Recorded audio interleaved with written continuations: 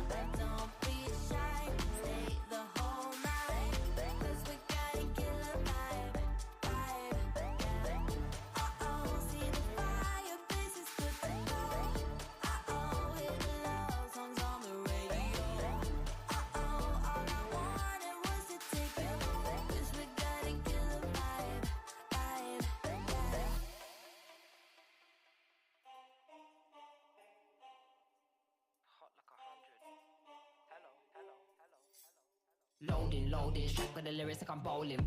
Keep pushing on, keep rolling.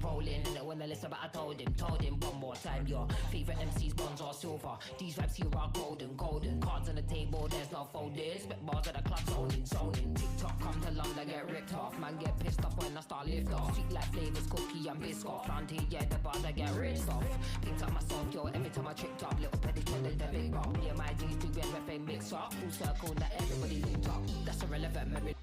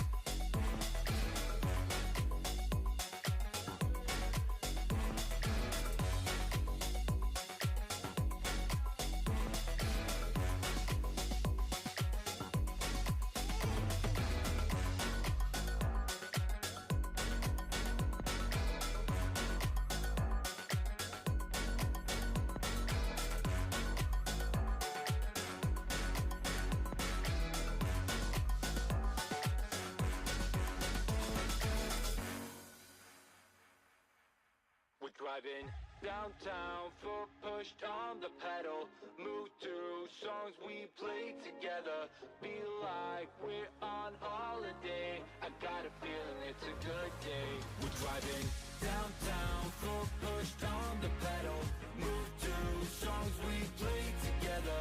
Feel like we're on holiday. I got a feeling it's a good day.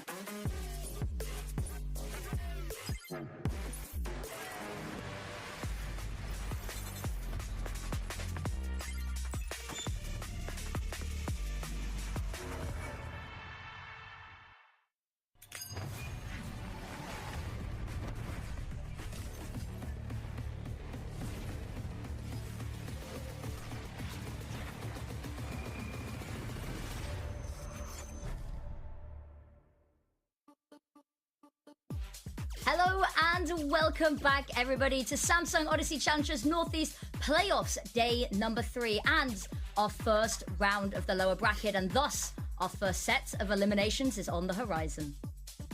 Yeah, this is all. I can't believe we're already here. Only day 3, and we will be seeing 2 eliminations today. And these teams, it feels so early to let 2 of them go, but we've got these 2 amazing matchups today.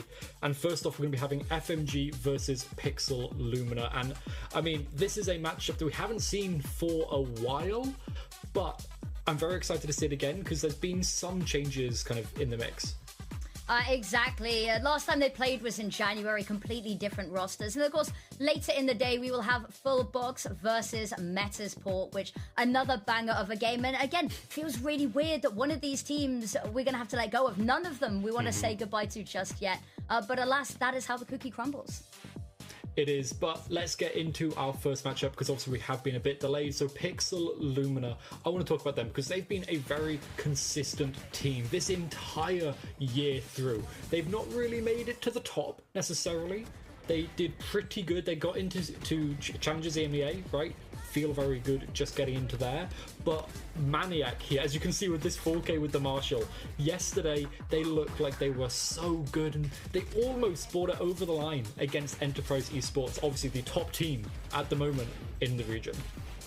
Yeah, exactly. It came 4th in Upper Swiss to lead into this, and of course, 4th in Stage 2. They struggled a little bit when it came to actually playing in Challengers EMEA, but they were looking really good, and to see maybe a little bit of a fall from grace to see them straight away in the lower bracket is odd, but you said it, we've seen some of these players really pop off, and I have no doubt that that is going to be what we see again today, but they're going to need that. 2 wins in a row needed to lock in that Challengers EMEA spot now that they are in the playoffs, and it has to be flawless here.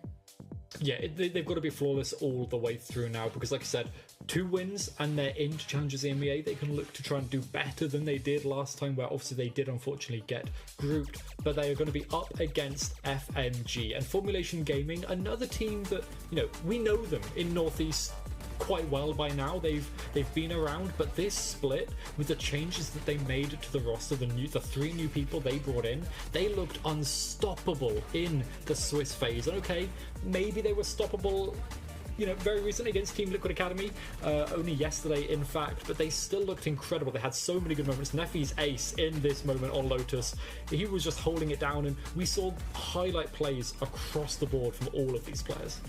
Yeah, exactly. And you mentioned it, 2nd in Lower Swiss, but then they outright won the Upper Swiss. So coming into this, maybe looking a little bit like the favourites and then immediately locked back down. It's interesting to see, but we need to see them pop off. But we need to see them pop off and come together as a team, because as you said yesterday, they were looking good individually, but somehow yet they still ended up in this lower bracket. So a couple of little bits to discuss and maybe to adapt from having seen that. But I'm very excited. Both of these teams, it's going to be an absolutely banger matchup. And I know that technically, you know, in terms of the odds on paper, FMG looking favoured to take this one. But I wouldn't be surprised if we saw this really go the distance.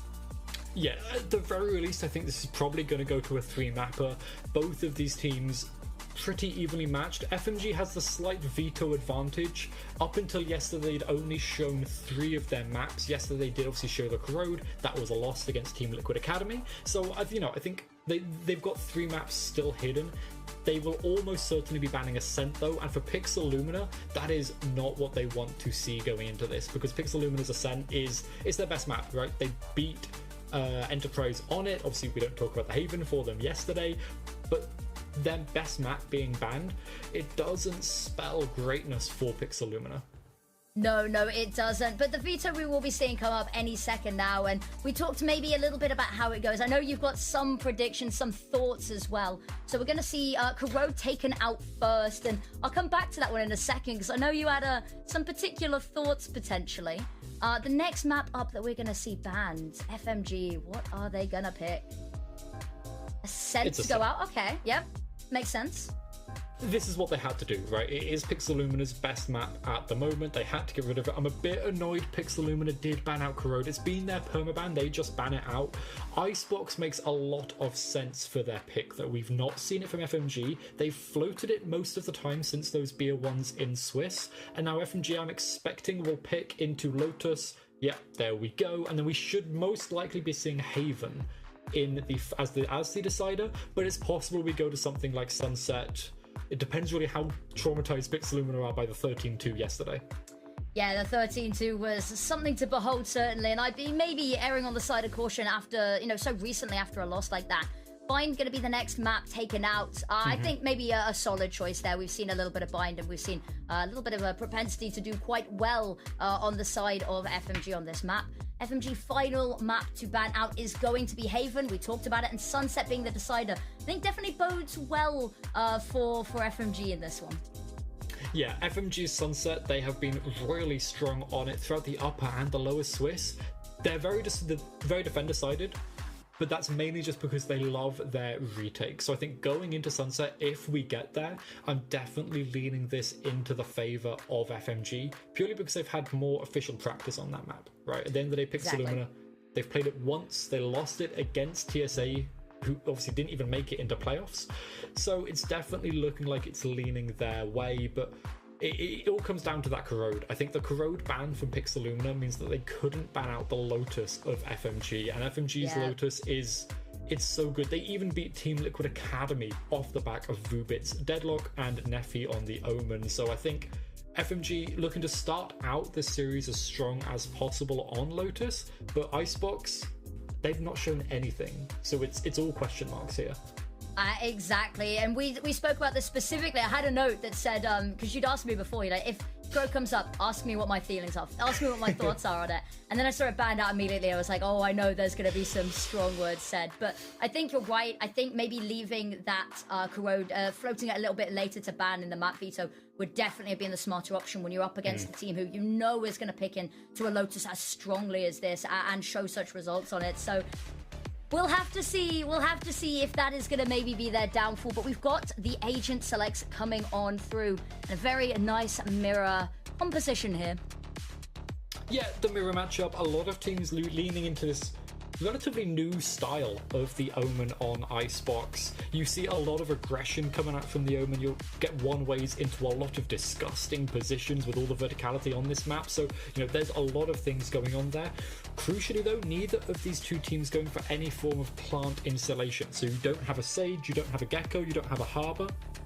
Anything that allows you to get that spike down that little bit easier. So there's going to be brawls over the site for both of these teams when they're attacking and defending, trying to make sure that the spike is in their hands regardless of the side that they're on. Exactly, and sometimes we see Pixelumina play that Gecko, but alas, they've decided not to on this one. And so whether that's going to be a downfall, how we see that impact play is going to be maybe the topic of discussion repeatedly throughout this, but first buys we can see coming out, everything looking pretty standard, pretty normal as we head into this first map. Yeah, although I do quite like this ranked style buy from FMG. 3 Sheriffs, not really worrying about utility on their defense. They've got that turret over towards A to watch, to keep an eye, and they've still got those 2 members there to be able to stall out. Vubit has got the paranoia, crucially, but these Sheriffs, it shows confidence from FMG, right? They want to get the kills, and they know they have the skills to get them. Exactly. Relying on individual brilliance sometimes can be the best shout in these unpredictable pistol rounds, but I love the aggression, already holding for any pushes over towards A, but look at this, 1-0. Already spotted a couple of bits out. There's information, but as the back away comes on through, it's all long gone and old news. Yeah, and we saw that first pick onto Almo. The Killjoys fighting it out. Course of the Sheriff, it shines bright. And although a lot of pressure has been put over towards B as we see the Omen smokes coming out across the map, it all comes down to this duel in mid and Styx winning that out. The spike may have been spotted. So Pixelumina, they need to decide where are we hitting, and I think this is looking like a B split, but 1-0 is here on the other side of that smoke. Exactly, the back away immediately. They have left that B site completely vulnerable, however, and this could be a moment of weakness. Styx finds yet another beautiful shot here. They push on, and there's going to be absolutely no resistance, no greeting party for them, as the EA site players now have to scramble to bring something back into repair here. So worried about behind them still, and now have absolutely no foothold to work with. Have to clear everything. Push over towards the site, and it's Corsa leading the charge here. Smoke comes up, gonna have to push through it, but not gonna be abused just at that point. Now comes the crunch, but everyone's pushed so far back off site. Yeah, the high ground positions as well, so good. Of course, I'm not expecting it. Bravo eventually traded out, but there's still 3 alive, the recon as well. Exactly, you can't go 1-for-1 when you're at a player disadvantage. Sticks peeks on out, but gets taken down, and now it's just Camille. Runs into the smoke. Ooh, lucky to be able to pull out the pistol in time. Shots don't quite connect. Time was getting low. It's going to be Maniac that puts the final bullet into this pistol round as they secure themselves a first. And FMG, the call to stack that A side a little bit preemptive and maybe gonna cause them a little bit of trouble getting into this map initially. Yeah, not the call that they'd wanted, although I think honestly the key thing for the key downfall for FMG, it was just Styx' classic. I don't know how he made it do that, especially against Sheriffs at those why doesn't long my ranges, classic do that? Yeah, I guess we've got to learn from Styx. We'll be keeping on watching him for that, but now FMG not going to buy up at all. Obviously the Sheriff's last round, nothing like that here.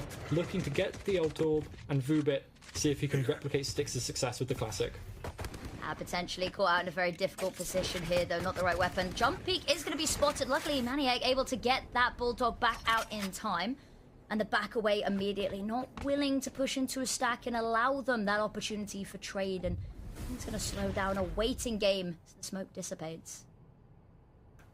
And again, silence. Pixel. Oh, the jump down was heard there. And the pause gave a lot of time for FMG to make the wrong call, right, on that pistol round. So we'll see if they can think better this time around. They might hear the jump up from Maniac if he chooses to go up on there, but the drone, this should spell, you know, exactly what's going on.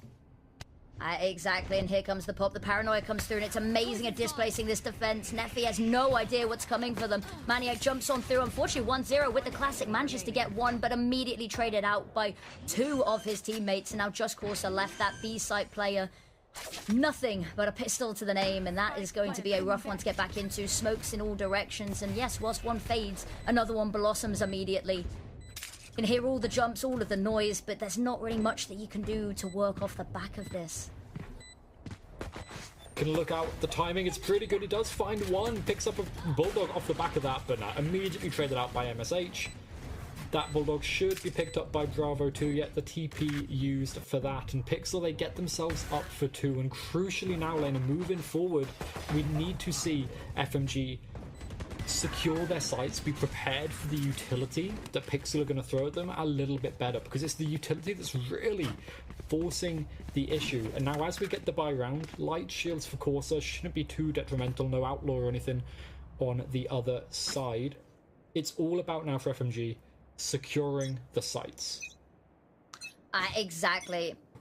And this is the round to do it. They're up against a bonus. Spike has been left behind for now. Maybe looking just to make a little bit of noise first, but as they push on, they're committing to this very heavily.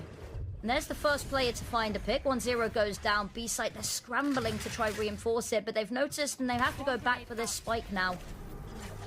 But they've built enough of a foundation that whilst everything slows down in the midst, they can just hold the line. And that kill, 1-0 going down there, he was wide out in the open. He stayed a little bit brave off the back of that drone, and now FMG, the gamble stack has been wrong. Now, for the second time, as the majority of the push is over towards A, Bravo, if he makes a little bit of noise here, could keep the players on B as well.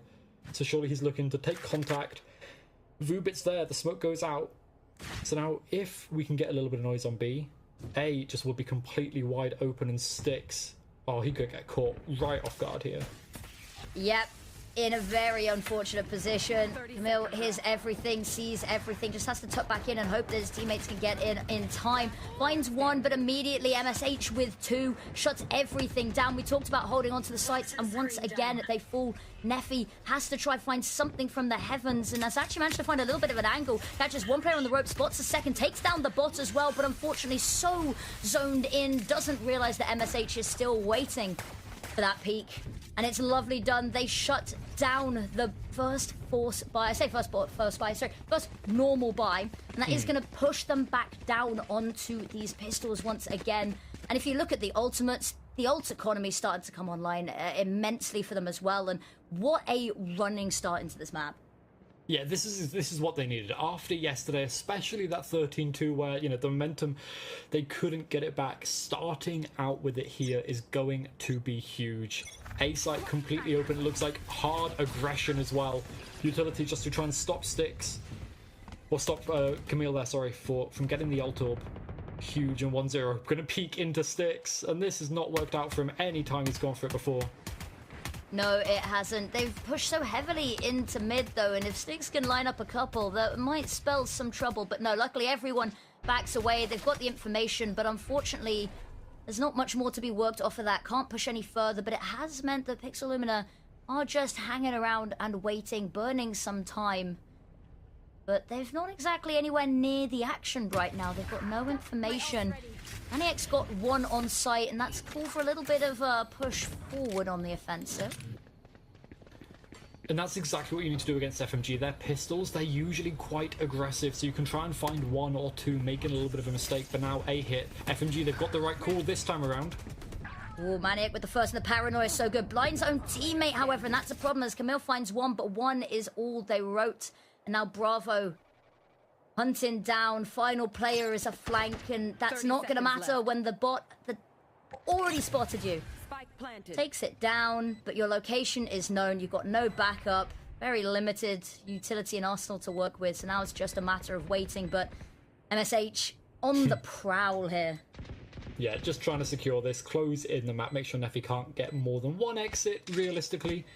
The drop, the jump down, Bravo spinning on in, and, you know, oh, the shorty comes out too. Doesn't get the kill, just baiting at this point, but a nice shot from Neffy to take down the opposing Viper who's, you know, coming around on that flank. But if the trade comes through, Pixelumina, fine to lose to there. If you're MSH, you're probably really annoyed there, because you've just gone around the whole world to try and get this one kill.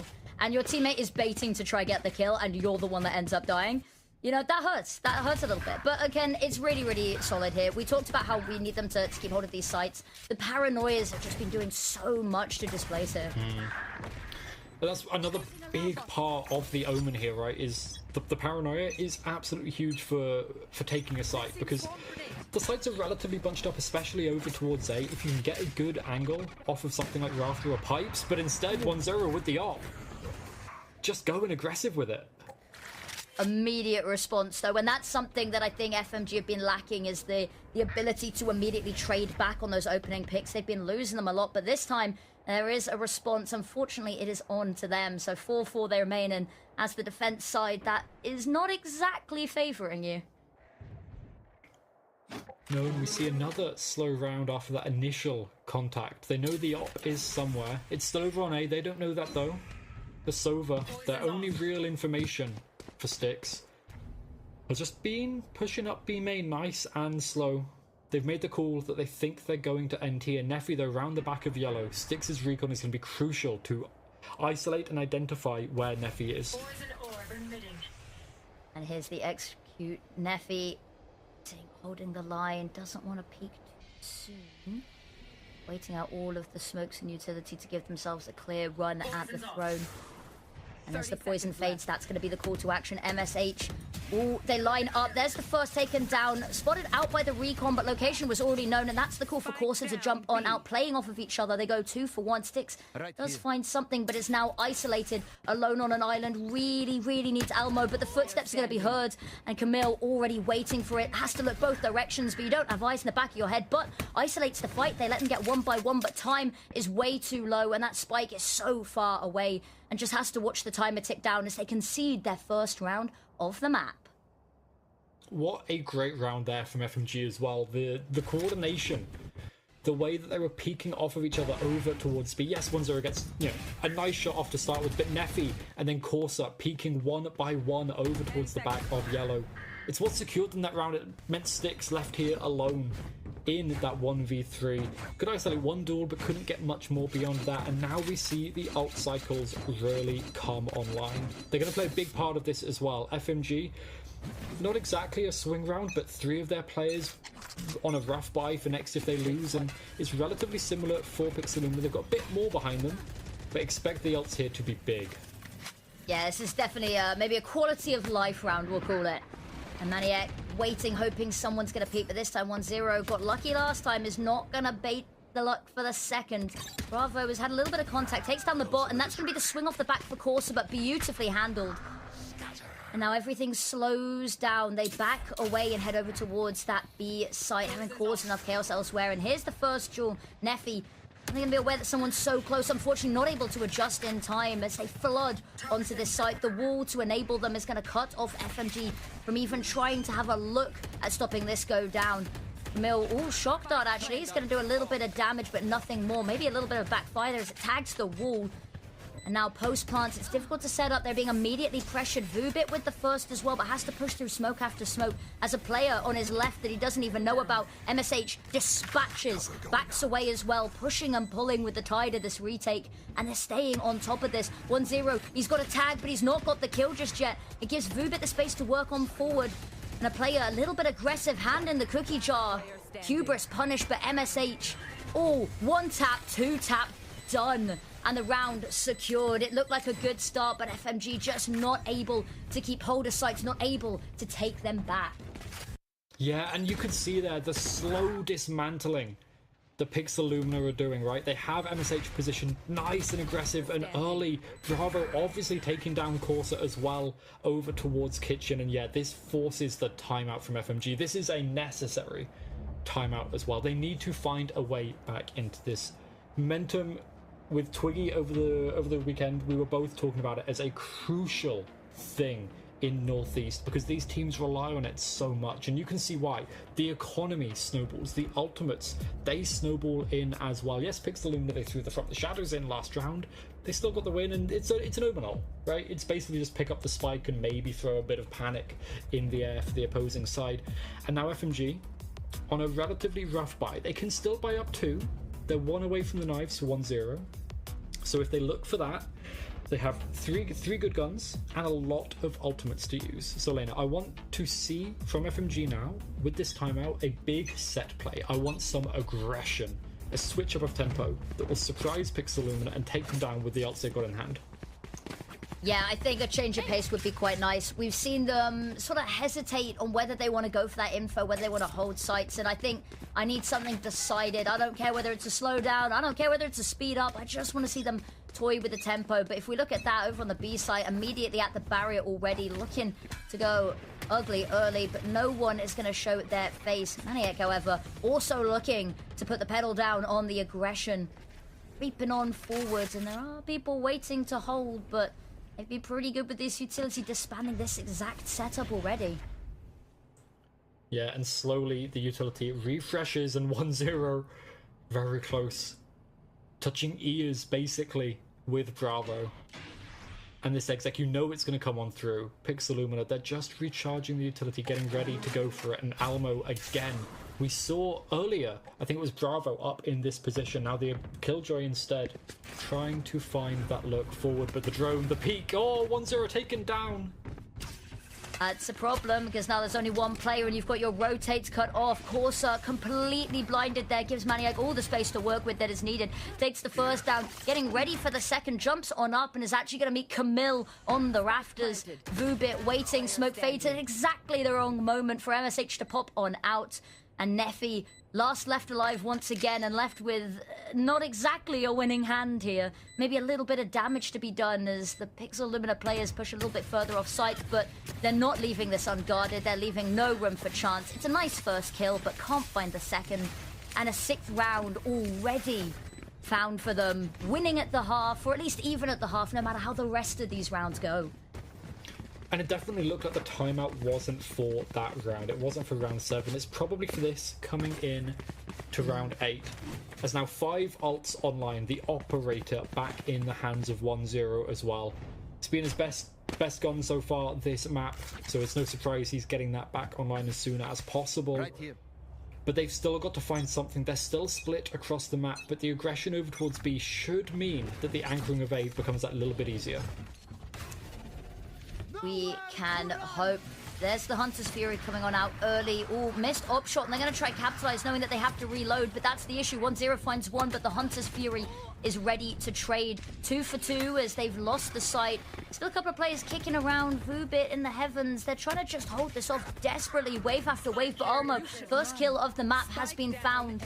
and at exactly the moment you'd want it. MSH, however, still going, but Neffy finally betters his Viper counterpart. And now the 1v1, the lockdown to come on through buys all of the space needed and the opportunity to get a little bit of util down to cover this plant. Neffy doesn't really want to allow the opportunity for a post plant, so he's going to use this chance to push on forward, adjusts just in time. It's close, it's messy, but low HP on Almo spells trouble. And FMG finally a second round. Can they, however, convert it into a little bit more? They're going to need to, right? Like, the timeout obviously worked coming in here for round 8. The op picked up again for Neffy as he finishes up the defuse. And now going into round 9, it's can FMG keep this up? Because, you know, they didn't actually use many else. I think they just used Vubits there. So they've still got the rest of them. And you know, going down to this round, again, light shields across the board. But FMG have been doing that in quite a few maps to save as much money as possible to get 1-0 the op as much as they can. And now Pixelumina, despite the winning ways at the start, light shields on sticks, and a fair few ultimates now used, now expended, and they didn't get that round win. So FMG's definitely got the advantage here, but can they convert that into a round win? I see a couple of shorties, so I'm expecting that Viper's Pit maybe to make an appearance, and getting onto site hasn't exactly been where they've been struggling. Baiting out as much util as they can early, playing off-site and out of the way as to not sustain any chip damage, not to sustain any early casualties.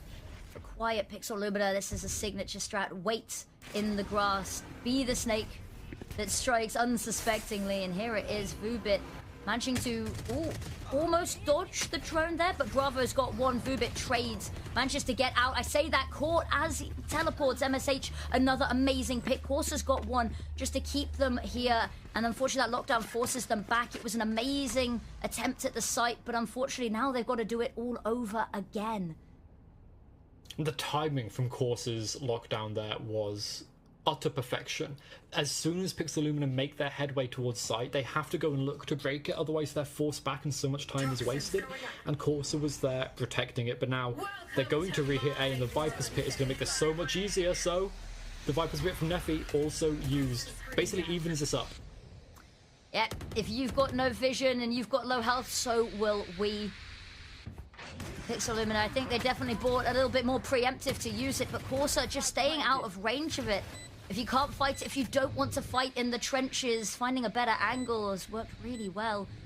Now Styx has managed to get out a dodge, managed to back away, and that's going to make him so much harder to weasel on out here.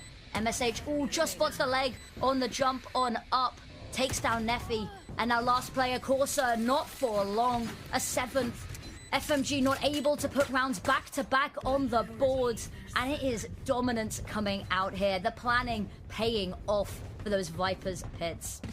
Yeah, and the idea to counter from Neffy with their own Viper's Pit is great, but Pixelumina planting outside of both of them, it's a little bit risky, right? Because it's not inside your own Viper's Pit, you don't really get that advantage, but we could see here they were ready to fight forward. And MSH staying inside the pit, and we saw the the Italian hands coming out from Casico. He's not Italian, he's Dutch, but the passion is there, and now FMG going for aggression, a tempo switch up to see if they can find something. Do miss Kunai, is caught maybe a little bit out of place here. Needs to find something 1-0 with the first, but it's a trade. Having the teammates desperately and frantically fire the Hunter's Fury, but isn't quite able to catch MSH on the way out here. Camille posted up, ready to punish if they try immediately re-aggress through mid, but have a look at this. They're still trying to take the fight, and it's 1-for-1, 1-0 goes down, but it's given Neffy a chance still, and Corsa back sight, still fighting, lines up the first shot, running out of bullets, but that's it. 2 in the chamber, 1's all that he needs. Almo, last left alive, but has been given a lifeline. Unfortunately, Corsa tucked on in there, desperately trying to weasel them out with the nanobots, the nano swarm, and they do successfully do so. 50 seconds on the timer, but Neffy knows exactly where they have to be. Here's the audio cue, spots the elbow, and all he has to do is wait. And he's always the last alive in those situations, right? It's just him last up. I don't think there's an operator, so he's just wasting a little bit of time, allowing the team to talk and decide what they're going into the next round, and the aggression paid off. a thrifty there because, you know, even 1 or 2 kills just to open up, even if it doesn't come necessarily from a, you know, a pop-off moment from 1-0, allows you to pick up the guns, and then Corsair holding down the site with the Sheriff, you can then snowball that into a round of victory. And FMG not going to go quiet into the end of this half. 2 more rounds. If they can get to 5, they're relatively happy before they switch over to the attack side. But it's still looking advantage for Pixel Lumina, right? They've still got the jet knives online, no op for 1-0 as well. Although they could have bought it if they wanted it. Oh, look at the pace on this. Corsair doesn't know what's about to hit them. Already down for the count. Can call this over to teammates, but we talked about this. Pixel Lumina's ability to take the sites has been unparalleled. Neffy in the right position to punish Maniac here, however. MSH ready, waiting, ahead of where they expect him to be. Gets the first and the second, the multi-kills. Madness in the server today. And Neffy is so good at finding that little bit of an opener, trying to stop the flood, but it's all for 0-1-0 left. Lonely. Smokes come out to make it even harder, even more perilous, and now Bravo waiting, holding the angle. This site is on lockdown. Yeah, no chance. You could see for a moment there maybe if the timing was right, but Bravo still had that yellow control, and Pixel Lumina getting up to 8 is absolutely huge. Yes, okay, Neffy still aware, still ready on the Viper, but the opposing side, MSH, so many multi-kills from this player, and you can see there for a second Kasiga looking a little bit frustrated, knowing that they needed at the very least that 5 really for FMG. And now as they go into this, no shields on 2 players, Vandals across the board, yes, but no shields, no ults, nothing really to work with. They just have to hit the heads. That they do.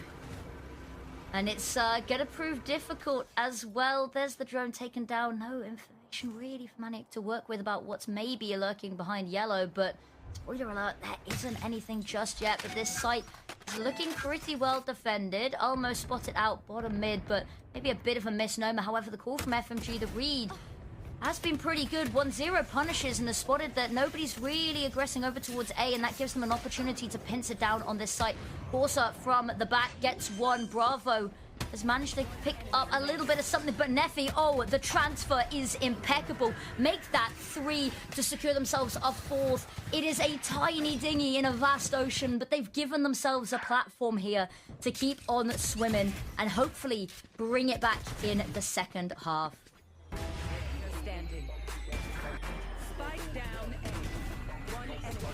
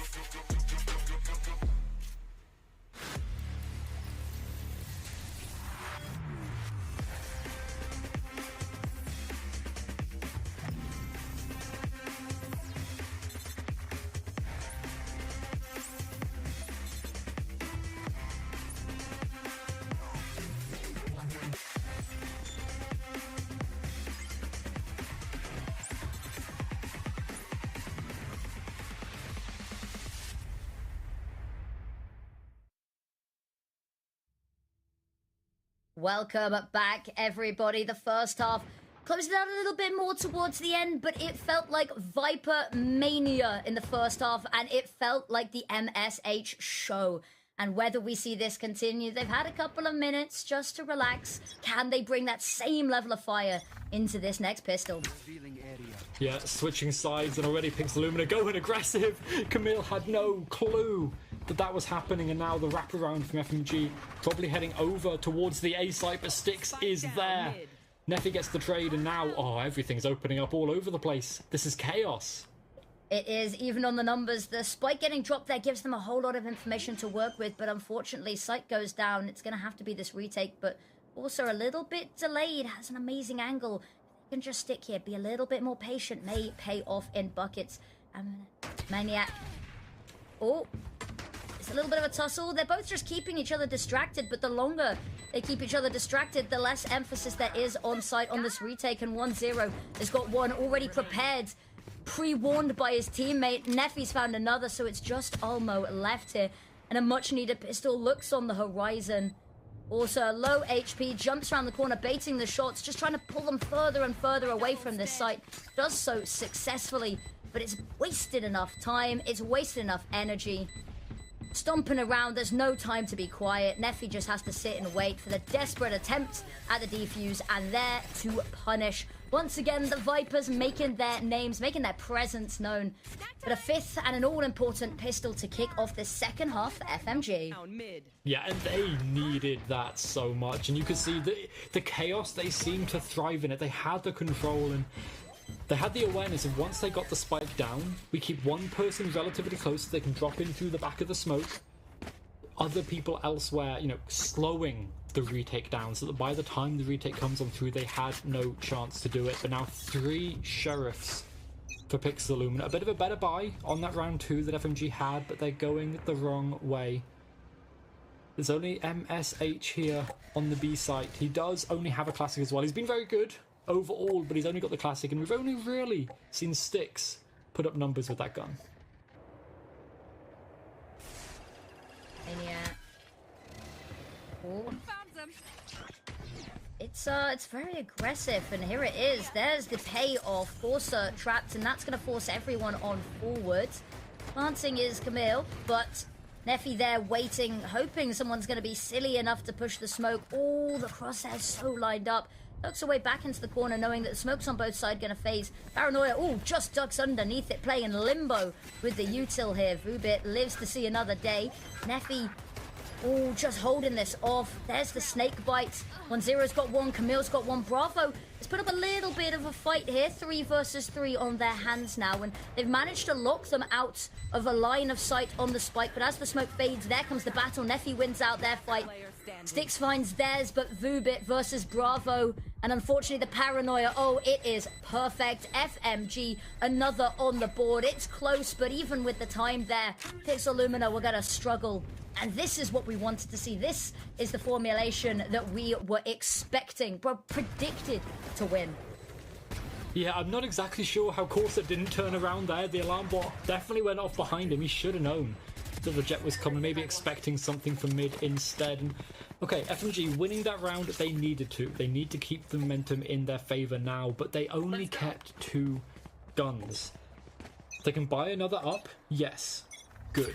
But they still need to be careful because the money's still going a little bit low. 1-0 sees MSH, forces him back, and this looks like a hard B hit just to put pressure onto Pixelumina. Exactly, and pressure that is more than being applied. Force them all off the back of the site there. MSH ready to punish as they try and establish space beyond the site, but 1-0 only allows them to find 1 here. Maniac's got 1, Bravo another, and they've shut this down pretty solidly. There's another pick to be found, and now just Camille standing, waiting around the corner. Not many places they could be hiding, but they'll have to make a little bit of an effort, not only to find him, but to take him down.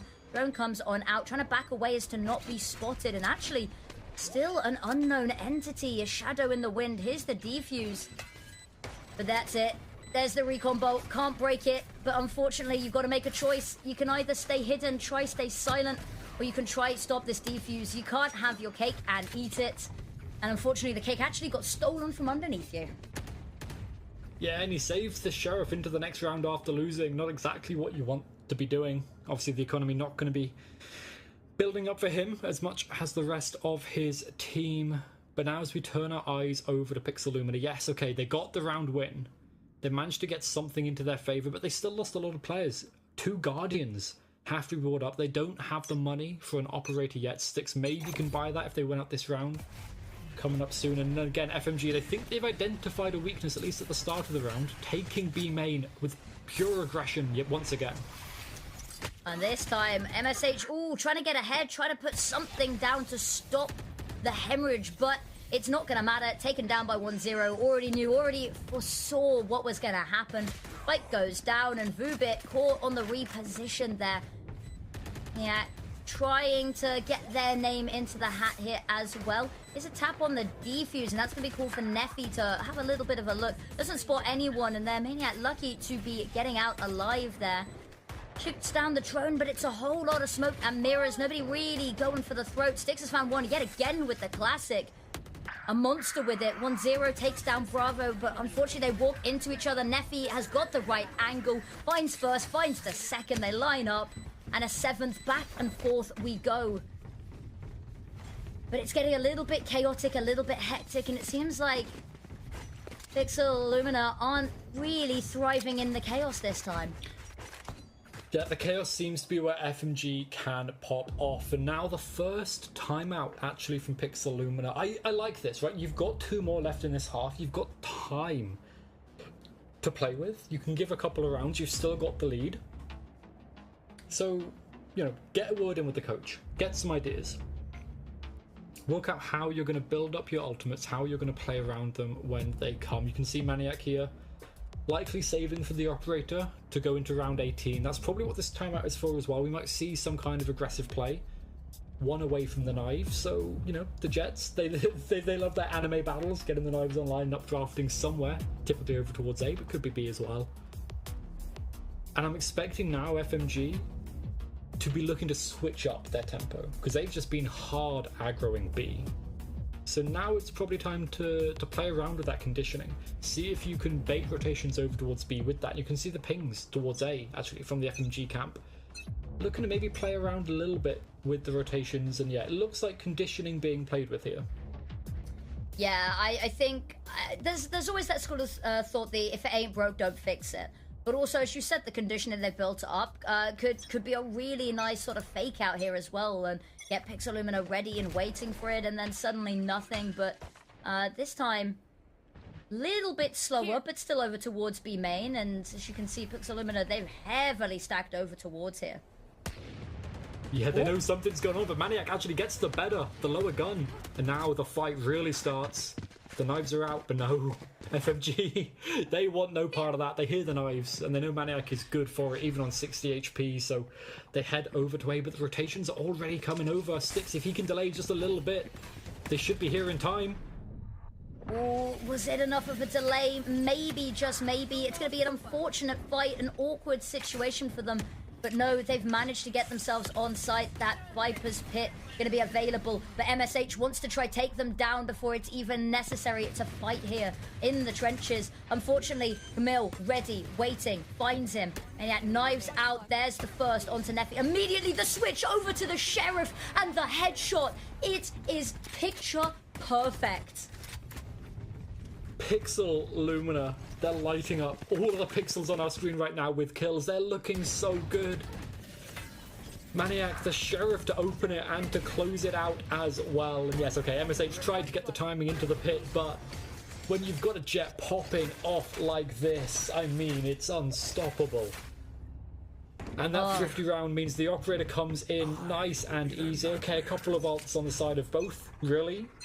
Crucially though for FMG, the knives for 1-0, if he feels like he wants to try and have the same kind of moment that Maniac had, he can see if he can bring it. But MSH and Corsa, this battle, we've seen it a couple of times. Oh, and Corsa wins it on out. So ready, predicted it.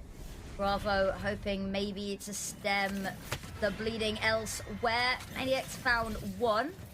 There's the pick they need to equalize the numbers. 1-0 having a little bit of a look. Talked about having a pop-off moment. Would be really nice to have one now. Silently, Bravo on the zip line. Oh, unfortunately, I don't know whether that was intentional. Jumps on, off. Almost found another pick elsewhere, and that gives them the advantage here. Keeps them off. They've got them all cornered. You've got eyes on mid, so you know no one's even heading towards B. No one is here to bring a second prong to the attack. It is all or nothing, straight towards A. There's the lineup of the first op. Shot is traded on out. Trying to bait somebody out with the tap of the plant, but nobody willing to move. They know it must have been a fake.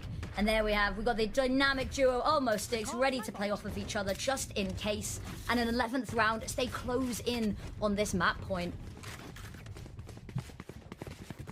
And now they're moving on up and they're feeling comfortable. And yeah, okay, this had to happen. FMG forced to bring out this timeout.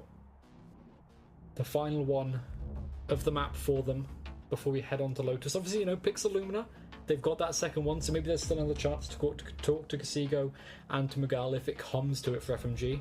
If they can get a string of rounds together and scare Pixel Lumina into it. But they are looking so solid at this point.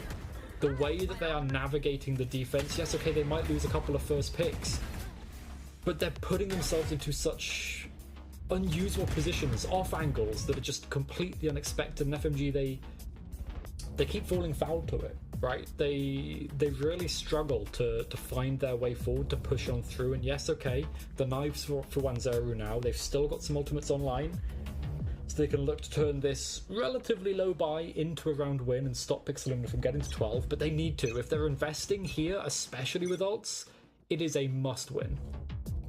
Yeah, there's no contingency after this as well. And, you know, even if they win it, I want to see them winning it cleanly.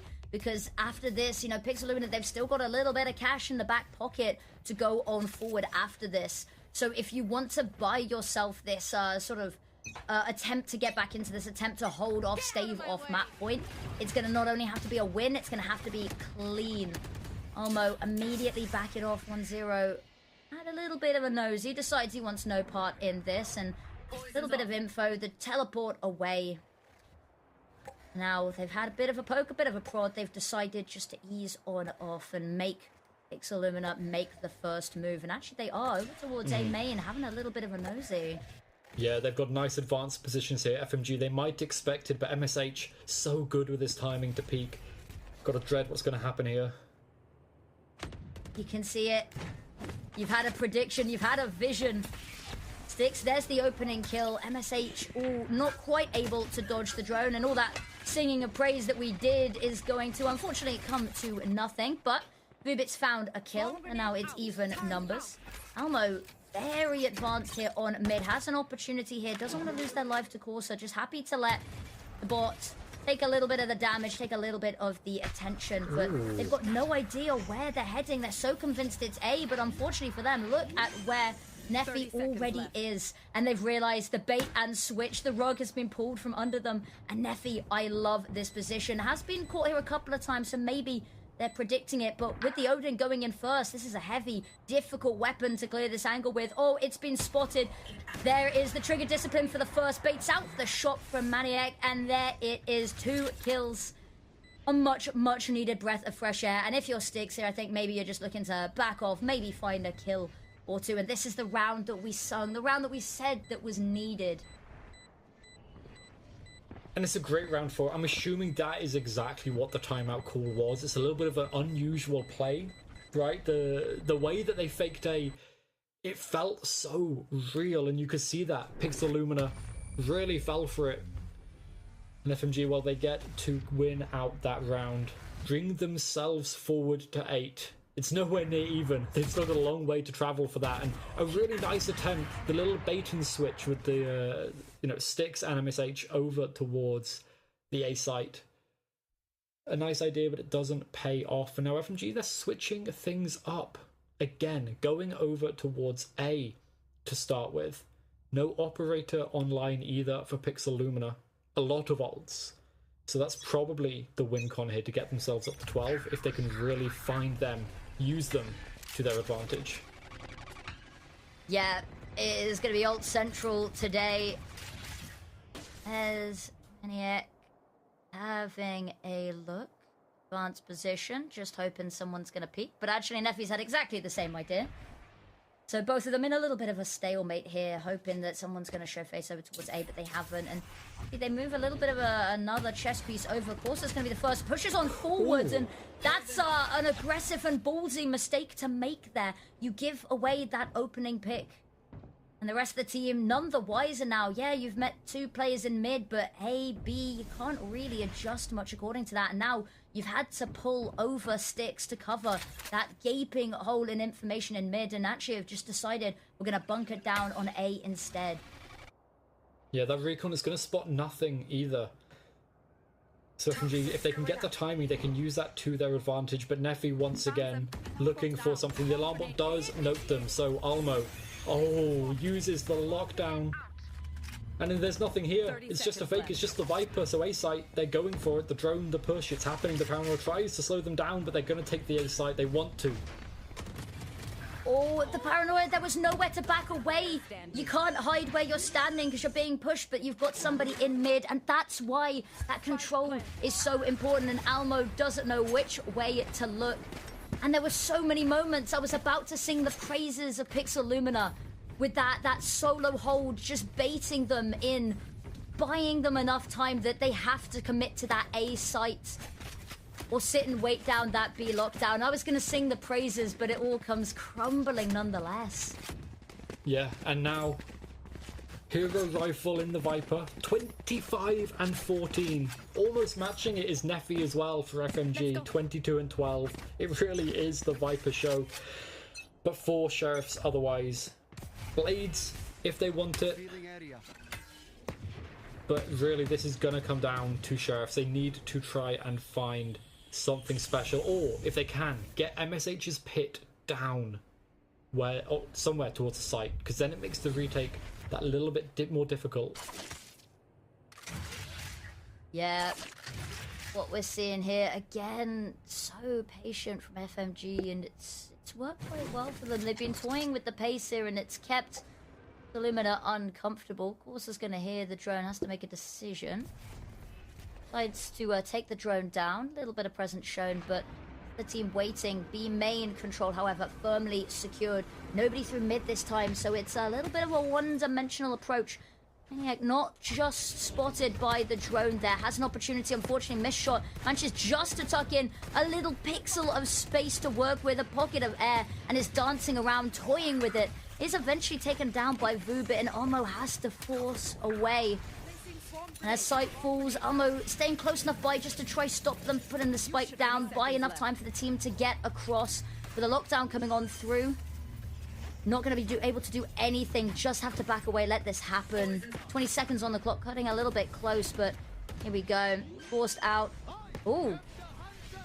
Haven't been able to plant the spike though, and with the Hunter's Fury coming on out, now that spike gets dropped. It's all gone pear-shaped. MSH with another kill as well. Neffy doesn't have time, has to try find 3 kills. Spots both of them, but unfortunately they run it in opposite directions. Not gonna let this win condition fall like this. But no, it's chaos. Everything looked perfect. They set themselves up. But the delay on the spike, oh, there's just no time left.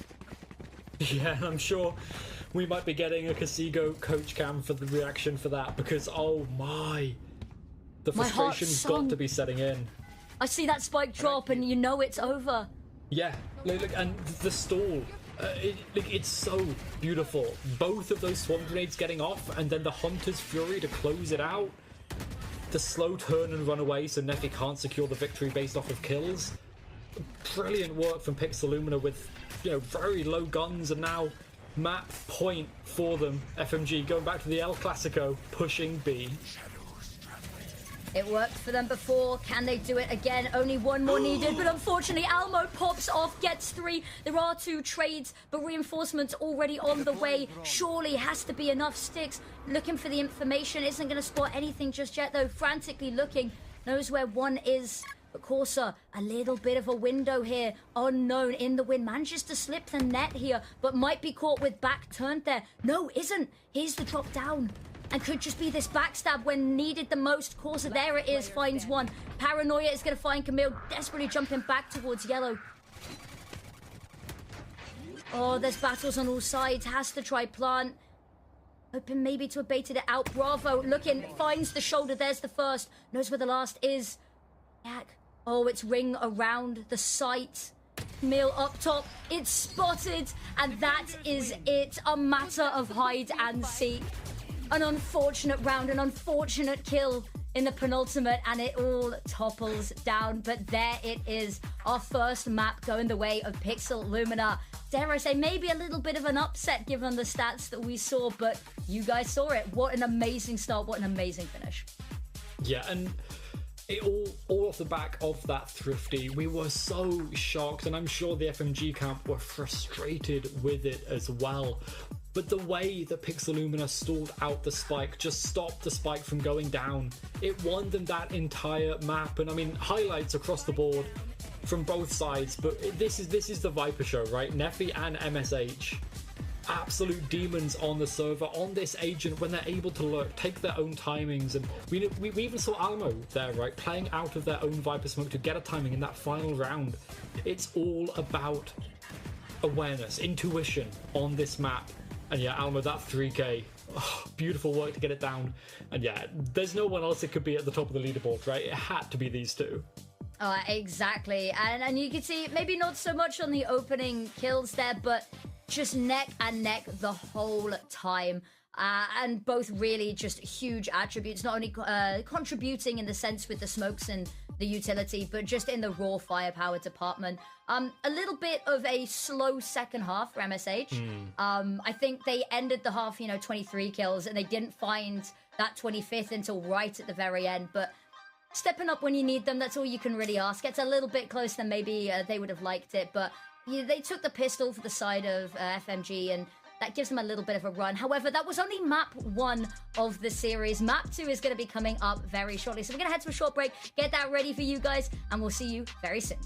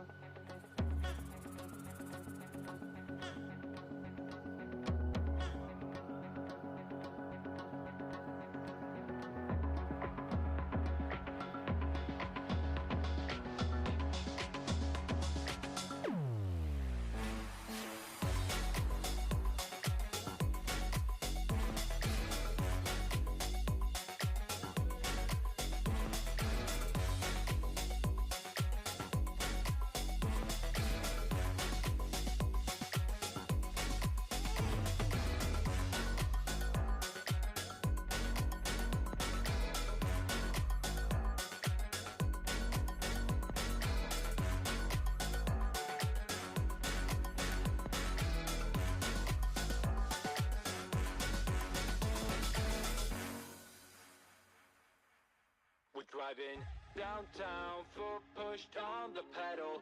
Move to songs we play together. Feel like we're on holiday. I got a feeling it's a good day. We're driving downtown, foot pushed on the pedal. Move to songs we play together. Feel like we're on holiday. I got a feeling it's a good day. Downtown, foot pushed on the pedal. Move to songs we play together. Feel like we're on holiday. I got a feeling it's a good day.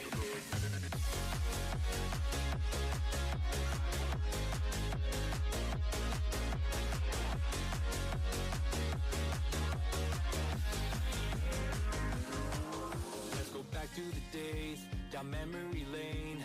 Back to the times when our life was a breeze. Feel the freedom again, my mind was at ease. The sky was so blue when we rolled down the street. So, hey, I just wanna touch your vibe. I just wanna touch your vibe. Hey, I just want a good time, good time. Driving downtown, foot pushed on the pedal. Move to songs we play together.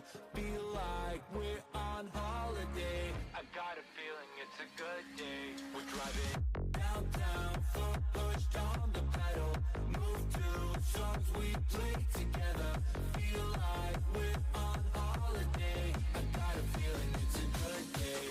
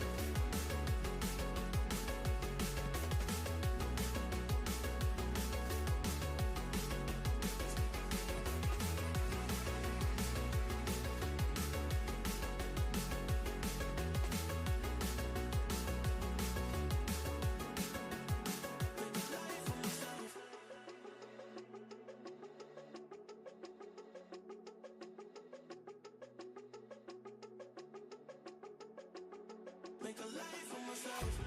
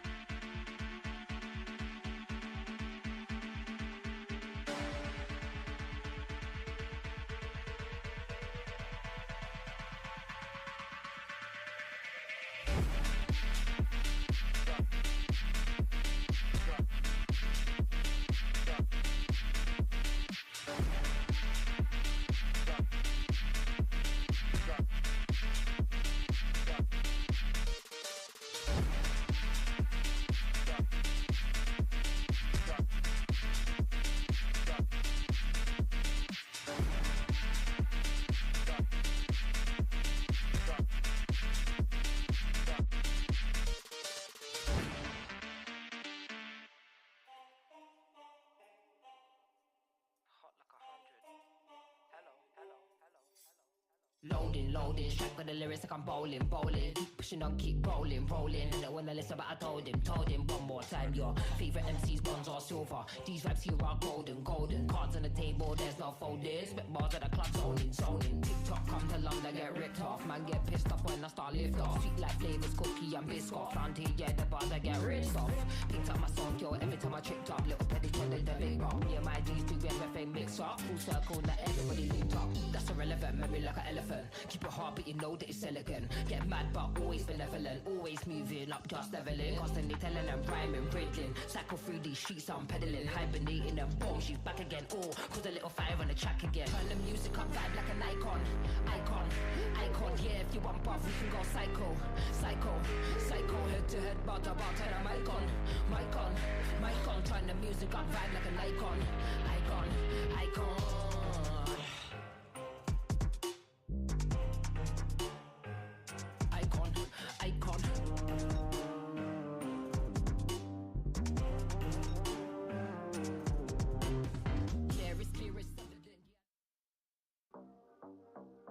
Welcome back, everybody. We have another map, at least one more on our hands, and it is none other than Lotus. Now, we talked about this. There's a lot that we can talk about going into this map as well, that we've seen a lot of good, especially from FMG on this recently. And after losing that first map, I think this is a much-needed sigh of relief for them.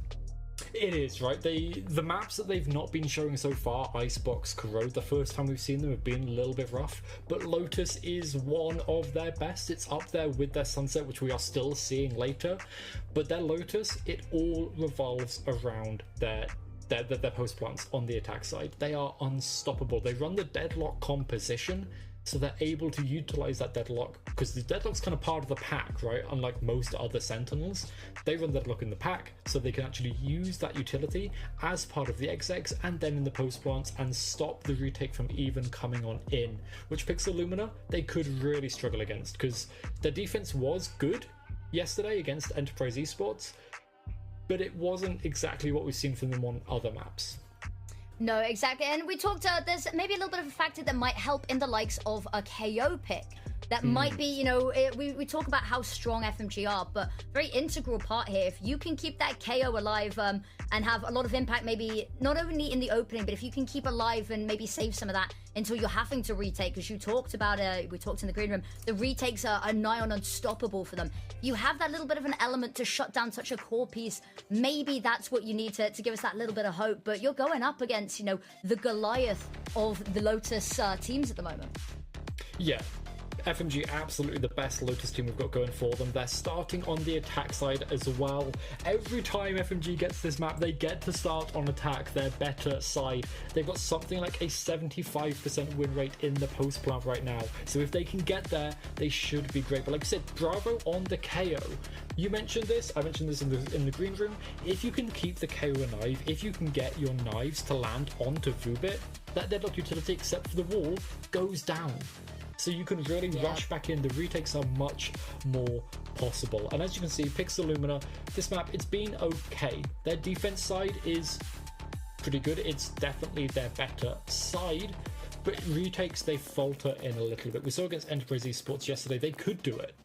But, you know, they really want to get the kills beforehand just for that to really work. And now FMG, they get to start on their better side. Pixel Lumina spread out across the map. I'm expecting, because we've got Bravo and Maniac over towards C, that we'll see some kind of aggression there. So we'll have to see where FMG go for the hit, potentially going for a B to C split. Something else that I'm quite liking, I'm seeing Camille on the frenzy here. That's not something you see a whole lot of these days.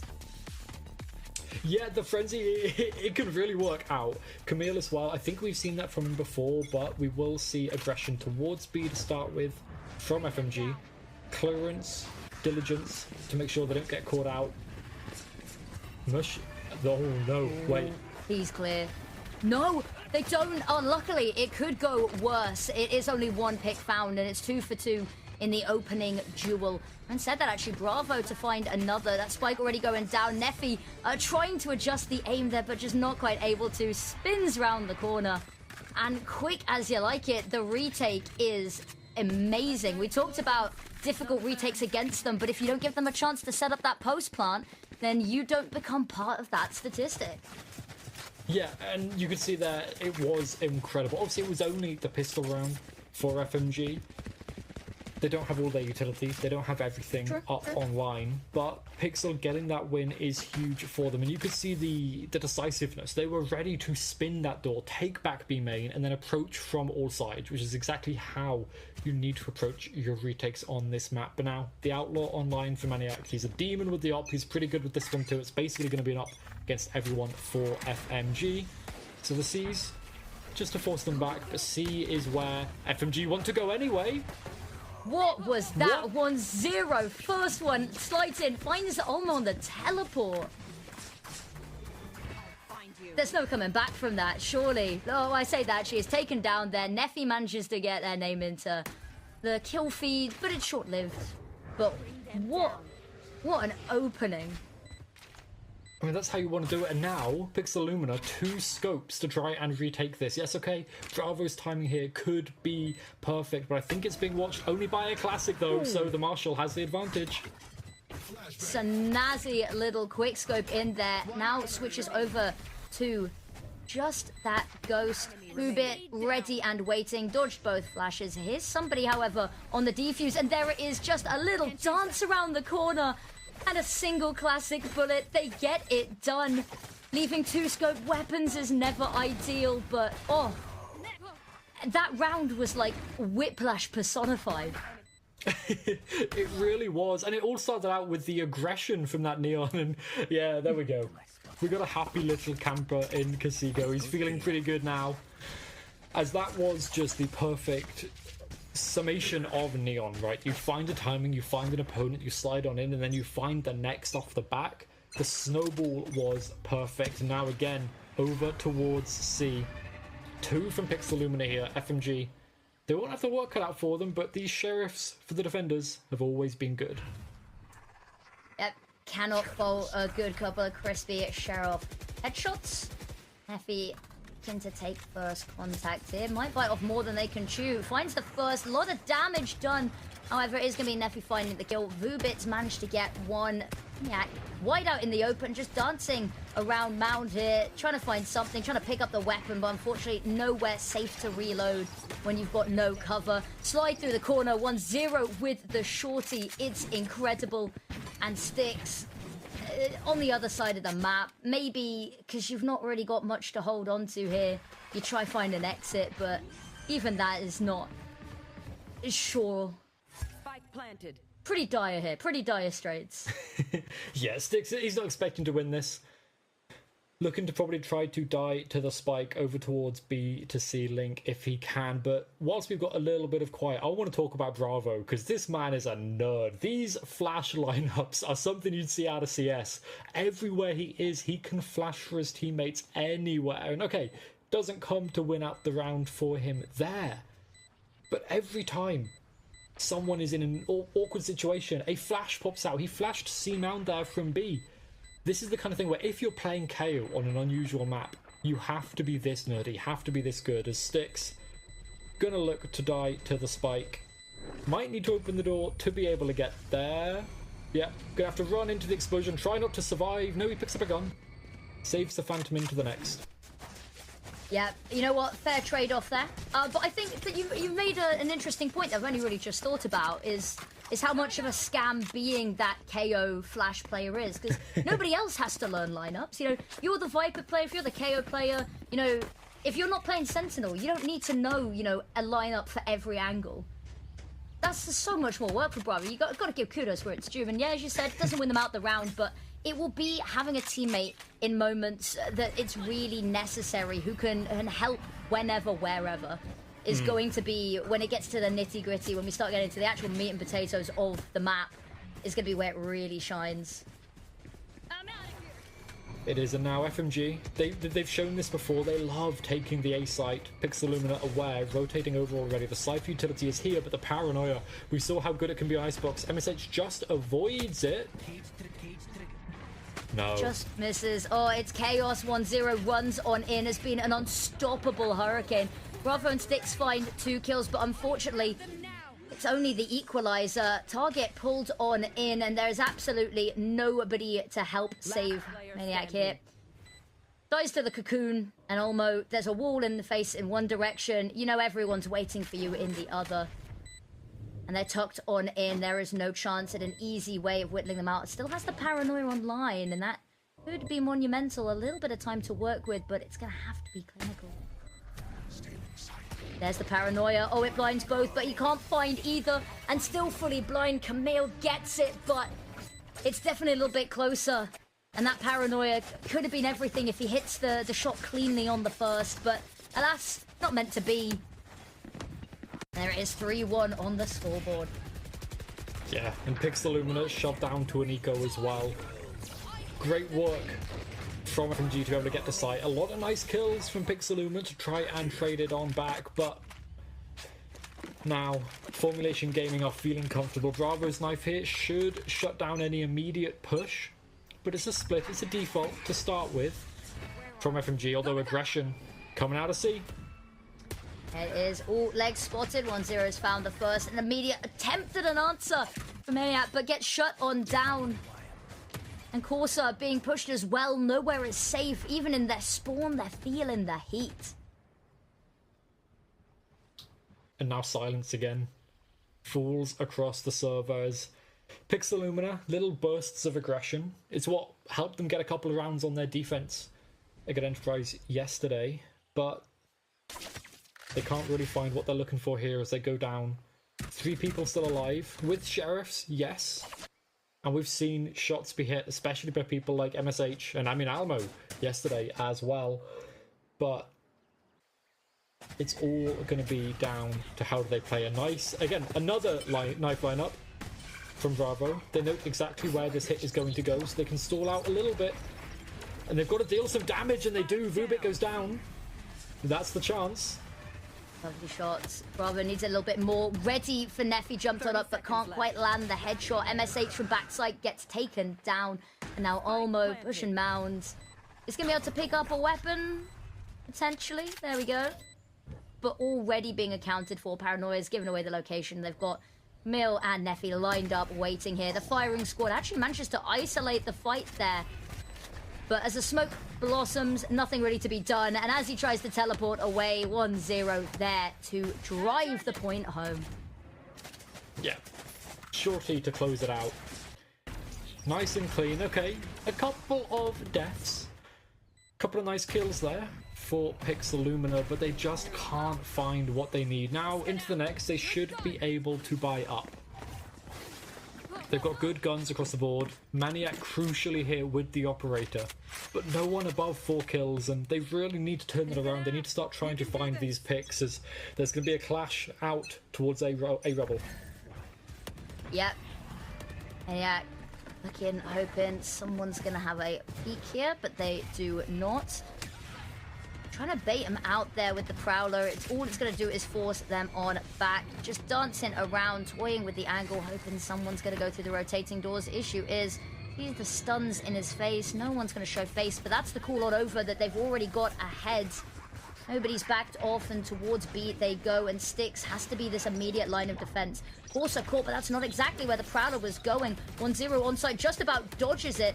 Boyan with the corner, gets the first and the second. Vubit's helping on out, and now Bravo can't really pitch on in here. No chance to revive, and it's this op. We sung the praises, we said it was going to look really good, and now it's the last left alive, and I don't think they're going to want to let him take this into the next round. 1-0 round the corner, slightly wider than expected, and with the toggling in and out of scope, Maniac didn't stand a chance. No, and a brilliant round to try and stop the flip back. And yeah, we've got to see the timeout for Pixelumina. What I loved here from Bravo, the attempt the null command before they even get to the B side. As soon as they realize Blue Room being taken, B's the target, the null command tries to shut down anything, stop any chance of getting the deadlock utility up, but they didn't need to worry about the utility. They should have worried about the guns. The shots to the face as FMG, they take themselves up, going into round 7 with a 4-round lead. And a lot of ultimates behind them. The Annihilation was used by Vubit a couple of rounds ago to help net them that round in a 2 versus 2, and he's almost got the next one online. And the money's a little bit rough for Pixelumina. I think Maniac must have popped his overdrive relatively recently, because no chance of bringing that in either. Yeah, it was indeed popped, and it unfortunately didn't find a whole lot of impact, and it's unfortunate. It happened, you know. Often when you're popping it to run straight headfirst into a fight, you're trying to get up in their faces, and unfortunately sometimes point blank range and a bullet to the dome aren't exactly the best combination. It's not exactly the winning formula. But yeah, I think you're spot on. A lot of these ults, they've been clinging on to some of them for a while here. Yeah. Saving them for a rainy day, and we appear to be in drought season. But there's a chance now. Ooh. 2 sets of walls intersect, and it means that this becomes no man land for both sides as they fade. However, it is going to be the side of Pixelumina taking that space. But unfortunately, they pushed so far, they now have to run even further back as they realize they've left B and C vulnerable. Comes the nightfall. It's only going to find MSH being chased by the Prowlers and by enemies on all sides. Sticks. Ooh. Yeah, not quite able to get the gun out in time. Maniac's found one. The wall goes out, and that's going to lock them out of this retake. And Bravo, lovely pick to find, but just doesn't have the teammates to assist anything more. You can find a pick here, whittle down the numbers. It's great, but unfortunately goes down. And now Sticks, low HP. Almo not able to really pitch in here, and last left alive. Switches weapons, and this wall still causing trouble. And Corsa's just waiting on the other side to punish. A few nice things there as well from FMG. The punish at the end of the round definitely secured them that win, but Neffy just diving into the backline with the From the Shadows. A little bit risky against an eco round, but as you see, these walls, the deadlock utility is just so hard to deal with, and even when that's broken, there's a sound sensor behind it. So a similar start to the last round, probably over towards A, but the op from Maniac over on C. So MSH, he's there with it to follow up, to back it up, and a lot of utility, a lot of things sent. Paranoia's even invested the TP forward from Almo. He finds one. Huge stuff there. Nobody found by the Annihilation. Bravo, however, has got one. Sticks another, and that shuts them down. The smoke there, a couple of weapons that they can pick up and extract from this failed attempt at a site, but with more smokes going on out. 1-0, do you really want to peek this man? Yeah, he does. He is toying with multiple enemies, but 3 versus 1 is never going to win out in your favor. Real does put a little bit of a final stand up, but Olmo is there, cool, calm, collected to keep the round under control. And it's a round that they needed. The second on the board, right? They needed to find control of this map again, because otherwise it was going to go. It was going to disappear, fall from their grasp. As at the moment, it feels like that just came down to gunfights, and if that's what Pixeluna need, they need to start trying to force these gunfights, as FMG taking A again, but this didn't work last time. No, it didn't. A little bit of a different setup this time, as it's 1-0 pushing on out. Some of the corners baited out the information about where that Odin's hiding. It's the rotating door coming on through, spamming at the tree. No one's on the other side, however. Stick sends a Prowler through, maybe a bit misleading, not finding any information, but they've slowly managed to cross. A bit of a timing here. The gunshots, however, are going to alert them as to the B hit, but look at that, immediately suppresses the Neon ult. Or tries to, at least. The knife got broken. Yeah, I was going to say. Huge knife break there, otherwise that gets a bit messy. Suddenly, Sight's free, Spike goes down, and what could have been a devastating sitting duck moment. Nightfall, so much info, they know where everyone is, but they don't really want to run too far stray from the site when they still got to keep this Spike safe. Six has got one, caught on the corner, wallbang themselves, and MSH holding it down at the line. The crossfire, the dynamic duo trying to push onto site, but unfortunately, one prong falls off and you're left a singular solitary item. Taps the defuse, Nesh comes on out. Oh, they almost line up, but unfortunately, low HP, Vubit finds it, has the angle, has the high ground, and for any Star Wars fans out there, no, once you have the high ground, it's all kind of over. It is absolutely over, and now, with FMG taking such a lead, you've got to be feeling like Pixeluna, they need to try and find something special. Ultimate's invested across so many of these rounds, and now a little bit of a rough buy as we go into round 10. Force save force, most likely called from them here as FMG. They set the sights towards Mound, and the majority of Pixeluna taking A again. Yeah, they've been favouring trying to go for this. It's not exactly been working out, so I like the redirect here from FMG. Early round, trying to keep a couple more people on the board. Ooh, MSH about to be tested, not able to find any safe space from the Nightfall. Also has heard somebody break some of the traps and has a little bit of a look, holding the back line, but be really willing to push. It's going to be this battle over towards Mound that they have to post up on next and do their due diligence. MSH not going to be awarded line of sight, just forced to back away a little bit here. Bravo has managed to find 3, however. Daylight robbery swings the round entirely. Neffy's managed to at least put him in the grave, avenge the teammates. And MSH, we sung praises of the Viper pick. Last map being a little bit slower, but this would be a huge moment to stand up. Has the trails, has the knowledge they're there, but unfortunately lost their teammate, has to do this alone, but they're not expecting it. But the readjust Vubits, gun barrel spotted, but doesn't even need to get the drop. Just has the insane reactions, the insane adjustment. Yeah, and the adjustments, not just in the micro from FMG, but everything is looking so good. The timings of these annihilations, Vubit's using them to make sure they can adjust, they can adapt to those late round situations when things are looking a little bit rough. A tech pause, looks like MSH. He's either disconnected or just a little bit, you know, typical Sentinels, right? Just baiting the whole team out. And now this is going to give pause, and I don't know if this pause is going to be good for Pixelumina, right? Because they're just going to be sitting dreading the next 2 rounds. Potentially. I'd see it as you got a chance to cool down, because it's been very high octane. They've only got one more timeout, and yes, they can't speak during this, but it gives them that opportunity just to take a breather, take a beat, and maybe come back into this a little bit renewed, you know, take a second away from all of the action, just bring yourself back down. It's going to be a long series. They've still got a second half to play, although if it keeps up like this, might not be too long of a second half. There's another map after this, so just taking the moments to bring the stress back down is going to help them with the longevity of this series. Absolutely, and I mean, going into this round, they're not really expecting to win round 11. They've won ecos, do not get me wrong. It's something they can do, something that's happened against them as well. But they're not expecting to win this. So now, I think, at the moment, if I was Pixelumina, I'd be planning, for their IGL at the very least, obviously they can't talk, but I'd be planning out what I'm going to be doing on round 12. Because your coaches could intervene. They could jump in now, but you only get maximum 2 rounds out of that timeout as MSH. Finally back on in. Seems like he's moving about at the very least, so as a Sentinel, going to set up his utility as we're going to go back in to this game. On pause coming hopefully soon. Now FMG, they've also had that time to think on their side, although they've been feeling very comfortable.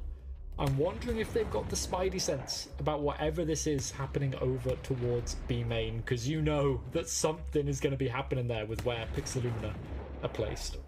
Yeah, you don't put 3 people that close to the barrier if you just want to stand and look at it. Or maybe you do. Maybe you just want to stand and look at the barrier. Who am I to judge? But I mean, Lotus is a very pretty map, to be fair. It is. It's a stunning map, and I love all of the little Easter eggs and stuff. You know, shout out to the wonderful observers that we've got on today as well.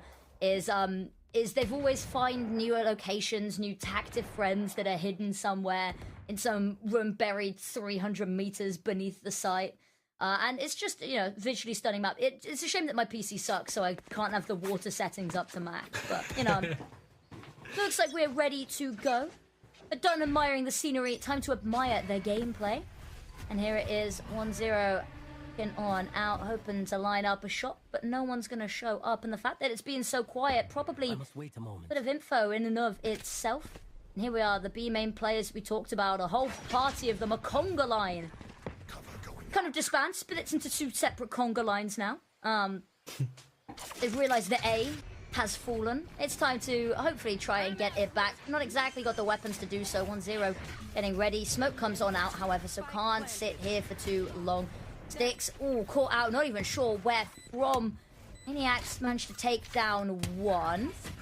But Corsair, here we are from the back. Bravo immediately spins around. They've managed to keep this pretty humble. Neffy, however, spots 1, isn't able to get the kill immediately. Going 1-for-1 is good, but unfortunately Bravo not able to trade.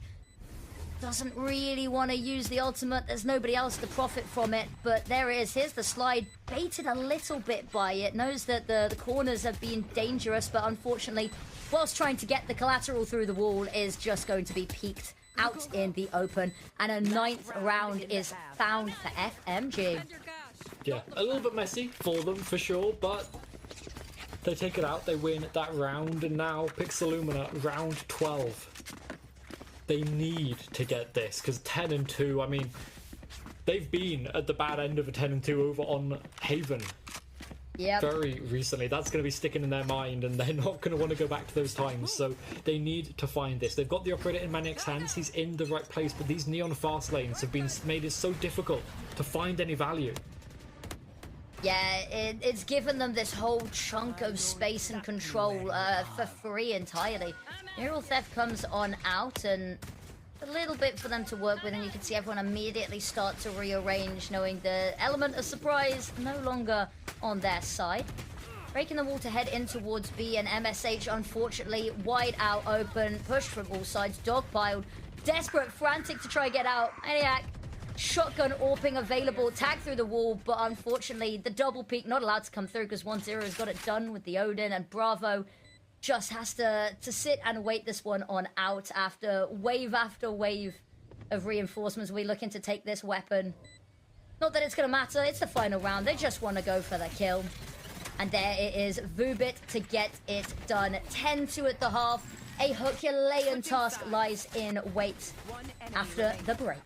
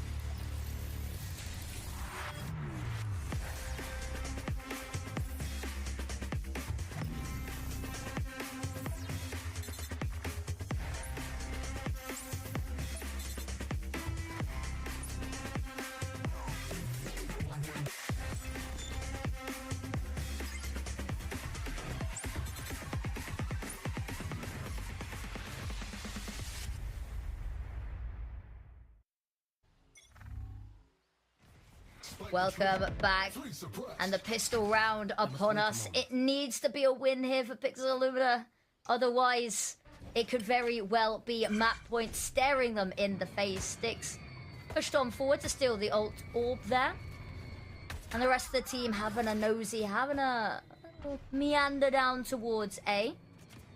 Sticks with the opening kill, but it's been quiet from the rest of the team, maybe not quite expecting as much there. Oh, look at that though. The paranoia is so perfect. 1-0, 3 kills gifted on a silver platter. MSH rounds the corner. Oh, a little bit of a look, but not quite properly clearing Neffy there, and Corsair to get the last. It's nearly flawless, and what a paranoia neon energy combo. Yeah, the way that FMG there, they countered exactly what they knew was happening. Their classic attack-sided strategy was take A space, go B, right? Like, the B splits through A, it's a classic thing to do on this map anyway, but for FMG, that is the core of their playbook. And they were ready to counter it perfectly. Pixel Illumina had no chance, and okay, they brought up Marshall on Bravo. They know they need to try and find as much as they can in this round. But FMG, they've got the weapons, they've got the shields to survive it. So it all depends on how this fight over towards Mound goes to start with. Yeah, and whether there even is a fight. The camera actually even manages to get a tag off there. Second camera spotted. Lots of information, but it's all a little bit of an illusion. It's noisy, but it's not much battle. But here it is, dancing around a very awkward smoke. Also manages to bit of damage. Kill the Prowler. Bravo, ooh, jumps round. It's messy, but the Stinger close quarters is lethal. Bravo hits the deck. And now the rest of the team can push on forward, knowing that there's probably not as much resistance now. Of course, their fire waits, knows one's on top of Mound, has to be very careful about pushing here. And there's the cage, tries to go up, but they push through it anyway, finds one before being traded out. Neffy's got one of their own. MSH running forward, but straight into the grave. Sticks finds another, and now 1 versus 3. Trying to go for the ult orb, any little bit of a consolation prize. 30 seconds in the spike, but this does not a round maketh. And a team ace to convert to put them onto map points. Match point. Yeah, getting up to 12. This would be the second 13-2 in 2 days for Pixel Lumina if this is what ends up happening. Formulation Gaming, they lost a fair few people there. I don't think they managed to pick up any of the Vandals or Phantoms that they may have had, so Stingers and Guardians abound. For Pixel Lumina, though, they've got 4... of the bigger guns, they've got a Guardian on Bravo. He's good with the one-taps. Although, honestly, I think give Sticks a classic. Like, he's fine with it. He's great. Oh, yeah. That's his, 4th or 5th classic kill against bigger guns, but now a big fight over A, potentially for the map. Oh, poor Sticks. Can't see a thing. Neffy looking to punish. Expecting somebody hiding in a smoke. It's an odd smoke if there's nobody sitting in it, at least. But there we are, taken it down. 2 for 2. An eye for an eye. Trying to break the wall now. It's causing them some problems. Camille, however, can hear everything. No longer can see everything, though. So has to try to figure out, do they risk this? Do they push the smoke aside? The back away for now. Trust their teammates. But unfortunately, their teammates fall. Finds one, dips back in. Switches weapon. Lines up, waits for the second. His shots on both sides, so knows where both of these remaining players are. Just a matter about trying to stop this spike going down. Doesn't even need to worry about being spotted out here. Knows where they are, and it is clean. It is clinical. It is a clutch for FMG. 13-2. What on earth was that? And it's going a third map. We all saw it coming by the start of the second half, but what a way to close this one out. Yeah, I mean, it's reminiscent of yesterday, right? Pixel Lumen are just unable to halt, to stop the momentum of a team who knows what they're doing, who has a plan, a playbook for what they're going for. And I mean, I called out Rubit's deadlock right at the beginning, said it's going to be a key part, but honestly, it was the whole team. FMG just looked like they were differing them in aims, in utility, in macro, in everything. I mean, Camille, what a final kill. The sliding neon headshot to close it out. And I mean, 1-0 Rubit, both at 18 kills. 1-0 just with that little bit extra damage right at the top. Domination from FMG. Exactly. Now, I do need to ask you, because we mentioned it at the start, we chatted in the green room a little bit about it between the halves. The veto. Now, you like to talk about the veto. I like when you talk about the veto. But it's a very clear example, Teacher Echo is in the house here. You were saying how you weren't particularly happy how they banned out Pixel Lumina banned out Corrode first. Yeah. To let for FMG be able to pick this first. So tell me a little bit. Nerd out about the vetoes for us. I'll nerd out very quick before we throw to the break, because I do think that it's really important for these vetoes that if you have a permaban, you need to float it sometimes. You can't be cowardly about it. You need to just sometimes float your veto, your permaban, instead of banning it out, to be able to ban out your opponent's best map, because sometimes it's just so important to do. We saw this yesterday, we see it again today, that if you leave open your opponent's best map, they will win it. We saw that with Haven yesterday for Enterprise Esports. We see it again today on Lotus Formulation Gaming. banning out your opponent's best map, it's not always the best strategy if it's good for you too, but sometimes you need to. Exactly. But one final map awaits us. Sunset to close us on out in this series. But we're going to go to a short break. Get that ready and we'll be back very soon.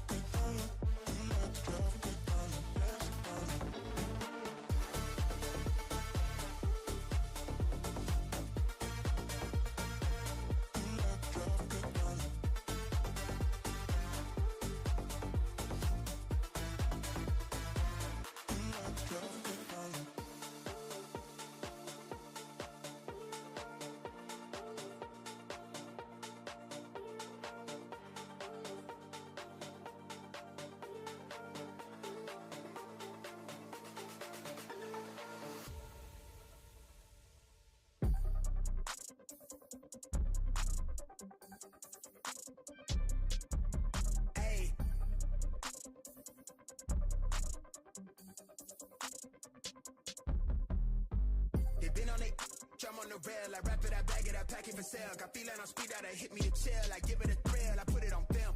Just I get a plot, that ain't real. Come to my section and flex, we can tell. I got a show and she dipping them nails. I'm flipping my L's, I know they can tell. I did it too major, they hit me for favors. Been hitting since the cable was cut in the cradle. What's up, only right that I do it. Colossal until I'm a boss, so they want me to fail. Look, we prevail. Jump on your tail. Know that they talking, they telling them tales. Just know how to tell, that for the sale. Hey, they talk like they got it, but they need to stop it. I'm leading with logic, my heartbeat is frosted. I seen it, got optics I needed from Charlotte. She mean with the top and it's obvious. They need him a target, I'm dodging their darts, make them reach for the stars. I'm dumping, I'm forcing the pun off the runs. I'm moving with caution, I'm saucing my nigga is nothing. From nothing to something they'll never be. Tycooning, I'm Dre with the thizzle face. I'm nothing my section has ever seen. Run the ice so I'm clutch, I don't need a screen. I'm Curry, I spit it from 30 deep. Do the pin in the pad like a surgery. She the curve at you just to flirt with me. Toolie tucked out, but the jewels out. I just in a home with a full mouth. I'm a rare breed when the moon out. I'ma stop playing by the rules now. I been ran plays, need a new route. Queen said she needs space in a new house. Mom told me that she pray for the kid every day. No wonder I'm getting paid for the now. Hey, ass, bitch, I'm on the rail. I wrap it, I bag it, I pack it for sale. Got feeling, I speak out, I hit me a tail. I give it a thrill, I put it on this for sure, get a plot, that ain't real. Come to my section and flex, we can tell.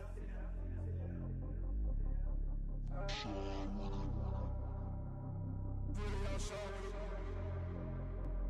Roll with it. Roll with it.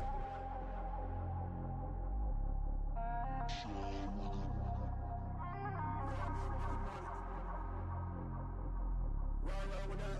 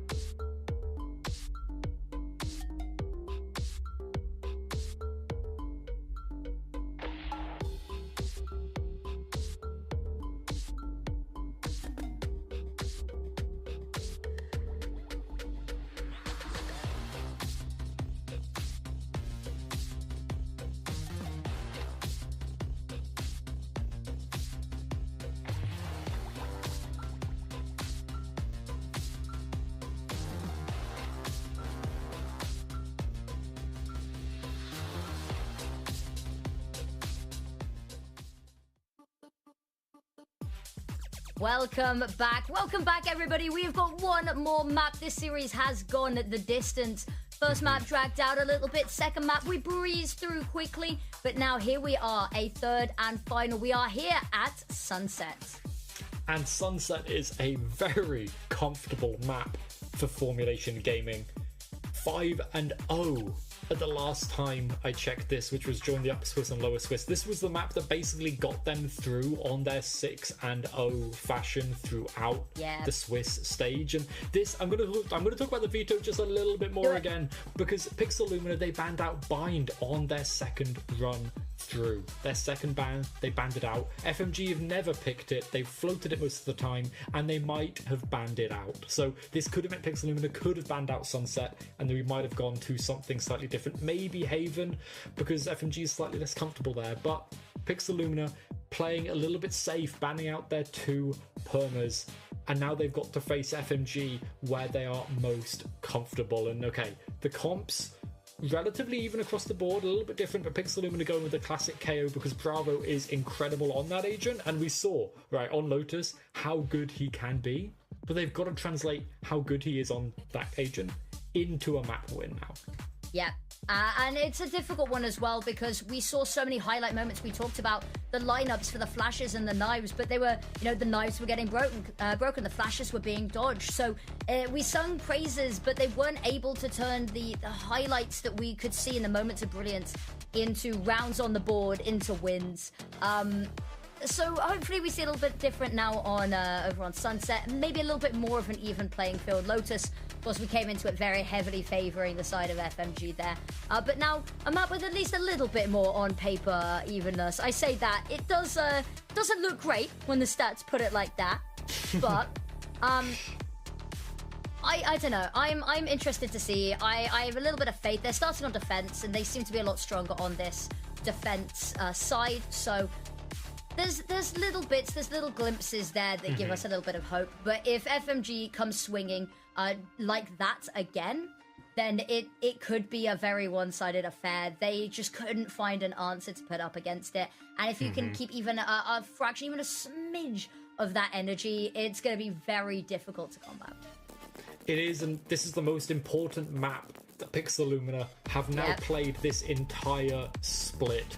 This is elimination. This map decides who is out of our playoffs, who cannot make it to the Challengers EMEA. And at this point, with these teams and their Ascension points, they won't be making it to Ascension either if they're out here. So this is the entire year now basically on the line for these two teams, and it comes down to one singular map.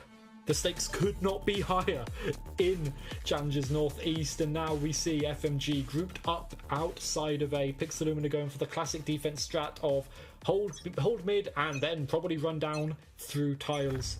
But FMG, they want to take the A site before Pixel Lumina even get a chance to react.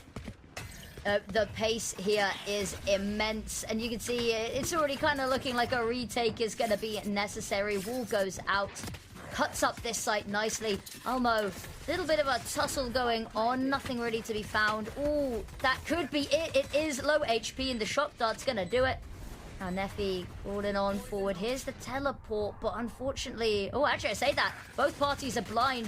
Neffy is going to find Bravo, however, and back away there. Orb goes back on out, and it is such a safety cushion here.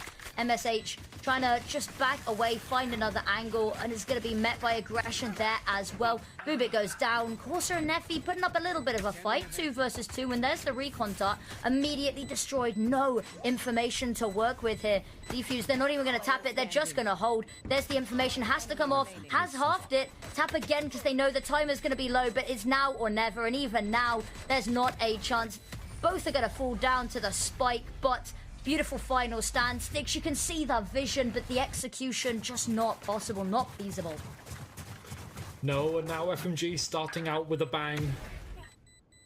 Pistol rounds typically go in their way against Team Liquid Academy. They were 5-6. They've got pretty good pistol round stats coming into this game as well, but they're good at the follow-ups, even when they're low on money, as we saw over on Lotus. But now they've got the advantage. They've got the guns. 2 big rifles. Phantom and a Vandal in the hands of Neffy and 1-0. No one better to hold those guns either. Neffy 4-0 right now, winning that round before. But now a clash in B main. The closer quarters they can get, the more that these weapons are gonna sing. Don't even need to break the recon bolt. Let them see that you're there, because you'll take them down regardless. Sticks caught on the retreat. 1-0 says no retreats, no surrenders. And now Ulmo, ooh, line of sight, clear shot on one, but now so much more to do. But Camille manages to get off the plant, weapon straight out. And quick as you like it, a second round of conversion. Yes, it's against the pistols, but keeping it so clean, it's a good omen, it's a good sign. It's a really good sign for them. 1-0 as well, just going to note this. The first kill was with a classic. Wasn't even with his rifle, he put it away to be able to try and break that recon, and, you know, the rifle takes longer to pull out than the classic, so may as well try and get the headshots there. And now FMG on the bonus, and it's a good one for them. Look at the rifles they've got in their hands. Basically matching anything Pixelumina can put up, but stuns out to start with. A control immediately from Pixelumina, but look at the omen, Ulmo. Oh, the neon slide. We've seen it. It was so good last map on Lotus, and it looks like they have slid that right into Sunset as well. Maniac. Oh, enemies so close. The moment you go for a peek back here, you go for that look at information. Gets one, but that is it. Bravo now trying to fill the information gap, the vacuum in defense, but will also fall, and now Sticks. MSH, other side of the map, running on over. That spike still hasn't gone down. That's about the only silver lining we can sing here, but not long left for this world. Actually choosing not to hang on to the site, trying to wrap around, keep them trapped here as well. Finds one, the trade immediate. Now MSH, incredible map one, slowed down a little bit, and Neffy, the Viper, still reign supreme. Yeah, that they do. Neffy's so comfortable on this agent. Time and time again. And again, Bravo, a brilliant flash, but the trade was there. And I think this is the key thing for me for FMG, and they look so comfortable, they look so ready. Casigo, he's... okay, I'm not sure what that one's about, but sure. We'll move on from the yapping. As FMG, they get up to 3, they win out their bonus, and now Pixelumina on such an important map, down to an eco in round 4. Sheriffs, 1 stinger for Ulmo as he's looking to potentially go in aggressive. He's just holding down that elbow space, but FMG going for the classic Sunset on attack. Put in a recon, put in a little bit of space, and Corsa somehow 15 HP gets 2. And now B's open.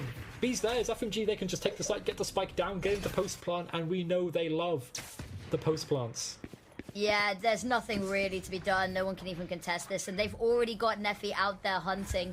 So that little bit of a buffer that they have is actually half of the map's worth of space.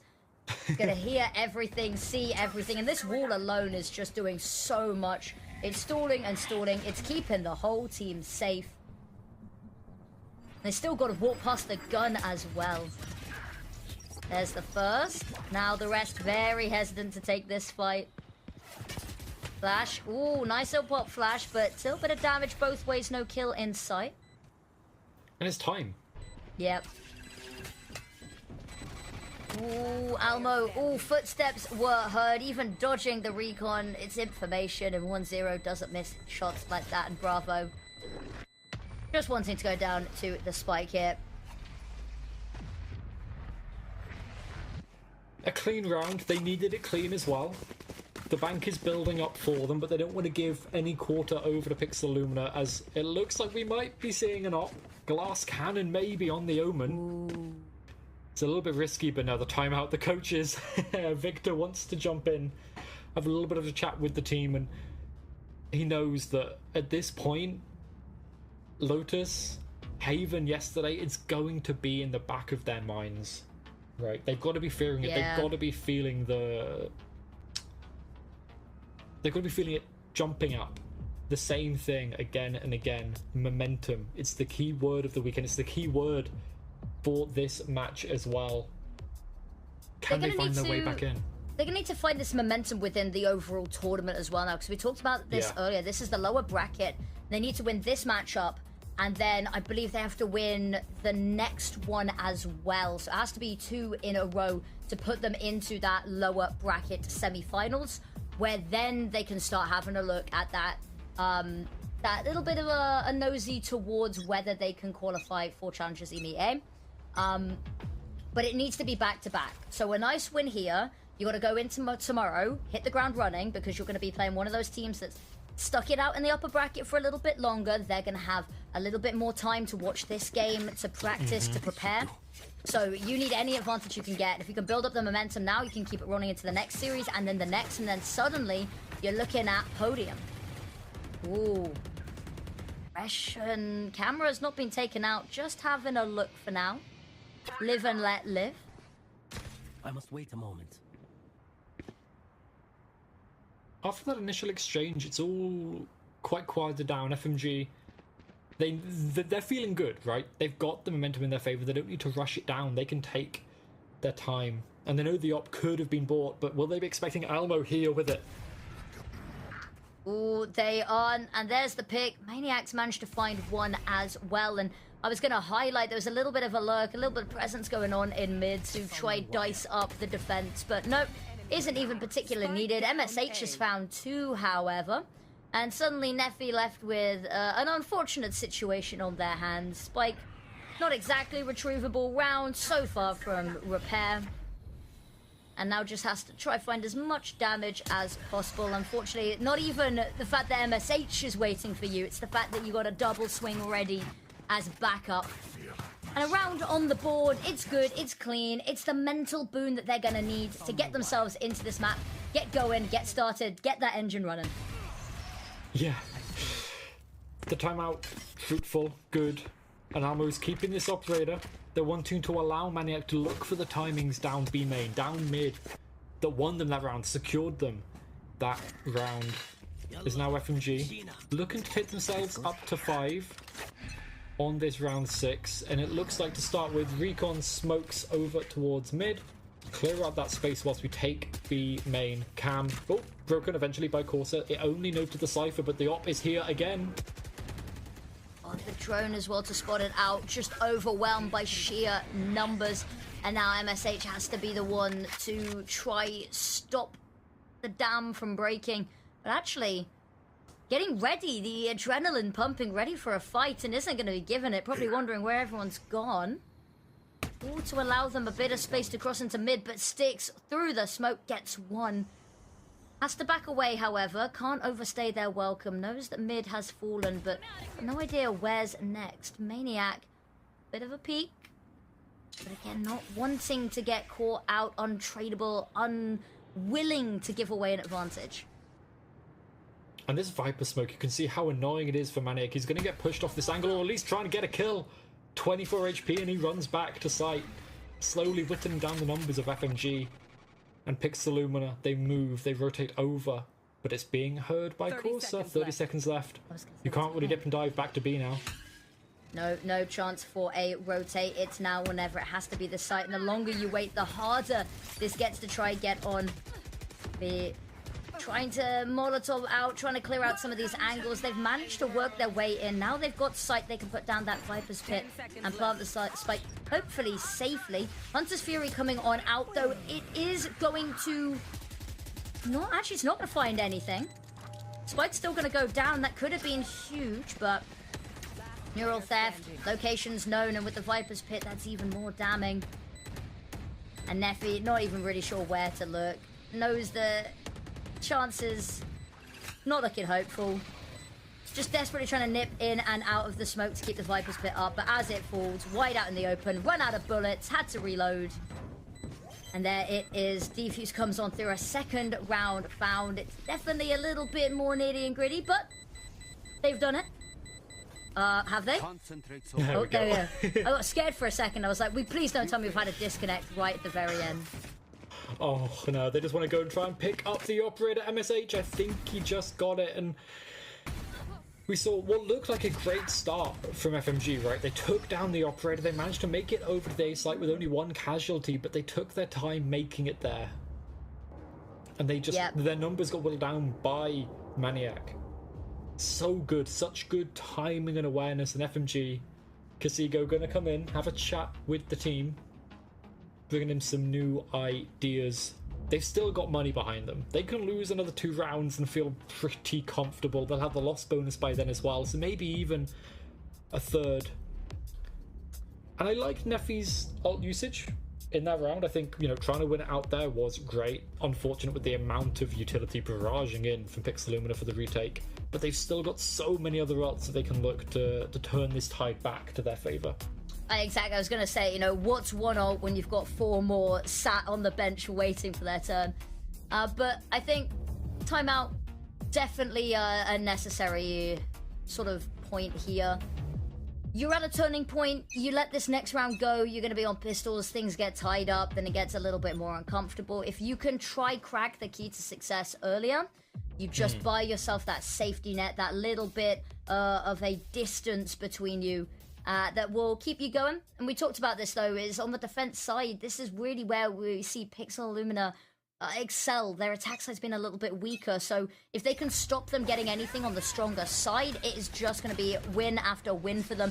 Immediately, however, Maniac shut down. Ult is going nowhere. 1-0. The Battle of the Neons has been so one-sided. Little Theft comes on out. It's very early and they're too far away to really react much on this information. Maybe trying to help them make a decision as to whether A or B is the best option from mid. The Cypher setup's on A, so they've got to be careful if they do go there. And Alamo, the timing here is beautiful, but he misses the first shot. Oh, Bravo's there to clean up the second. Vubit just escapes with his life, and now, somehow, after that advantage was found, they're hitting the Cypher's site, and he's here waiting.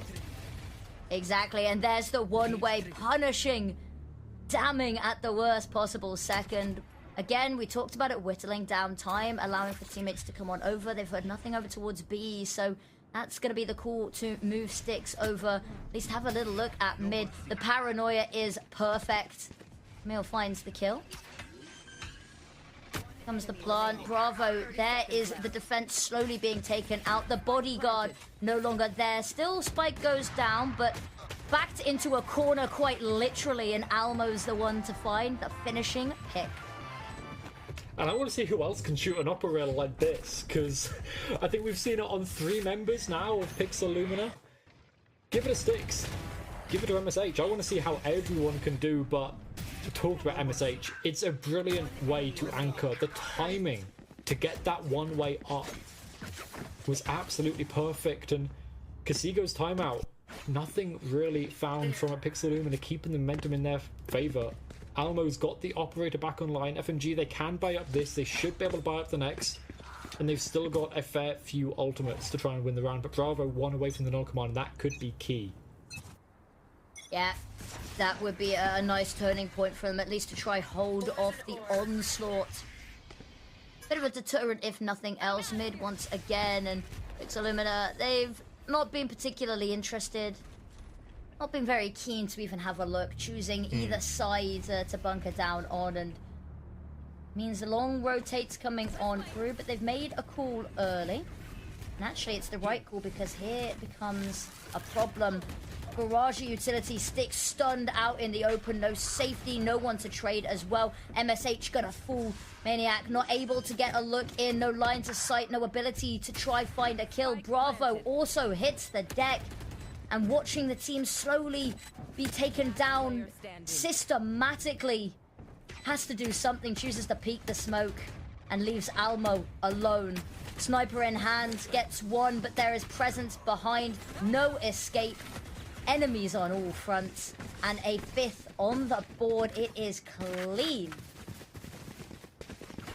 And like you mentioned, Pixelumina, they've not really put much more than, that one round where they bursted down mid with Maniac and he got taken down. They've not really paid that much attention, so as you can see, they're debating, they're thinking about doing a little bit more, because it allowed this B split to come on through, and the pressure being put across all lines, and your team won the round. You're fine. FMG, they won it out despite what Kasigo's doing there, and, they should be happy at the very least. And again, a slow round, FMG slowly trying to find their space, but mid control, top mid at the very least by Pixelumina, waiting, hoping for FMG to do something about it. And that smoke, it does indicate maybe a push. Yeah, potentially. But again, they've just been toying with this presence, and there's the opening pick. No trade found, so they keep the numbers, and when they're on attacking side, what more could you ask for? They cut the noise. Try and make picks uncomfortable and see a little bit of movement. They're trying to figure out what to do with Bravo. Do you push forward? Do you just keep on looking? Go and join your teammates. Go through mid, and it looks like maybe through mid they head. No, actually, just going straight over towards A. Recon dart is going to be broken. No information for you. Here we are, smokes fall on out, and that gives them the access to elbow here. Elbow, here's the footsteps, can't do too much, but it's going to try shut it down with that null command. Already on site, but it's isolated them. And 1-0 out on an island, still holding their own, however, needs to, as the advantage they had in numbers has evaporated. Camille gets one, as well as Bravo, so 2 versus 2 duos to try complete this. And the long distance Neffy bodyguard protects the plant drone, all is going to spot and our MSH. And now he has no option just to push on forward. No point even removing the dart. They've got your name, your number, and they have come on knocking. Ooh, finds the first, isolated the fight, trying to dodge the recon. There's the tag from the camera, knows exactly where the location is. Still got the camera going, is just toying with the information. But Camille doesn't even matter, doesn't care. Stands there, asserts dominance, and delivers another round. Yeah, going up to 6-3. And now for FMG, the worst they can have in this half is even. In the final map for one of these two teams, and Camille holding down there, doesn't care about the tag. Could remove it, but you know, it shows more dominance not to, right? And what FMG did there right at the beginning of the round, they baited Maniac to peek out of top mid, Vubit ready to receive, but now aggression, mid control. On the slightly lower buy for Pixel Lumina, they're going for it. FMG, are they prepared? Yeah, they are. 1-0. What? In a matter of seconds, the round's barely even begun, and it's over. And it is clinical. It is a complete wipeout. I don't know how that happened. Just all of a sudden, they were ready, and there we go. Kasigo's happy again. He's feeling better. I need a Kasigo cam constantly on screen, but side note, I just like constantly in the corner. I just want live play-by-play reaction here. I think it'd be brilliant, but now on the penultimate round of this half, Pixel Lumina, they've forced up. They need to win this so they can have a chance in the next, otherwise they're going to go down to 9-3. They need this round, and now A, that's the target, Neffy. Can he receive this? Not quite sure where to look. It's a wide scope of angles. Not going to be tested just yet. Back away, but as they back away, Pixel Lumina's looking to push as well. Breaks the tripwire, so they've at least made some known presence. Oh, it's so close. They run past each other in the smoke. Oh, 1-0. Spins around, head on a swivel. If it wasn't going to be the Hunter's Fury, it was going to be MSH 1-0, trying to get more and more here. Running on through fast lane to try a little bit of an avenue up here. It's got them past one of the worrisome angles. Course has found a kill. And now that's left 2 players. Make that 1. Bravo. Might be about time. Final time to make a name for themselves. And no, peeks on out the smoke. Not willing to wait it out. And 3-8. You called it here. They're not going to have much money. Could very well be staring down the barrel of a 3-9 half, and that's not exactly ideal. And the issue is no big power ults to kind of help them through it as well. I think they've got the neural theft online. As you can see, FMG, they're bringing the passion and the energy. The momentum, you need it to keep the momentum up. And yeah, they've got the neural theft. They're 1 away from the shadows. Styx's Hunter's Fury is probably going to be key. If you can get that online, maybe they've got a chance. But it's going to come down to gunfights. A control again being taken. It feels like Pixel Lumina, they want to assert themselves here before the rest of the round continues, but FMG, they want to fight back. That they do. The paranoia to try get them round the corner, and it kind of works. They find the pick onto Styx. She talked about the gunfights being crucial.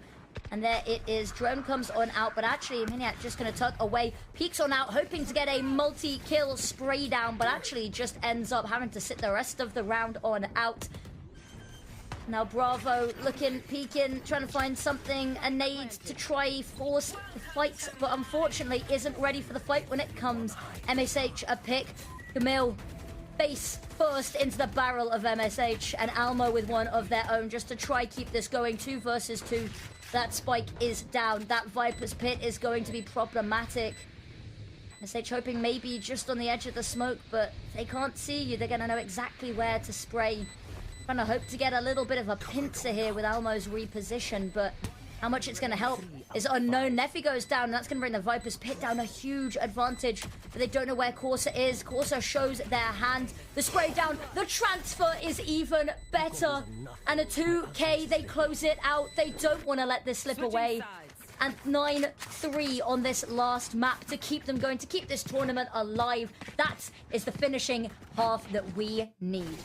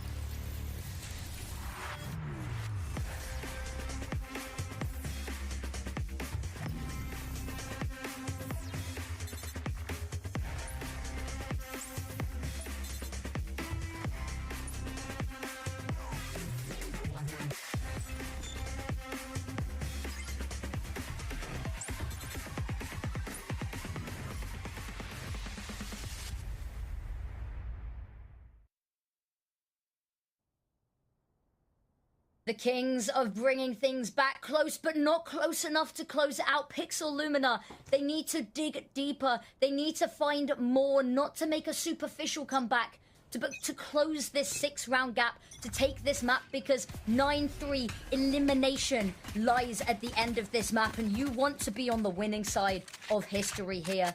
And they're taking mid, they're hoping, praying a pistol round here, dare I say, is vital. Fundamentally crucial to trying to keep this tournament run alive. Yeah, I mean, the 9-3 curse, it's well known, but it only happens if you can win out this pistol. Other than Fnatic that one time. That's a whole other thing, We're though. still hanging on to that. Yeah, oh, we have to, come on. But Pixel Lumina, they're now leaning over towards the A site. They think they've understood where everyone is, and they think this is weak. They're right, but Vubit's here. Vubit is, and the reinforcements are hot on his heels. Maniac trying to slide, trying to make a play for the team, but 1-0 says, no, I am the superior Neon. I shall be the only in this server. Camille finds 2, Neffy with 1, leaves a 3 versus 1 on Almo's hand. Knows that this round was so necessary, but no HP, no utility, and no teammates to get it done. And now no HP, a 10th round double digits, as FMG closing in on this series. And it's exactly what FMG needed, but it's what Pixel Lumina feared. This is now essentially last chance saloon. You lose this, FMG go up to 11, and they've won their bonuses against you before. We saw that over on Lotus in that 13-2. So, like, you know, you can't guarantee the bonus, and if you can't guarantee the bonus, then at that point you are at 12, you're a map series tournament point to get knocked out, to go home for your year to essentially end, except for then any off-season tournaments that crop up. So now Pixel Lumina, they've got Sheriffs, 2 in the hands of Alamo and Bravo to try and bring them some kills, get them bigger guns, and then get them the round. But FMG, they are diligent on this defense, and the Viper Wall, the Toxin, we're going to see it go up again after this drone. Stop the push. Yep. And now a decision to be made. Do you risk it anyway? They run into the smoke and actually yields a little bit of a result. Forcer with 1 and actually overrun there by the Neon Slide. Camille finds the balancing piece, turns the tides back at least favorably.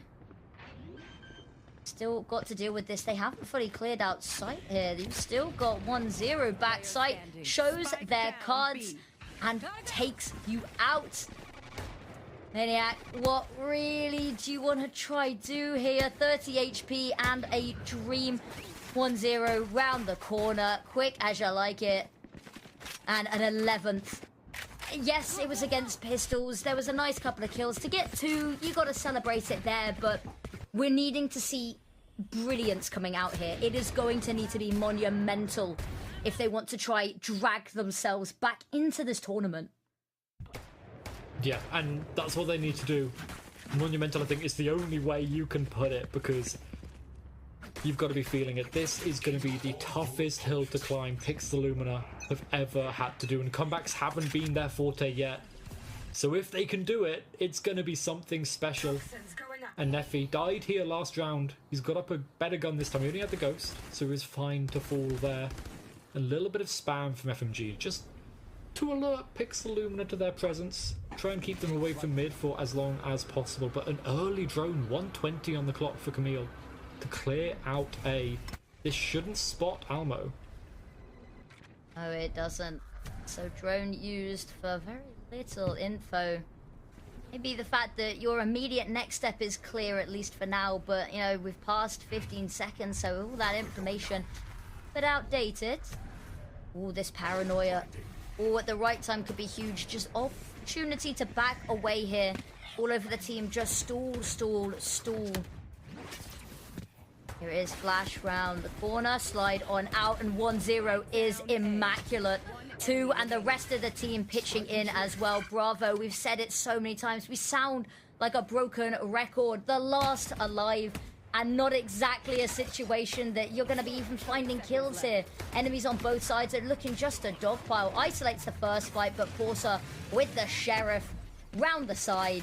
12 map point, series point, and for Pixel, oh, it is tournament points. Elimination. Stood right on the cliff staring down at the abyss. And FMG, they've got their eyes on the future. They're looking at that lower bracket second round. And they've got a little while longer to look at it. It's the timeout from Pixel Lumina. The last chance, possibly, of this year for their coaches to jump in on the action. Mid-game at the very least. Yep. And round 16 to end here, a 13-2 and a 13-3. That's got to be feeling rough. They've got to be feeling this. And that's 8 rounds in a row for FMG. It's a lot of momentum to put a stop to, but we've got to talk about FMG's bonuses, because this is the second one that they've won. This is actually the 3rd or maybe even the 4th anti-bonus. I can't even see what that is. This is the 3rd or the 4th anti-bonus that Pixel Lumina have lost. They can't seem to play against these slightly weaker guns. It's probably their biggest weakness. And okay, they've got good guns now themselves, but they're still up against an incredible buy from Formulation Gaming for them to try and knock Pixel Lumina out of this tournament, out of the year, and for FMG to move on in to lower bracket round 2. Yep. All on the line, and it all comes down to this. Waiting out the recon bolts again. So good with the mid control, but mid control is not for... It's not useful if you can't build off of it, isn't it? Now they've established some positions, but towards the site they need to head. presence over towards B main, and unfortunately for them, we've got the eyes in the skies. This site is looking particularly well defended. Orb comes out, is going to stop anybody initially. There is the null command, but 1-0 is ahead of it, doesn't need it. They're trying to bring back Bravo, and unfortunately, as they do, they both get taken out a second time. MSH, the last one, the last domino, it comes toppling down. Knife noises, he's letting them know where he is, running away, trying to draw them away from this site, but hopelessness. Here it is, lining up for the shot. They're going for the knives. Gentleman's agreement that this is how it ends. The 1v1s, little bit of damage, but no, Corsa doesn't respect the 1v1. Decides just to get it over and done with. Knows that they're going to win anyway, and there's like no time for the fluffy stuff. Straight to business, and that is going to be an incredible win to secure FMG their spot going forward into the next stage of the lower bracket and continue their run. Unfortunately, however, that does mean Pixel Lumina are down, out for the count, and unfortunately will progress no further in the tournament. Yeah, Pixel Lumina, it's been a pleasure having you. They've done so good in past stages. They got up to here in a really nice fashion through the upper Swiss as well, but they don't get that second chance at EMEA challenges. As they're sent home in Formulation Gaming, they've got a long road ahead of them. One more match to make it to EMEA challenges, more to make it into the podium places. But that's what they want. That's what they're now aiming for, because Formulation Gaming 2-1, and those last two maps, they've cemented them as maps you cannot allow through the veto. Yeah, exactly. Coming into this as well, I don't believe that they had lost a Lotus in this stage so far, and they'd only lost Sunset once. So I think teams, we've talked about it a lot, vetoes are going to have to be something that teams approach very carefully and walk on eggshells around here as well, because you can't be letting them get away with daylight robbery. You can't be letting them get essentially a map for free unless you feel that you're going to be the ones to take a run for the crown there. But yeah, that is... It feels like it was a very long, drawn-out first map, and then it's been a blur for the second two. Yeah, the second two have just gone by. We've seen Neons, so, you know, that's part of why the speed was there for sure. Yep. And this isn't to say that we didn't see highlights from Pixel Lumina. The rounds that they won were won through pure aim, decision-making, and the trades were almost always there, but Corsa, as we see him, show off those guns, show off the biceps a little bit. Very happy with that 1 versus 2, and the knife fight Corsa. Yeah, okay, doesn't really follow through with that gentleman's agreement, but right up there at the top, none other than 1-0, 25-9 on the Neon. He's only played Neon this entire stage so far, and you can see why, except for the icebox. Yeah, true. But I mean, that would be quite a stark decision to make. But if it's working, why would you change it? If you've got, you know, the key to success, why would you want to try open a completely different door? You know which key it is. Why would you try a different key? So I think there's nobody else that we could really sing the praises of more than that. That first matchup, we talked a lot about the Battle of the Vipers, and continuing on, we still saw that Viper presence very heavily for the side of FMG being this huge contributor. But you got to sometimes highlight the flashy duelists where it happens, because, you know, how do you account for somebody peeking corners, you know, at insane speeds? You'd have to have, you know, F1 level reactions to try contend with that. Yeah, you need something special, and yeah, it just wasn't there for Pixel Lumina. But like I said, it's been a pleasure having them here in Northeast Challenges, because, you know, they've done so well. They've shown so much, and, you know, standout players for me, MSH being absolutely incredible. Bravo with the flashes. He had the second best in assists in the upper Swiss and sticks by the second lowest times in upper Swiss. Like, these players individually have shown so much brilliance, but it all came together for Formulation Gaming instead. And this is now the furthest that most of these players have ever made it in Northeast Challenges. This is the furthest, and the fact that they've managed to get here and they're looking very dominant on a fair few maps, their veto is looking very strong. I think that all partly comes down to the coaching stuff, right? Because they've got Casigo, their head coach, and they've also got Miguel, who came in very recently with the kind of the new players, the new three that swapped into this roster. They got the assistant coach in there, and you can see in the way that they are playing these maps that it's not just down to the players' brilliance. There's these little things coming in from the coaches too. Exactly, and we've seen a lot of the teams where they say that the huge, the factor that brings them all together, the gel, the glue, is that coach who's, you know, not necessarily in the heat of the action, can be that objective voice of reason, can see things across the board. You know, we talk about how IGLs have a very difficult job, having to manage what's going on and call while still having to play in the game. When you have the ability to not be constantly having to think about your crosshair placement and utility and all of the ins and outs and everything, when you can take a step back and see things, the chessboard from above, and that's if you've got somebody who can really make the difference there, and you can make sure that you're calling the timeouts at the most crucial moments and get the most, you know, use out of them and efficiency with them, then, you know, a good coach can be the world of difference. But I believe we have an interview ready, and it is, you know, I'll let you introduce Echo. Yeah, it's none other than Kasigo, the head coach for FMG. It's a pleasure to have you on with us. That was a pretty good series. How are you feeling after those last two maps? Only lost 5 rounds across the two. Yeah, I'm feeling quite good actually. I know it's my webcam mic, I think, so live with me for that. But I'm feeling quite good. Yeah, we played good Lotus and good Sunset. I mean, our map was very strong on those maps. I think everyone knows.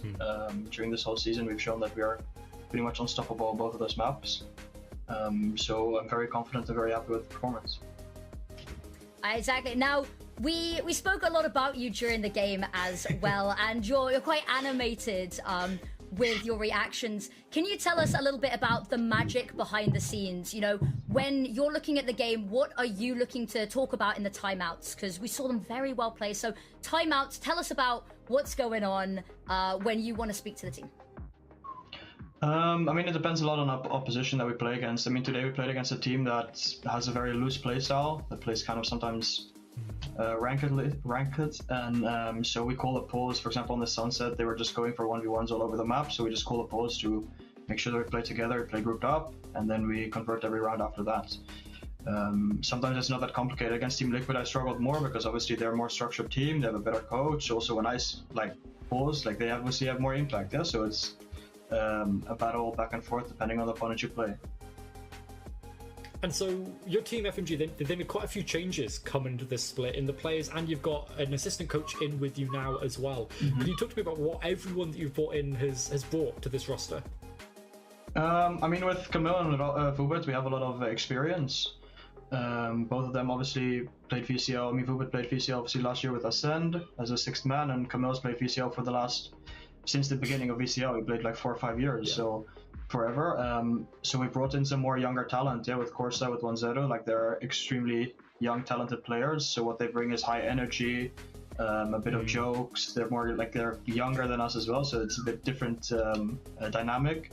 And then also we brought in Neffy, who brings a lot of micro intelligence about the game. Yeah, he's very intelligent about the details. He brings a lot about how do we adapt to specific comms, how do we change specific utility, and he brings a lot on that aspect, which is my weaker point because I've never been a player at that level. So that's how we kind of balance it out. Now, I've got to ask, right at the very end there, the knife 1v1. Can you tell us a little bit about what was going through? Because we saw, Corsa come on through. Were you rooting for the 1v1, or were there any other, funny and interesting moments in the team comms? Tell us a little bit about, the humor, the fun side, the energy that you mentioned has been brought onto the team. I mean, I know that Neffy and MSH played together, so I think there was some jokes between there, and they're also Polish, they know each other, so I think there was some form of camaraderie there to take the 1v1, and then of course I came in with there's no honor in war, and he just killed them from behind, so we sometimes just have fun, like in scrims we have a lot of fun. I think it's maybe why we lost against Team Liquid, arguably. We sometimes have a bit too much fun.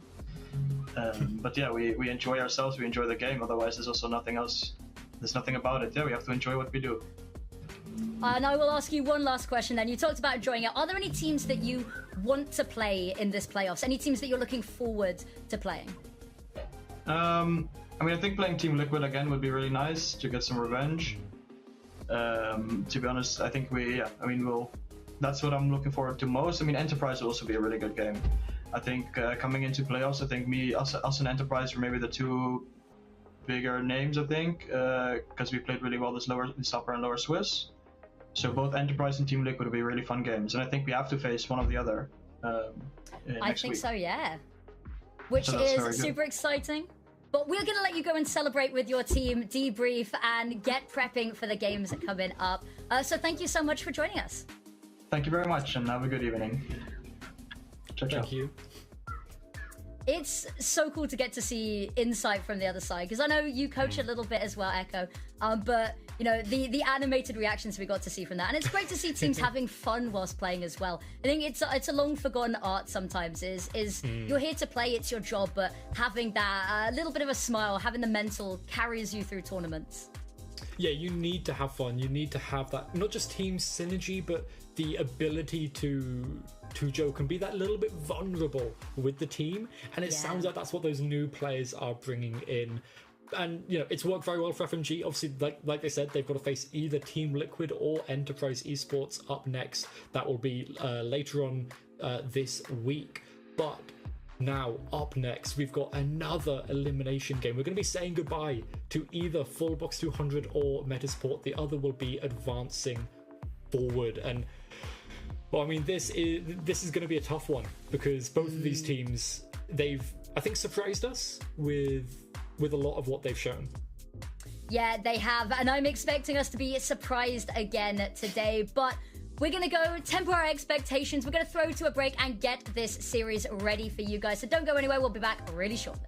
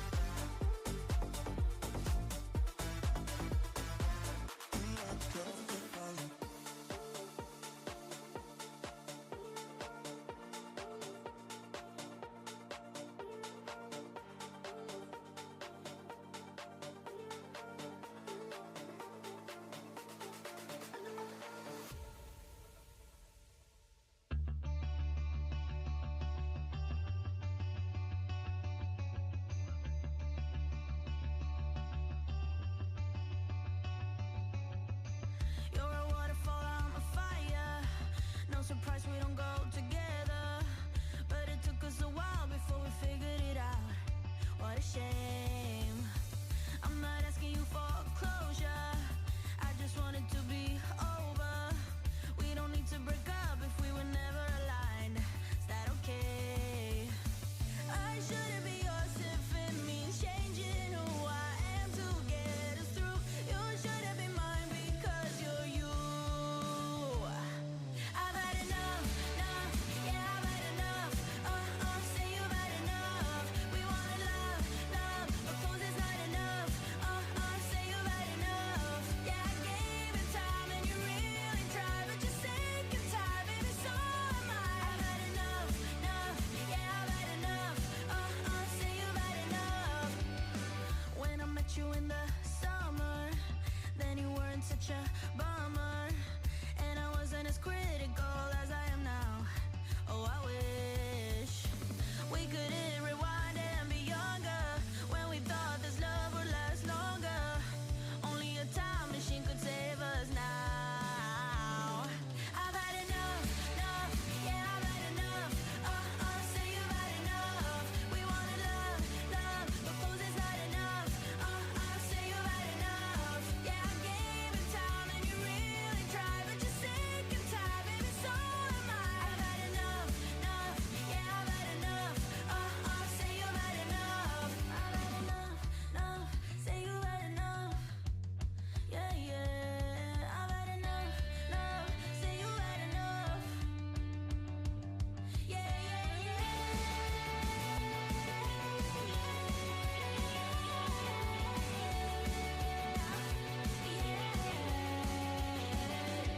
I've had enough, yeah, I've had enough. Say you've had enough. We wanted love, but close is not enough.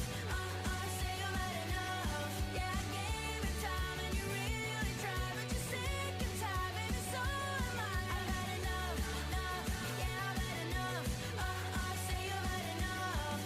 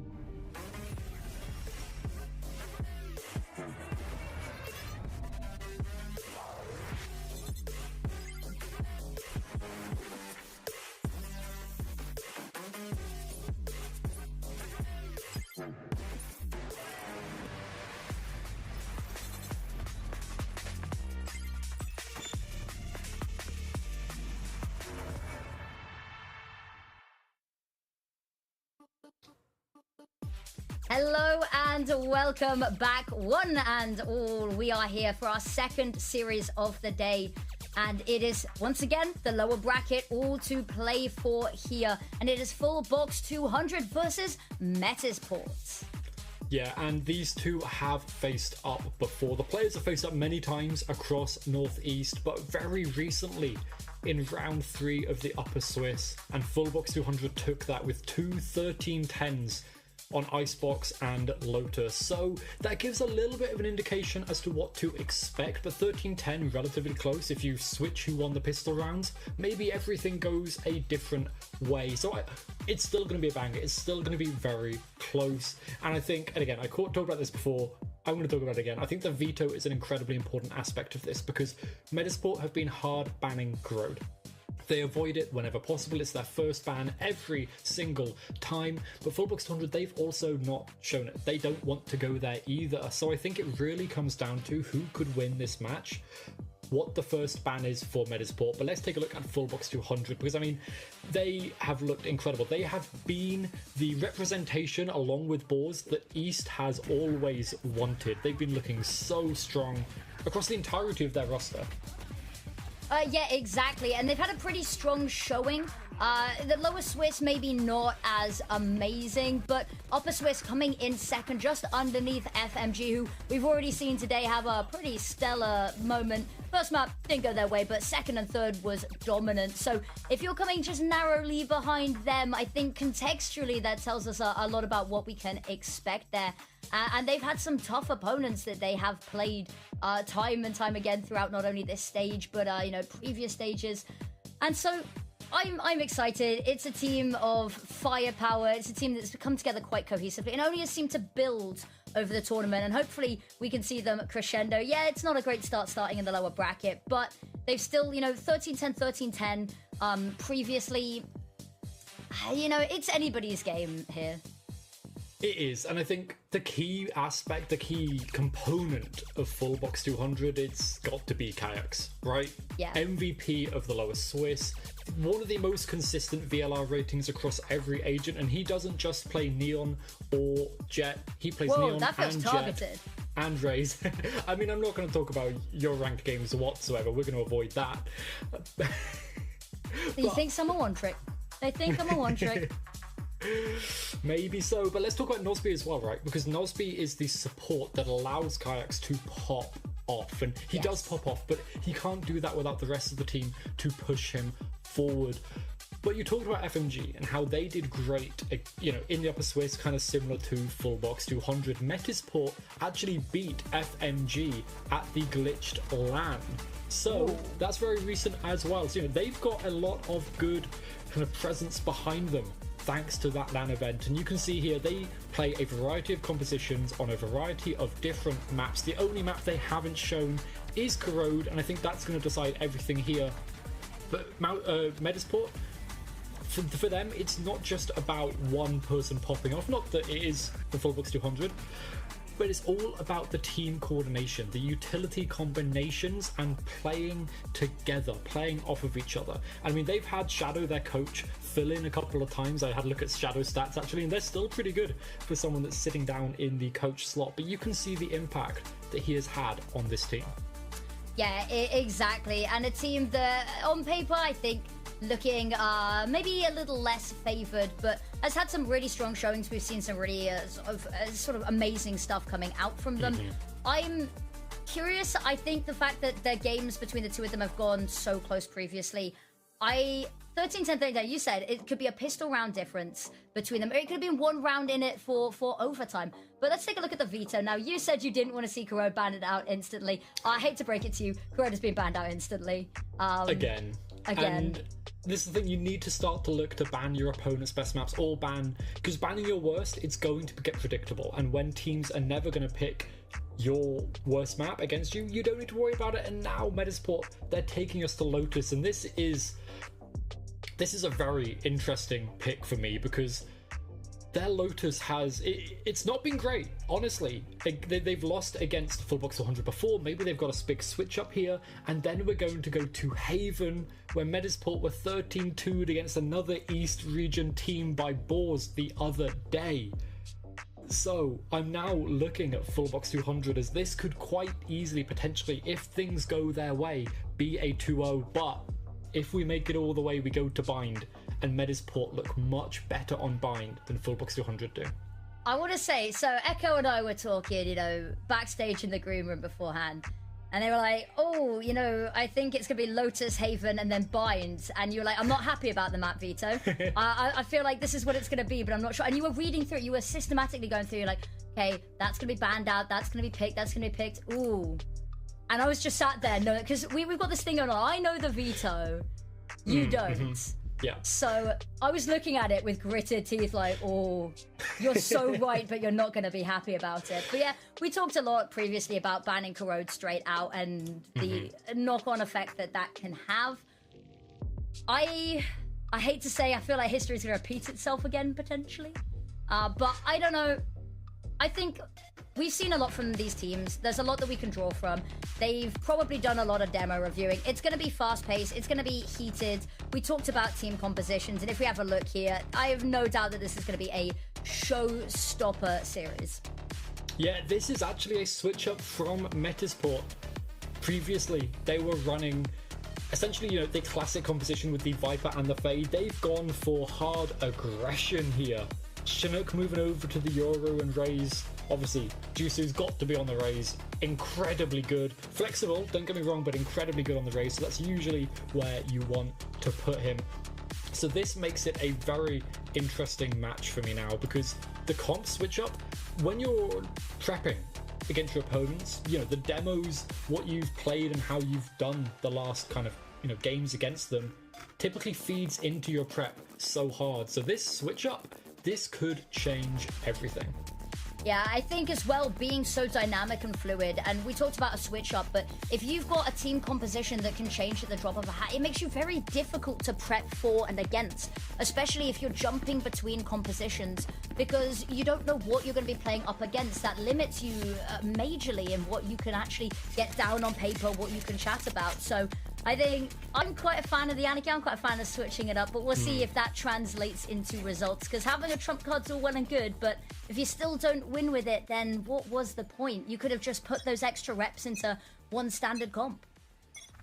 Yeah, but we will start out. Metasport double duelist on the defense, and immediately Cryo, a classic sheriff shot through that wall to spam out the C defender, and now the rotates all moving over there, but full box 200.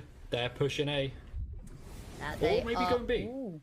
Smoke fades just in the nick of time to get everybody across, but they've got to make some noise here, and whilst we've got the hindsight, there's only one player on site, they do not. A little bit belated, that push into B for them, but here we go. Cider waiting. Oh, that paint shell is huge, and the smoke allows Sulanest to push on forwards, take that space. Retake is coming from quite literally all sides here, but they need to find their individual shots. It's great having a multi-dimensional attack, but each dimension needs to pull its weight. Oh, first duel, it's a little bit messy, but Anguist is going to win this one on out. Chinook next up to the chopping block, and next up to lose their head. Jusu's got one, but it is all for a fruitless effort as Saloonist takes the last two down. It's clean. It's simple. 3 alive at the end, you're pretty happy with, and Metasport, not exactly the run and start you'd like to see, but it's a pistol. They're crazy. They're chaotic. You can accept a loss occasionally. Exactly, and you know, like, they're just finding their footing with this newer composition, making sure that, you know, it works the way they want. Full box 200 on the attack side, potentially 2 scopes. Interesting. A Marshal and an Outlaw. Cryo looking down the same line as last. He did get that first headshot off with the Sheriff last round, but now there's 3 there to deal with. Gonna be a little bit trickier, but he still finds it somehow through a smoke. What on earth? Oh, lovely shot there. Taking out all of the util, just being held at bay. A single nano swarm will do that to you, and unfortunately, the longer they wait, the more difficult this gets. Yes, they've not been able to recover any weapons for the side of Metasport, but we've got a nice read going on here. Yeah, the paint shell sends them away. And they're looking again for this B switch. It's classic, it works, and you know, if you pull the rotations over to A, which they have, it's a very easy thing to do. Anguist, the only person that can really put a surprise in the way, but I don't think he's going to go for it. Not until his team look for something themselves. Gotta stay alive until your team gets here, finds the first, upgrades it, but it's still just a pistol, probably a little bit downtrodden at the prospect. Cryo, however, there it is with the sniper rifle. Finds the avenging kill. It's 1-for-1 on the trades, the messy sprays, but when you've got such a player advantage, you're not too bothered. And they take, 3 guns through. The Outlaw brought through is incredible. This forces the full shield buy, which means we might be lacking a bit of utility, but I think Medisport, they've controlled their economy well enough. I mean, they've got full shields, got almost full util, missing 1 flash, but that's likely not the end of the world. Single Guardian as well. Yeah, and, Chinook, he's hit those shots, and he's going to have to, because there's going to be a clash here outside of A. The C's and the nade look like it's coming, full box 200's way. It is tactfully dodging, however. They've got to be so careful because, yeah, the flash is good and the Prowler's a lot of information, but up close you still got that clear enough vision. And there is the pass across Metasport. Ooh. They've got... Look at where Zester is as well. So much information that there's nobody C. You've heard nothing B. So they all, I assume, are just going to start coagulating on A. Great word, and yeah, it looks like it's the perfect plan as well. Kayak's pushing a little bit aggressive. Chinook could turn this corner at any moment, and looks like he might. It's being watched. Nosby looking for something, a bit of damage, and it's good. Oh, and Kayaks has a little bit of damage. Yeah, thinking bated breath, low HP, but right weapon for it. Open out, trying to clear this path. I have got somebody who's slipped the net. Maybe expecting Anguist, but Chinook is going to be a whole different ballpark. First taken down, and Chinook still not had to show their presence, their location, and a full box. Ooh, running out of time, running out of opportunities to plant, and you're not going to be given a safe plant here either. The bot, oh, that's going to go down so quickly. Hardly the bodyguard you hope it to be. And now Cryo knows they just have to take this fight. The flash round the corner. Unfortunately, the spike drops there. Chance to recover it and chance to plant it, diminishing by every millisecond. And Chinook, the last person, didn't even need the sneaky hiding spot, just wanted to take the fight at face value. Yeah, and no bonus conversion. Great news for Medisport. Their attack side previously, they got 5 rounds on Lotus, so, absolutely nothing shabby, but they need to make sure they can get as many rounds here as possible on the defending side. They've got the guns all up, a full box to 100, they're going to match that themselves. No ults online, that's not cycled up just yet, and again, another A fight. Everyone really wanting the control of this A space, but look at C. Chinook is so far advanced. It's all an information game as well. When you have that much knowledge, you push that far, you can afford to just send people. You've got 2 people covering, 2/3 of the map, and that's all they need. B, ooh, you can take down Cider here. Is looking very weak. And suddenly, we talked about how it looked pretty good. It's sort of collapsed very dramatically. Anguist, ooh, dangerous, risky play there to even show the bullet traces, but can be allowed to live. Here it is. Ooh, as the smoke fades, just caught. And here it is, Jusu, last alive. Satchel to try just bounce anybody off the angle, but unfortunately Noseby in a little bit of a tough spot. It's a very difficult clear here. You open yourself to both sides. And there it is. Red like a book. 3-1 Metasport. That 1 round, nothing but a speed bump on 200's road to victory. And the team from the East is looking clean. Every step of the way, they are coordinated. They're ready. The stuns are perfect in the way that they are playing off of the utility. Breach kind of falling out of favor overall, but Nosby is showing why you can still bring the breach. If you're playing off the utility like that, it is perfection. And now 2 Guardians, and that's it for the duelists for Medisport on the defense. They flush out any chance of the attackers taking A, and the Prowler, well, it's going to get broken immediately. Chester happy with that control, but now Anguist first on the line. Ooh, tough fight here. No. Actually, no, okay. Still a tough fight, it's just a delayed instance. Need to try to isolate these. If you can push a little bit further, but unfortunately Prowler spots them. Location known, and the 2 of them Neither are going to let them, but unfortunately what they don't know is there's a little bit of help from behind. If Anguist goes down, I say that, whole team ready to pounce, but they do not. Chinook also gonna fall. Saloonist, ooh, has to be careful here, trying to take down the Rays before the showstopper lands, but unfortunately is able to do neither. Paranoia is so perfectly timed. Vosa just trying to adjust the aim there from the frantic run away, but everything they could need. And then a cherry on top. Spike goes down, no players remotely nearby, so the time's going to start ticking. And now Jusu, that smoke's going to give them an opportunity to cross and be able to spot this. One player in the middle, now they've realized it's a possibility, so the second location may be known. Vosa caught off guard by the second, but 1 versus 1, and Cider, no point in being quiet anymore. Ajax just lined up on the angle. A pixel is all he needs. Yeah, didn't get baited by the sound of the door spinning, and a pretty good eco for Medisport. Almost brought that back, but it came down to that 1 versus 1, and, you know, Gadrix, he's gonna be good in that. The showstopper timing was brilliant. As we see the Tactical there lying down for a second. We're all feeling tired at this point. Medisport, they get the guns back online, and there's a lot of ultimates. Expect these to have big impact in the next couple of rounds. The Nightfall, the Lockdown, the Dimensional Drift, and the Steel Garden, all such power ults. But crucially, Nosby 1 away from his own Rolling Thunder. Oh, that is amazing. Oh. What a way to lose the opening pick, man. You just feel decimated by that. It hurts. And okay, the Prowler, it notes presence still here, but Chinook tucked into this close corner. Silence has usually been diligent, should note where they are, and yet the gate crash out if he needs it. Ooh, gets one and the escape, as you called it. Now the stuns just have to wait and wear them off, and Bullbox have decided elsewhere is looking much better than the prospects of C.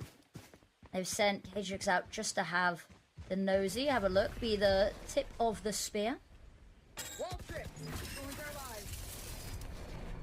That's gonna go B again. Yeah. They don't necessarily have too many other options. Ult's now been invested, and Esther, oh, just about misses. They have been masters of dodging bullets here, 200. Sided with the first, then immediately a seize to try stop a peek off the back. So no trade will come on through. Anguist now has to try and hold this site down. 2 kills back to back. Ajax, decisions, choices. Drops down, it's silent, so may actually be able to get the drop here, but 12 seconds, the round is completely lost, but the kill, don't, there we go. He surely can't get the spike down here. They no, don't no let time. it, no, yeah. Even if so, you can see Cider just sprinting, just the prospect alone of the spike being allowed after a knife kill like that, they're not gonna let it happen. Yeah, no, they're really not. It's at this point as well, Medisport, they can just about buy up this round, but the next, it's going to be rough. So that win was so important. The knife kill, a little bit of fun. Just trying to enjoy it as much as possible. And now, full box 200. 4 and 2. A Guardian. The bank a little bit low. And again, an A fight. They want this control. Exactly. And they're going to have to fight tooth and nail for it. A hail of utility on both sides here. Forcing both to tuck in and weather the storm. Kajux, stuns come on through, buys them the opportunity and the door in towards B if they really want to tempt fate again. Yusu left on an island, has backup from further afield, but there it is. Pokes their head out, goes for a kill, but is punished for their greed. They've got the opportunity, right, for A or for B here again. Yeah, and with A site becoming more and more populated the longer they wait, I wouldn't be surprised, but this push from Tree and the Rolling Thunder invested, surely it's here and now. Ooh, there's the first. Instant trade from Zester keeps things humble, but 2 versus 4, they've still got bigger problems on their hands. Dodges the fault line, finds the pick, ready for the next, but no one's going to peek from behind, and he is 360 finding these frags. Unfortunately, just the player in Tree, too much of an ask, and then Anguist, of course, hitting the deck. 5-2 now, a lead being established early on. And a great lead it is, because yeah, we're going to get Metasport the timeout as they're down to another eco. They've still got some big ults, right, that they could look to turn this around, but Fullbox 100 can match that in kind, and they've got the money. They can have the guns that Metasport, they don't have the chance. So the coaches going to come into play now. And Metasport, they've got Shadow, right, a very well-known, very well-loved coach now. Come down after being a player. Looking to turn this around, because you know this isn't really typically their map, so they're hoping that they can get the adaptations in now for the double duelist, the surprise comp, to try and turn it around. Yeah, and if you can steal away your opponent's map pick early on, set yourself up for success going onto your own. It's a clear run there. And then, you know, there is a third map waiting in the wings if everything goes a little bit weird. And they are starting, of course, the caveat being on their preferred side, on the supposedly easier side. Favoured is probably the best word there. But this is a nice start. If they can keep this up, any lead that they can build, if they can keep this, you know, 4-5 round head start, going on to the defense side is going to be amazing for them, really, and probably necessary. I'm liking that there's a lot of ults online. I'm hoping that we see them used early on, because they've got an opportunity to get a second round in, potentially. No one hit by the paranoia, but a lot of pressure over towards Mound. This door, it's going to be spun in the fight in B main. Oh, it is a wipeout decimation towards B, and oh, poor Nosby. Bit delayed, doesn't really matter. Exactly.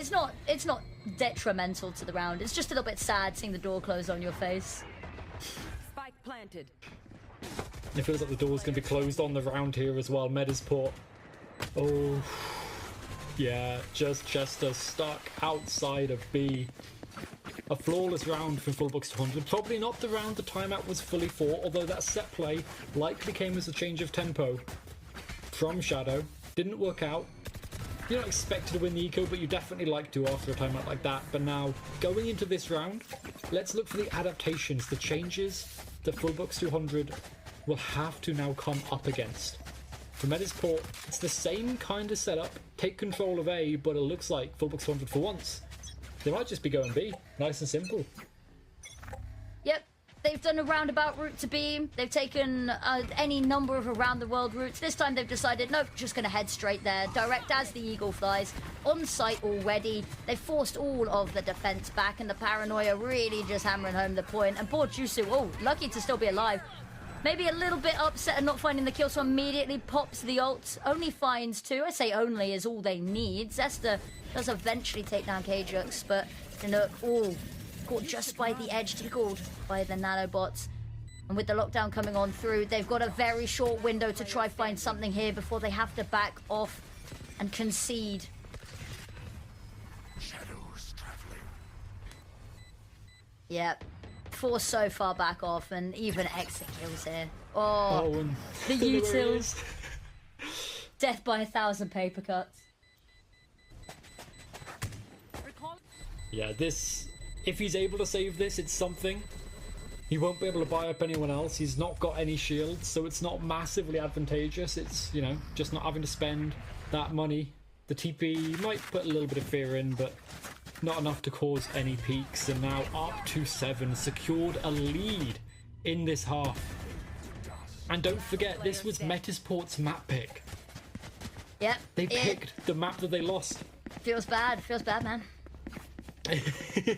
I think that's absolutely one way of putting it. And now a little bit of a rough buy. 2 rifles, 2 sheriffs, and a stinger for Metasport. Aggression out towards A from both sides yet again. They match in the middle. Ooh.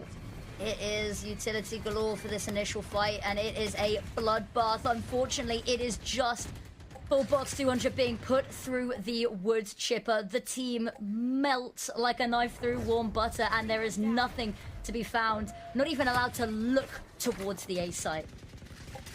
Yeah, I mean, that's exactly what Chester needed to do there. Shut down as many as possible. Jusu somehow getting a spam with the sheriff through a smoke. Not sure how that happened, but He's going to be thanking his lucky stars. And now, Fullbox 200 peeking out into a double hold. The flash, sure, but it's going to be rough. Oh, the stun. Oh, it's... Ooh, kill both sides. They know Zester's up there. Oh, speedy peek. Speedy peeks for the win, and there it is.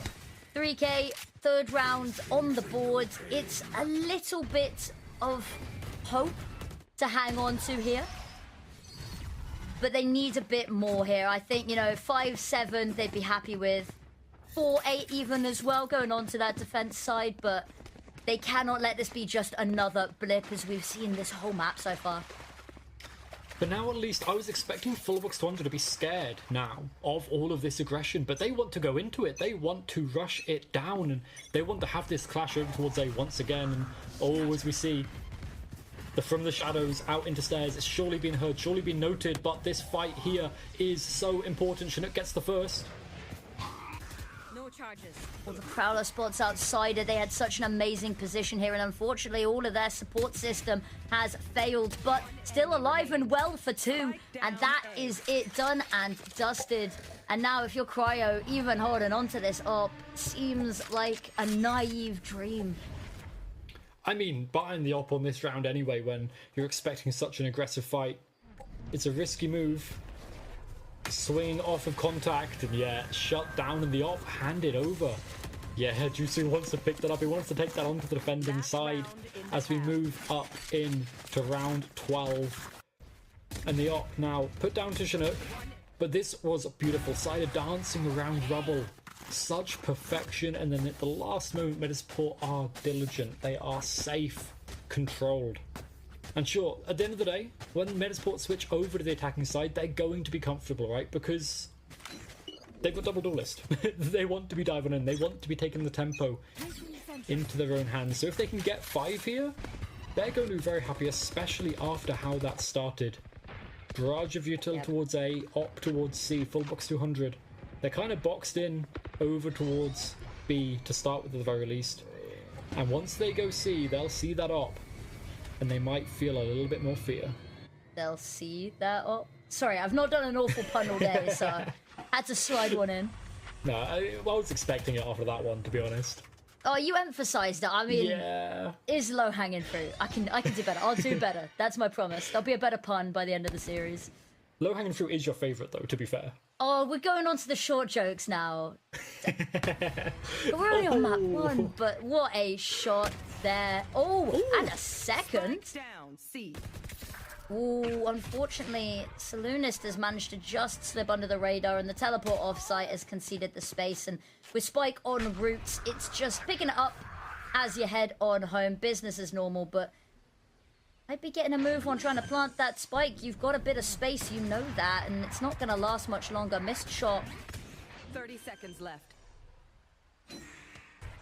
Oh, the back away. I like the proactivity of holding site there, but unfortunately, Chinook with the Dimension Drift is just going to be able to spot them both out. Isn't going to be able to contribute their name into the kill feed just yet, but all of the information in the world. The repositions to try throw them off, but they're throwing everything and the kitchen sink at this retake. Oh, and it's working so well. Jusu strolls on in, the Nightfall deafening the ears of Fullbox 200, and well, that was a deafening second half of that half, right? Getting up to 5, you are so happy as Metasport swinging onto the attack side. You know that that's Fullbox 200's better half, so now as we switch, we'll see if this new double duelist comp can really take advantage of the aggression.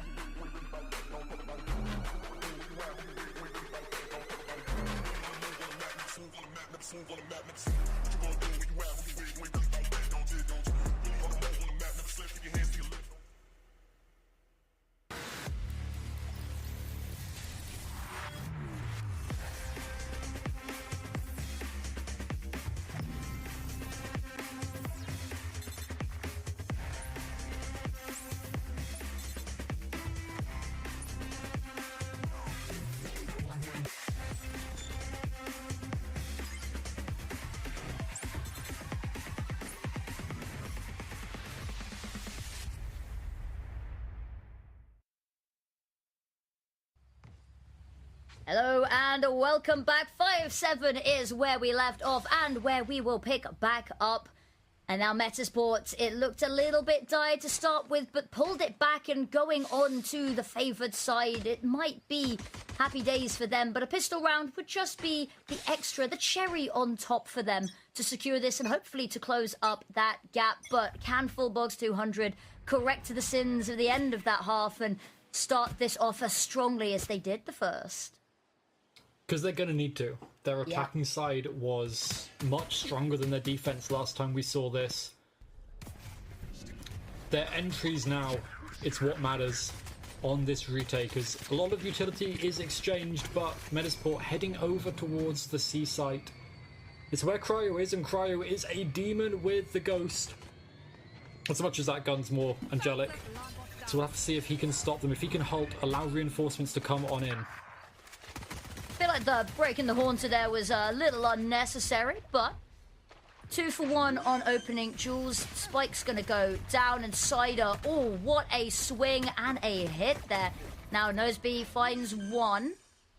Trying to help teammate has now backed them up here, but Zesta flashed off the angle, but still goes for more. And now Saloonist, 4 HP, enemies everywhere.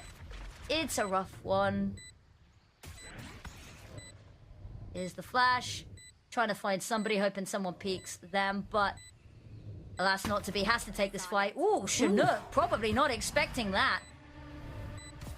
Haunter comes out again, not going to spot anything, and now the smoke, it's being held. This is going to be a risky peek, still gets it. And now Cider, oh, the Prowler, blinded, hoping maybe they can find it, jumps on top of the box, and it is insane. Saloonist, 4 HP, a 3k, and I think just about has time for the defuse. It is a biblical clutch. Find you. Oh my! We set that up like it was impossible. Surely no one could have done that. But the peaks and the timings at every step of the way. The jump up onto the box to close it out, and 1 second left as well for the defuse. Fullbox 200 starting this out strong, and Metasport, they are doing something risky. They've made the decision to force up on this round. They want to try and bring back as much as possible. It's unexpected, but it's going B, and this is where everyone from Fullbox 200 is. Oh, a well-placed fault line here could be huge. Catches about half the team. The paint shell goes in and is the call to action. They're having to run through smokes, and it's messy. Atrix has got to Cryo with on Anguist trying to be the difference maker and puts the favor back on their side. Now Favota, last one here. Waiting round the corner, and it's Jusu with the Bucky. Don't ever let anyone tell you the shotguns are not the best guns in the game. Beautiful moment, beautiful round, and they steal away the conversion. Yeah, that is a brilliant force. It has everything that you need for a force to be good. It has aggression, it has surprise popping out, and then in that last moment, leaving someone outside of Blue Room. Brilliant decision to take down Furiosa, and now Fullbox 100. Sheriffs, a Marshal. Might find some damage, but there's Outlaws on the other side, there's Bulldogs, there's even a Phantom. Kayaks, nothing found. Chinook, too clean with it as Metasport on this buy up. They look to hit towards A, at least to start with, and see if they can find any more. Saloonist, that's a risky peak, 35 HP. The moment the door goes here, Saloonist is in for a world of hurt. Desperately tucking in, but before the Prowler can even reach, Zesta has taken them down. Noseby now knows that they have to hold on. Teammates not too far away, and actually with the pace of Metasport, they're happy just to sit here for a second. Make them uncomfortable, make them doubt. Ooh, and doubt they have. Leaving that line, you lose so much of your control, and yes, it's been pinged by Metasport, but they're going to swing into it any moment. The door to tree, gonna spin around. A site's the target. You can see Cryo moving on over as well, but Metasport, they will flood this site. Yep. The flood, here it is, the dam bursts, the water comes pouring, and Noseby desperately trying to hold it off or keep their head above the water. Anguis, however, takes both down, and now suddenly Cryo, nothing to be found. No bodies, nothing, flawless as that gap. Oh, it's basically invisible. Yeah, and this is how you can come back from those very close first halves. The force up was a brilliant decision, and now Fullbox 200, they've actually still not got a full buy Guardian for Kayaks. He's very good with it. Maybe you can find something. But Metasport are still sitting comfy. Look at the bank behind them as well. If they can win that this round, it's great. But they're not really looking at this as a must-win. This is a nice to have, and I mean, they're going to try their hardest. Quality of life. I'm calling. Yeah. I'm dubbing it. You know what? I've got to have something. I'm dubbing it. They are pushed back though to start with. They're going to have an issue here as well, because as those players solidify on B, they're not going to have anywhere to go there. Utah being expended just to try clear this out. Oh, Salunas, this is risky. And she decides to back away, and it's the right call, 100%, just to hold the line a little bit further back. And risky plays, they can be flashy, they can be huge, but high risk does come with the caveat of high reward. And now the decision. Over towards A, a fake. It'll be a real one over towards C. Does Kajak spot this out? Is he able to alert his team that it's just one, it's just Cider, it's just the fade, and yeah, he is. Look at the time, though. Yeah, Metasport, they have to hit this site, and there's going to be so many reinforcements here in time. Yep, and that Neon, the sprint, the marathon to go on over, the fault line to burst them up. Joso's managed to get on top of the boxes, but it doesn't matter when they are dead. Noseby also finding a kill here as well, but Cryo, all 3 and 4 to the tally to get it done and to keep this lead, just etching it out further and further. And Metasport show a classic sign of overthinking, right? On Lotus, you get this a lot. Where on the attacking side, you're really trying to pull with the rotations. If you can't get, as the attackers, your initial control over to A, this is exactly what happens. The defenders have one person, maybe one over in blue room to assist if needed, but primarily watching B. And that's why we now see Metasport take this control first. They want to get control over this, to keep that aggression on. Fullbox 200 trying as much as they can to put a stop to it, but Chinook with the op takes down Salunas, and they back off. They give this over to Fullbox 200, but now they're one person down. Ooh, a freebie, and they might be given a little bit more of a reward as well as Ajax. Ooh, Crispy, I was a little bit worried there. The back away, are they going to try chase? Siders is hungry for the kill, but unfortunately, just a little bit too slow to find it. Ooh, head spotted. That could have been a lovely pick. That Prowler chases halfway across the map, but they have to back away now. Minute wiped off of the clock, and slow progress towards a site.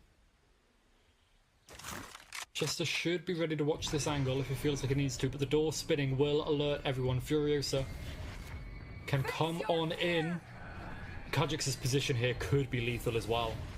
Yeah, just needs to make sure it doesn't get jumped from the side first. But oh, the sprays are so messy, and now location known. Oh, Vervosa saving the day. Get down, Mr. President. And there it is. Kayaks should have gone down there every universe, but lucky to have teammates saving their bacon. Spike goes down nonetheless. Unfortunate, but they have an opportunity. Unfortunately, caught there by the tether means that Ultimate is not going to be able to have its full impact. Now needs to help on out, pitch on in. 2 versus 1. Zesta, ooh, holds the fire, gets the first, the second lines up. The 1-by-1 peaks their downfall. And this is where the fundamentals and the trading matters so much. Right, when it comes down to these last second bits, and Footbox 200, they've been very good at those trades, but you typically need someone like Kajix alive in those moments to do so, and, well, they were split apart, isolated, and actually we're getting an unusual buy. Operator, Glass Cannon, and a Sheriff for Saloonist. They're relying on the scope to essentially win them this round, but Kajix has seen absolutely naught. Yep, and the one way is a little bit difficult to try get that initial fight towards Mound. Prowler to go in and clear it, give them the space to work with. They want to, oh, actually, back away.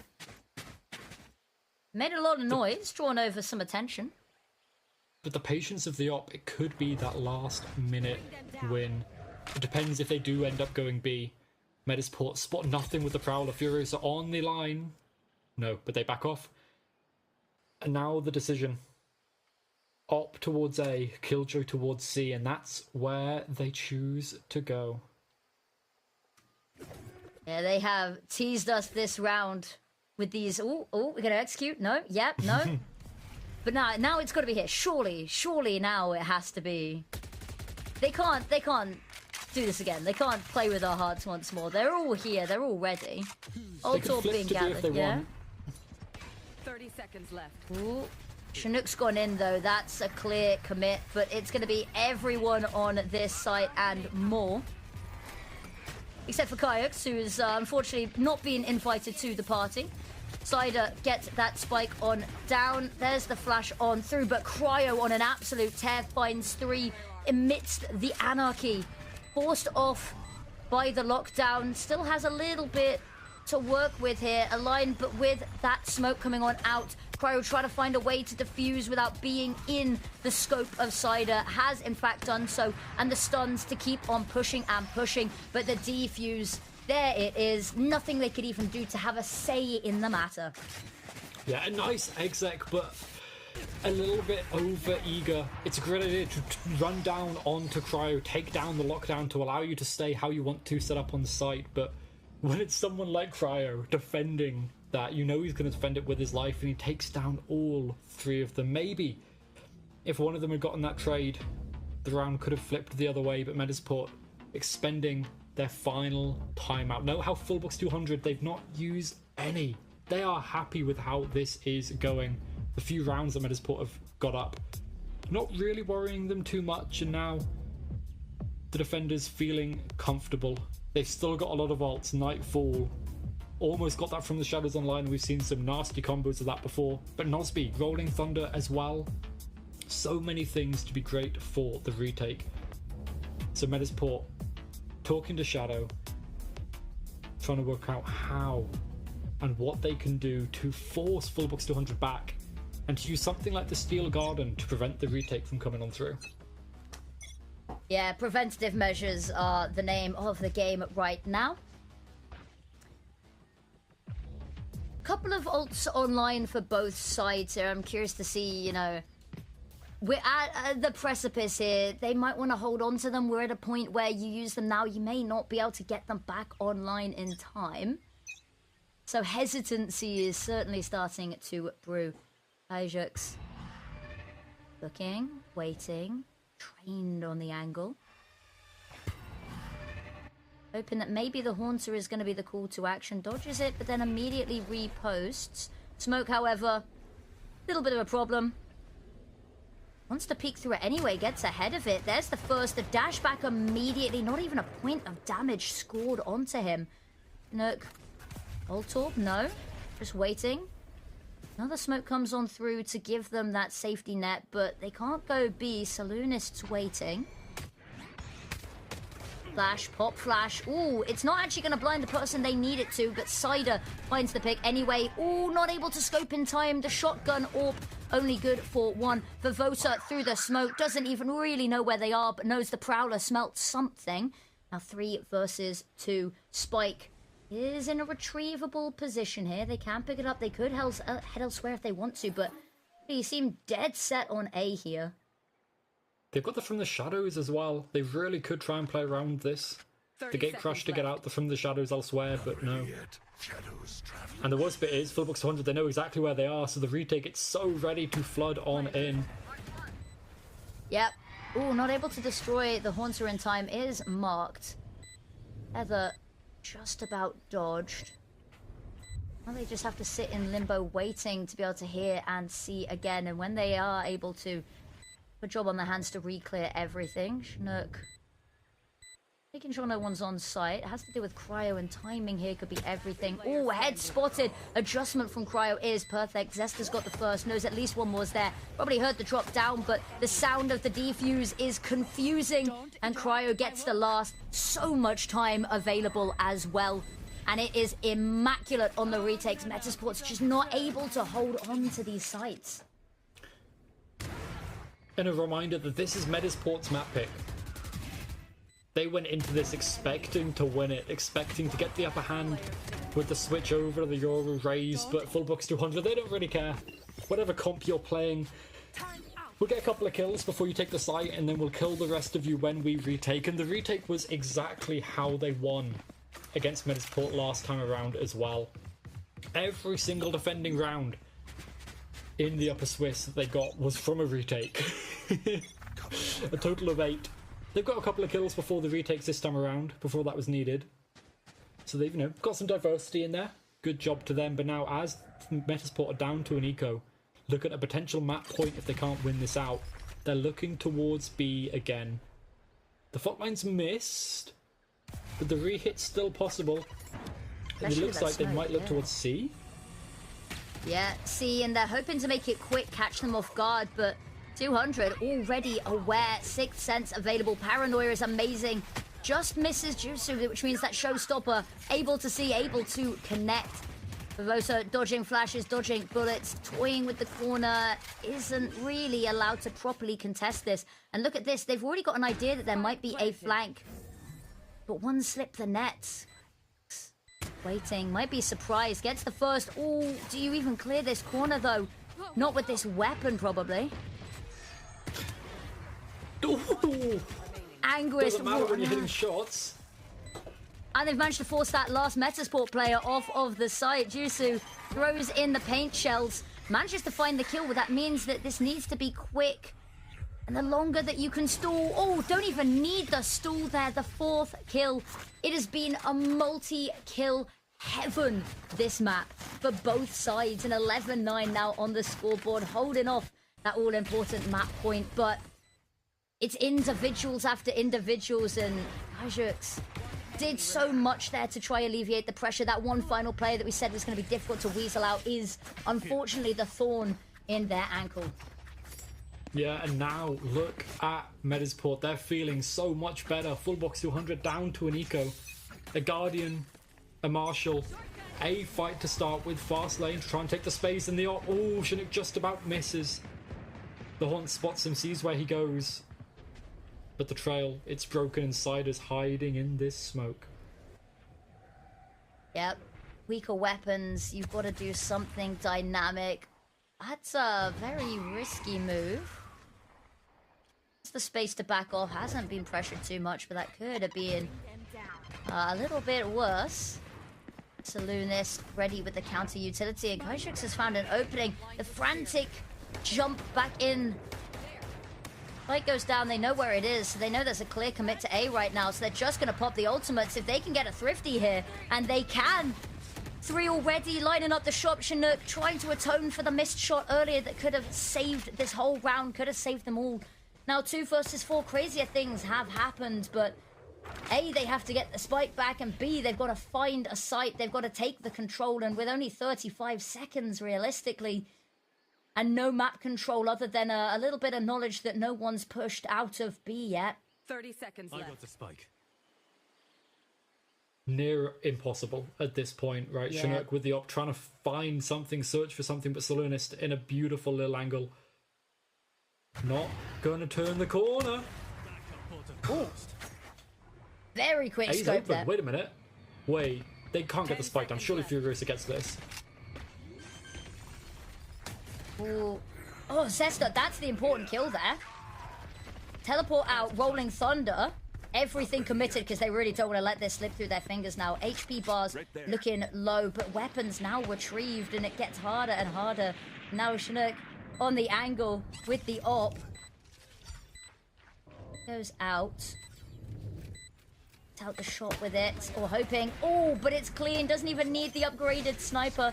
And now Sesta, the last alive. The paranoia is amazing, but Noseby further afield. Not blinded. Holds true. Defuse. All the time they want. They can even go weapon shopping in the midst. And as we hear from the call out, a thrifty. That's why they're going weapon shopping. They're saving that money. They're going to pick up all of those weapons given to them. Probably Chinook's op as well. Saloonist expecting someone to jump up on top of route first, but no such luck. Oh, that is, if that's how you're going to win it, that is a good way to win it. But full box 200 despite winning that round. They want to let Medisport sit and simmer in nearly losing their map pick, but this is risky because this gives Shadow the chance to jump back in, give some advice, take a second to bring their players back in. Yeah, exactly. It's maybe a double-edged sword, but I also kind of like it. Sometimes I'd say maybe you don't want to take it right now because you don't want to break up this little bit of momentum, but they've not had a round streak. It's been a little bit dicey and chopped up here, but they're holding them just... It's like when you're on, you know, like the water roller coasters where you're like in the boats and you're just like right over the edge before the drop. That's what they're doing right now, is just the anticipation, hoping maybe as well that could throw them off a little bit. They haven't used a timeout yet, but all they need is one round. They've got 3 chances to do it.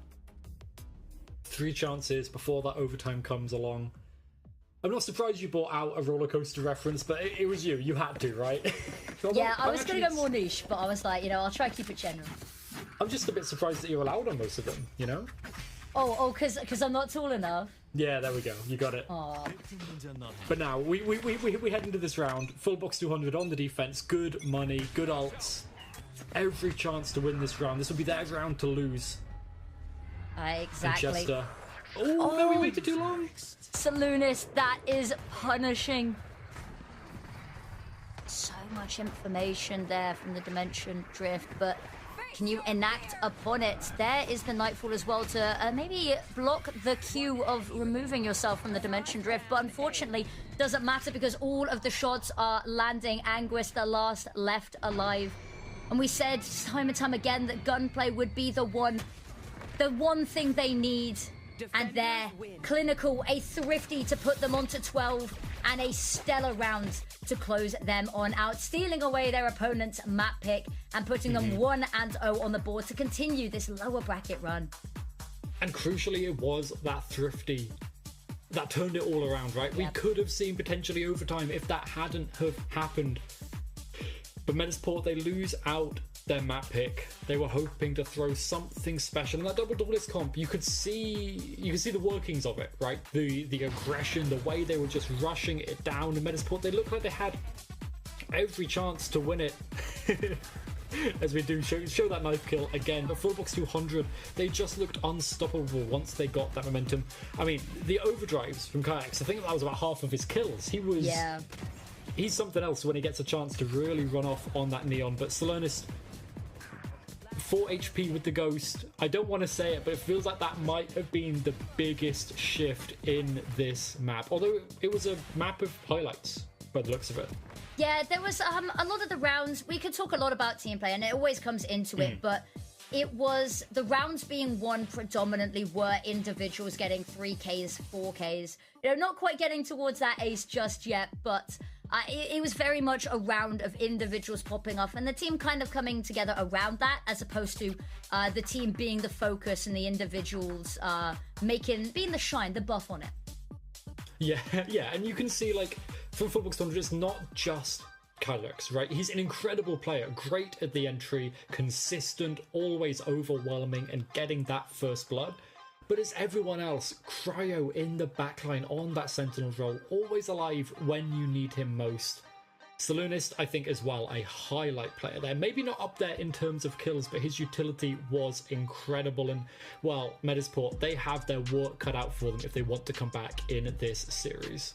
Exactly, but we're going to head to a break and get Haven ready just for you guys' viewing entertainment. So don't go anywhere. We're back super shortly for our next map.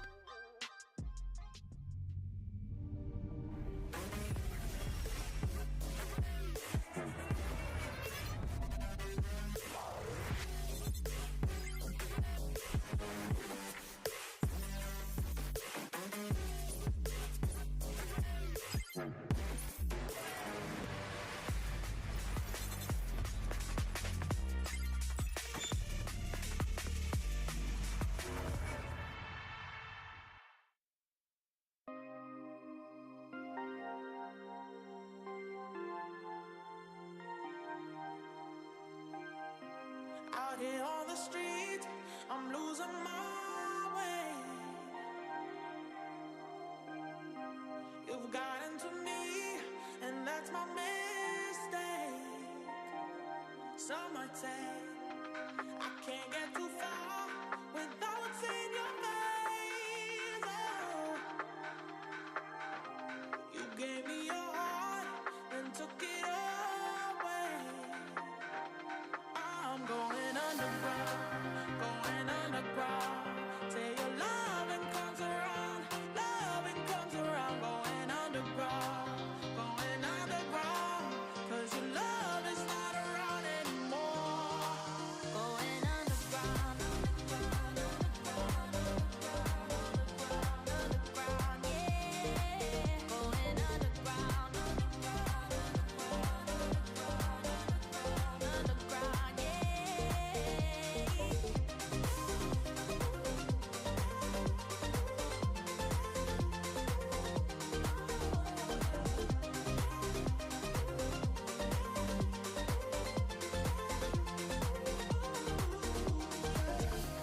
I hide in the dark, nowhere to be found. Where there was a spark, there's now only doubt. No, no, I've said it before, I'll say it again. Oh, I thought you were sure, now you're a losing. I'm going underground, going underground. Say your loving comes around, going underground, going underground. 'Cause your love is not around anymore. Going underground, underground, yeah. Going underground, underground, yeah.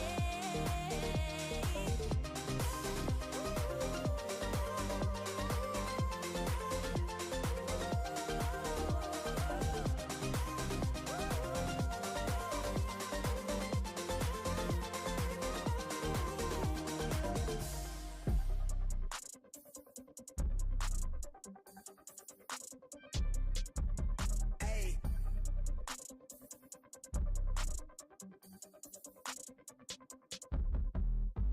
They been on it, drum on the rail. I wrap it, I bag it, I pack it for sale. Got feeling on speed out, hit me a chill. I give it a thrill, I put it on film. Just I get a plot, that ain't real. Come to my section and flex, we can tell. I got a show and she dipping them nails. I'm flipping my L's, I know they can tell. I did it too major, they hit me for favors. Been him since the cable was cut in the cradle. What's up, only right that I do it. Colossal until I'm a boss, so they want me to fail. Look, we prevail. Jump on your tail. Know that they talking, they telling them tales. Just know how to tell. They're for the sale. Hey, they talk like they got it, but they need to stop it.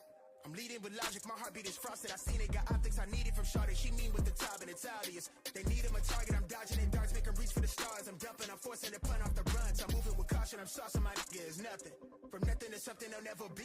Tycooning, I'm Jay with the thizzle face. I'm nothing my section has ever seen. Run the ice so I'm clutch, I don't need a screen. I'm Curry, I push it from 30 deep. Do the pin in the pad like it's surgery. She been curving you just to flirt with me. Totally tucked off, but the jewels out. I just in a home with a full mouth. I'm a rare breed when the moon out. I'ma stop playing by the rules now. I been ran plays, need a new route. Queen said she needs space in a new house. Mom told me that she pray for the kid every day. No wonder I'm getting paid for the tunes bills now. Hey, ass, bitch, I'm on the rail. I rap it, I bag it, I pack it for sale. Got feeling, I speed out, I hit me the tail. I give it a thrill, I put it on real. This for sure, get a plot, that ain't real. Come to my section and flex, we can tell.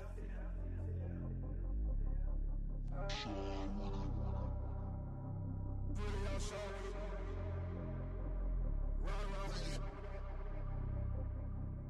Run with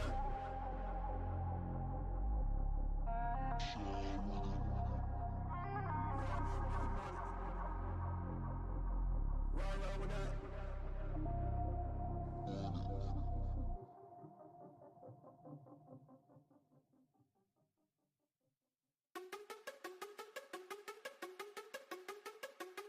Make a life for myself.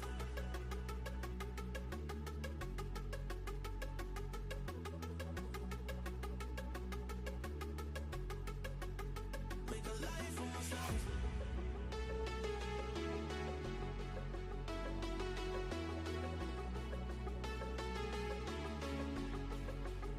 Make a life for myself.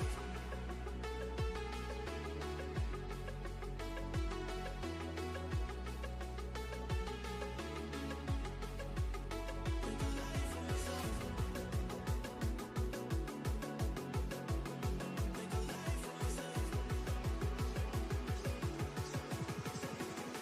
Make a life for myself.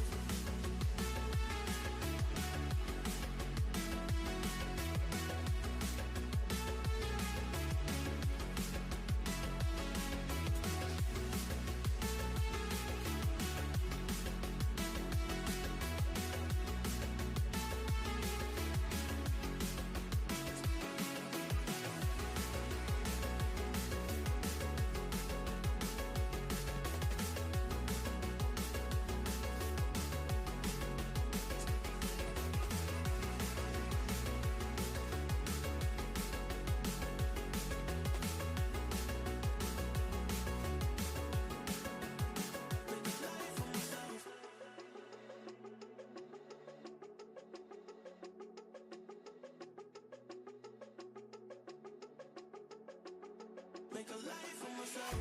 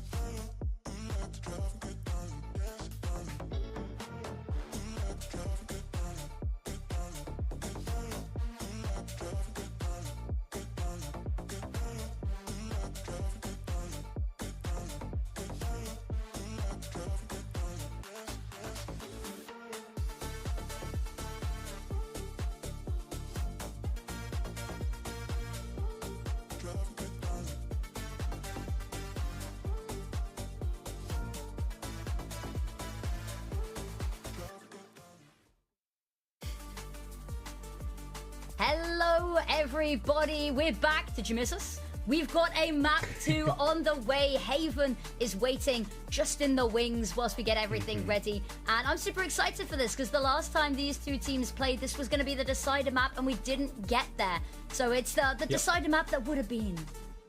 It is, and I mean, unfortunately for Medisport, they've not been... You're buttering it up here. Yeah. You're buttering it okay. up here. Up until Boars, they were very good on this map, right? They beat some pretty good teams in Control Coalesce and Detiolis, very strong on both sides. I said this on Saturday, 71% win rate. If you exclude Saturday, on both sides of this map. An incredible record. But then on Saturday is the final map, they got 13-2'd by Boars. Another East team, the other East team that has taken Northeast by storm, and now they're up against Fullbox 200, who picked into this map and are also looking incredibly strong on it. Yeah, exactly. And we've talked a lot about the vetoes. I know you're not happy that this has come up and that Corrode got banned out so quickly. But yeah, coming off the back of a 13-2, redemption, if anything, is the name of the game because you are staring elimination in the face right now. And this needs to be a complete switch up. You don't have backup. You don't have contingency now. This is do or die on a map that you kind of shriveled up a little bit on yesterday. But it's okay. You know, we'll write the sins of the past and we'll have a banger map. Keep our fingers crossed because you really don't want that to be how, you know, the off-season starts for you. No, and I mean, like, Bind for Medisport, historically a pretty good map, actually. So, like, if they end up going there, they're going to be comfortable. And, you know, if they're going to win this, I think I said this at the beginning as well, if they're going to win this series, it's probably going to have to be a 3-mapper because of Haven in here. Yes, it was good historically, but other than Detiolis, the only playoffs team that Medisport beat, there wasn't one, right? They played against Detiolis and they played against Boars. They lost to both.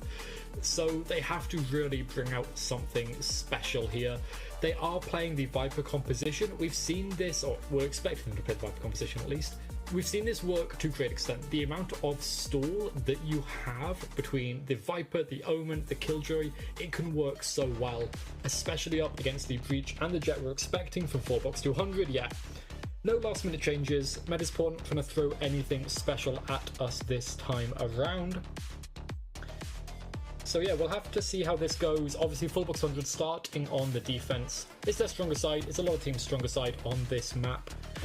So Medisport with the attack. They'll want to play nice and slow. Try and make the most of the quick rotations and the fakes they can pull off with Jusu on the Neon. Yeah, exactly. And we saw some cheeky little plays. I'm excited, you know, Cryo back on that, of course, staying on this Sentinel. It's not like I'm expecting them to suddenly be like, I am duelist, hear me roar. But I'm quite excited because they had some killer moments last map. And on a map like Haven, where you have that little bit of an opportunity when you set up to maybe have a nosy slightly elsewhere, you know, if you're over on A and you've got your setup maybe towards sewer on site, you can have a little bit of a look towards main.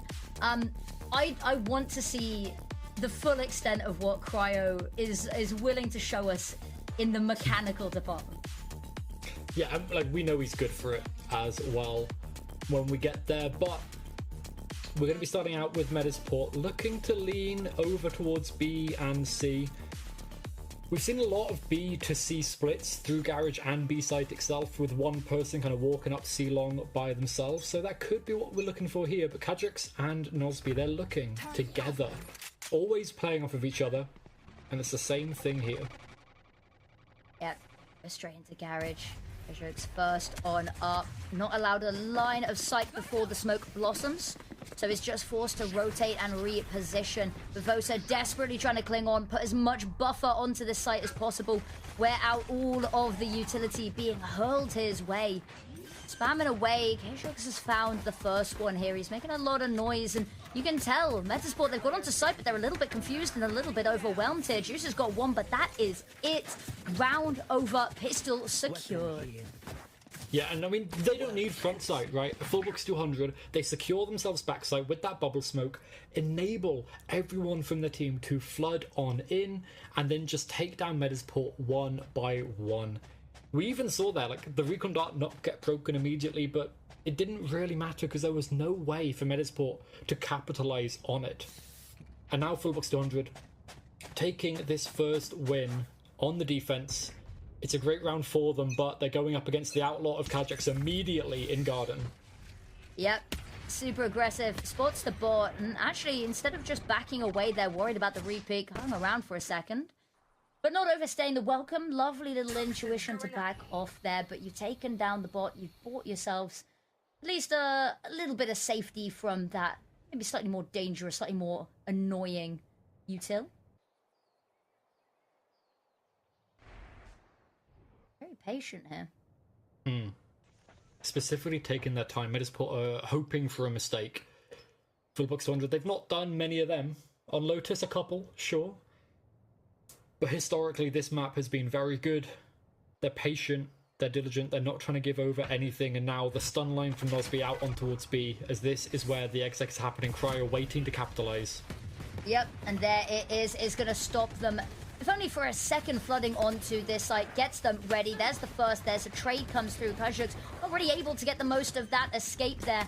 And Metasport, they've managed to eliminate most of the players on this site. And Anguist, there we go, the third kill. And they've somehow thriftied them, stolen away the conversion. And it's in a matter of seconds. It looked like Fullbox was so ready, but it does not happen. No, Medisport, they reacted to the fault line. We could see that in the air view from our wonderful observers, that they were ready to dodge out the way of that fault line and then dash in, flood towards backside together, force out Nosby because they know he's there, force out Kajaks because they know he's probably got the Outlaws somewhere along that line, and then just take the win themselves. Now they've got a good buy up on this attacking side. Cider as well. Only needs the Marshal. Basically no shields other than Cryo, and yeah, crispy, clean with it. An immediate push up from Kajaks though, taking all of that A space, and it's forcing Medisport over towards C. Yeah, towards C they head, Paranoia in hand. Vosa, lone defender here. Cryo near enough by, but as demons of their own that they're worried about. We know that there's nobody there, but they don't. Here's the drone. Ooh, I don't know if they were spotted, but the stuns come through, and Yusu, movement impeccable onto site, but the right click is amazing. Cryo's found one. Chinook, however, and Anguist, they've decided they're not willing to let Thrifties back to back and not be the victim this time. Azurix has been insane with the Marshal, but slightly misses the shot, and even then, plenty to support around it. Bit of damage, but nothing to write home about. Yeah, and you can see that Medisport actually adapting already to the bubble smoke on C, peeking out into backside together, making sure that there was no chance for Fullbox 200 to just flood into backside together as a team, taking that space, securing the plant, and making sure that they don't give over what could have been a very rough round, keeping it for themselves. And now they've got that lead. They've got a pretty good buy going into this round as well for the next couple of rounds too. So it's really on Fullbox 200 to try and find a way to win this out. And it's aggression again. A-Long, it worked so well for Kajaks last round. But it's all about middle for Medisport. Yeah, there's a will, there's a way. And there certainly seems to be a will, considering that both of these teams, they're desperate to stay in this competition, win that promotion. But here it is. They've been halted once again. They've got time on their side, however. Cryo not wanting to lose their life in an untradeable, unwinnable fight. Chinook very, very worried that maybe this Cypher wasn't alone. Now C-Site, it's going to be difficult to anchor. Ooh. But Medisport, they back out, and Kajaks shows his presence. Gets a nice little headshot onto Anguist, and now retreats back. Medisport re-clearing the space, heading back towards B. Nosby in backside. No spike there yet, though. So they're going towards A. This is going to end up in an A split, I think.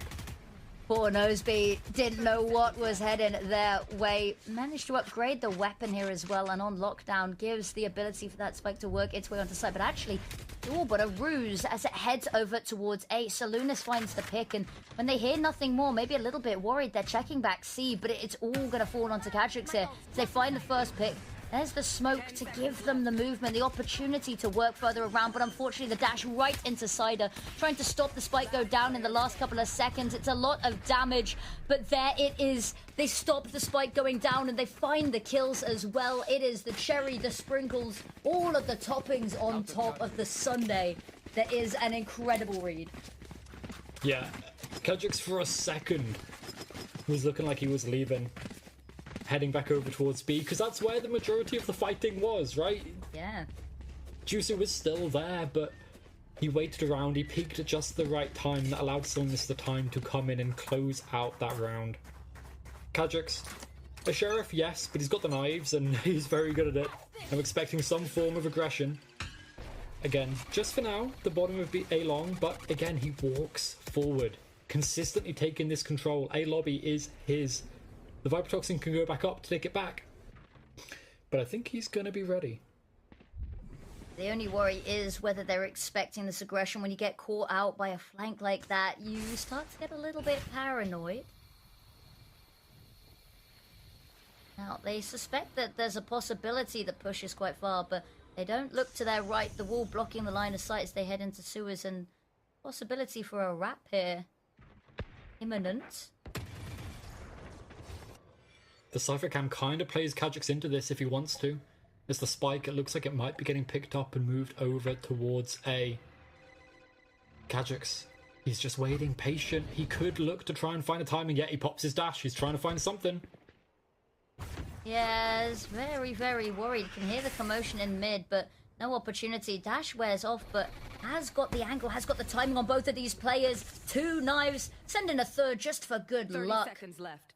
But 2 kills stunts it, and now 30 seconds. B is the only option. The smoke in the way is proving to be a little bit problematic, but you can't go C, you can't go A. Time is not on your side, and they need to hope that no one is watching them.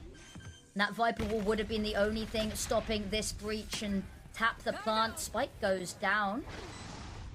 On all sides, danger. The walls closing in rapidly. You've got players in mid, players on all sides. Salunis already on site, but not even able to really pitch in there as Cryo and Noseby find their marks.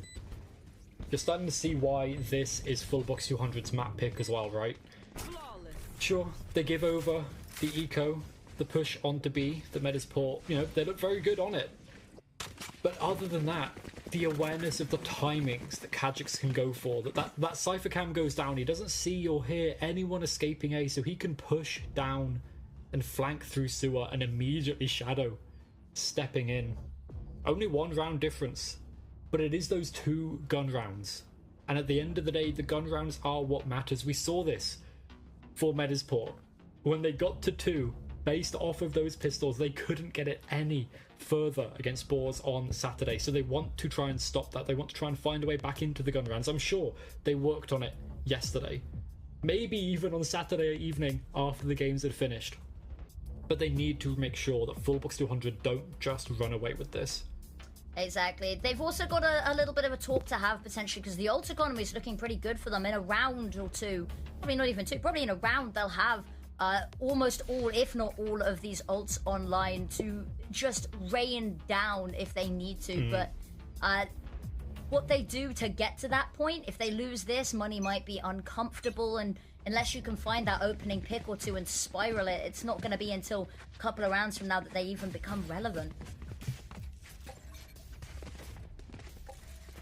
And yet at this point, that's pretty much what it comes down to. I'm sure Shadow pitching in with a lot of that as well. Chinook free to use this Hunter's Fury anytime he feels like he's found something, but it's a mid-fight. Kadrix looking for it. He'll get it. He won't win it, though. Yeah, I guess he did find what he was looking for, but maybe not in the way he wanted. And now Cryo watching the garage line. Might want to try and take a timing at some point, but Hunter's Fury immediately ripped. Ooh, that's a little bit early. Find anything, and I can't help but feel I would have liked to see it held on to just for a little bit later in the round, especially losing that opening pick. Now they've found nothing. It feels like Medisport, they've starved full box 200 of information. That's what the Viper comp wants to do. Make every line, every angle a potential death. So the full box 200, you can see they can't really walk past the initial spawn doors, and now two people towards A. The Cypher Cam will spot out the push if Cryo pops it at the right time, but he's not popped it yet. Oh, he hasn't. Here it is, Saloonist. Ooh. Recon is amazing, but the issue is, even with all that knowledge, how do you capitalize? Siders ran on in and found the first. Zester as well has managed to get back sight, but all of the defense swept on out for Vosa. I think you just look to fall back here. You can maybe look for exits. Any amount of damage he can do at this point to Medisport is good damage. The credits are okay. They can probably buy up the next, but if you can get a couple of kills, you're fine. And he's got enough credits for quite a while. He's happy with the money he's got. And Angrist watching the line, holding it down. Shuts Furiosa out. And now, after the timeout, Medisport, they look a lot more clean on that attack side. The mid-fight was nice. The pause, and then the take onto A. The contact play while starving full box 200 of anything on the defense, forcing the recons, forcing the drones from the defending side. But now Kajix has the op, and when he gets this, he is probably the best player on the server, regardless of the server he's in. He is absolutely incredible with it, but he might not see anything to start with. That Viper wall is so annoying if you're an op player. Yeah, and if you're not able to find those opening fights, if you lose a couple of players and there's suddenly more pressure on each individual, that weapon gets a little bit harder to use as fluidly. Break the dart, break the tripwire. Stuns to try push them on through, and Jusu just way too fast to even be seen. Opening pick found untradeable, and now they push on forward, but it's going to be Furiosa through the wall to find Anguist, equalize the numbers, and give them a little bit of a pause here. Now has to go back and have a look elsewhere, just in case in the midst of all of the chaos, they've let somebody through, let some information slide. And oh, we talked about the op being amazing, but unfortunately it should look just a little bit faster. Oh, the defenders, they think it's going A because they killed the op, but no. Jusu, he's here, he's ready to try and take you down in C-site. It's not completely open, but there's only two to defend it.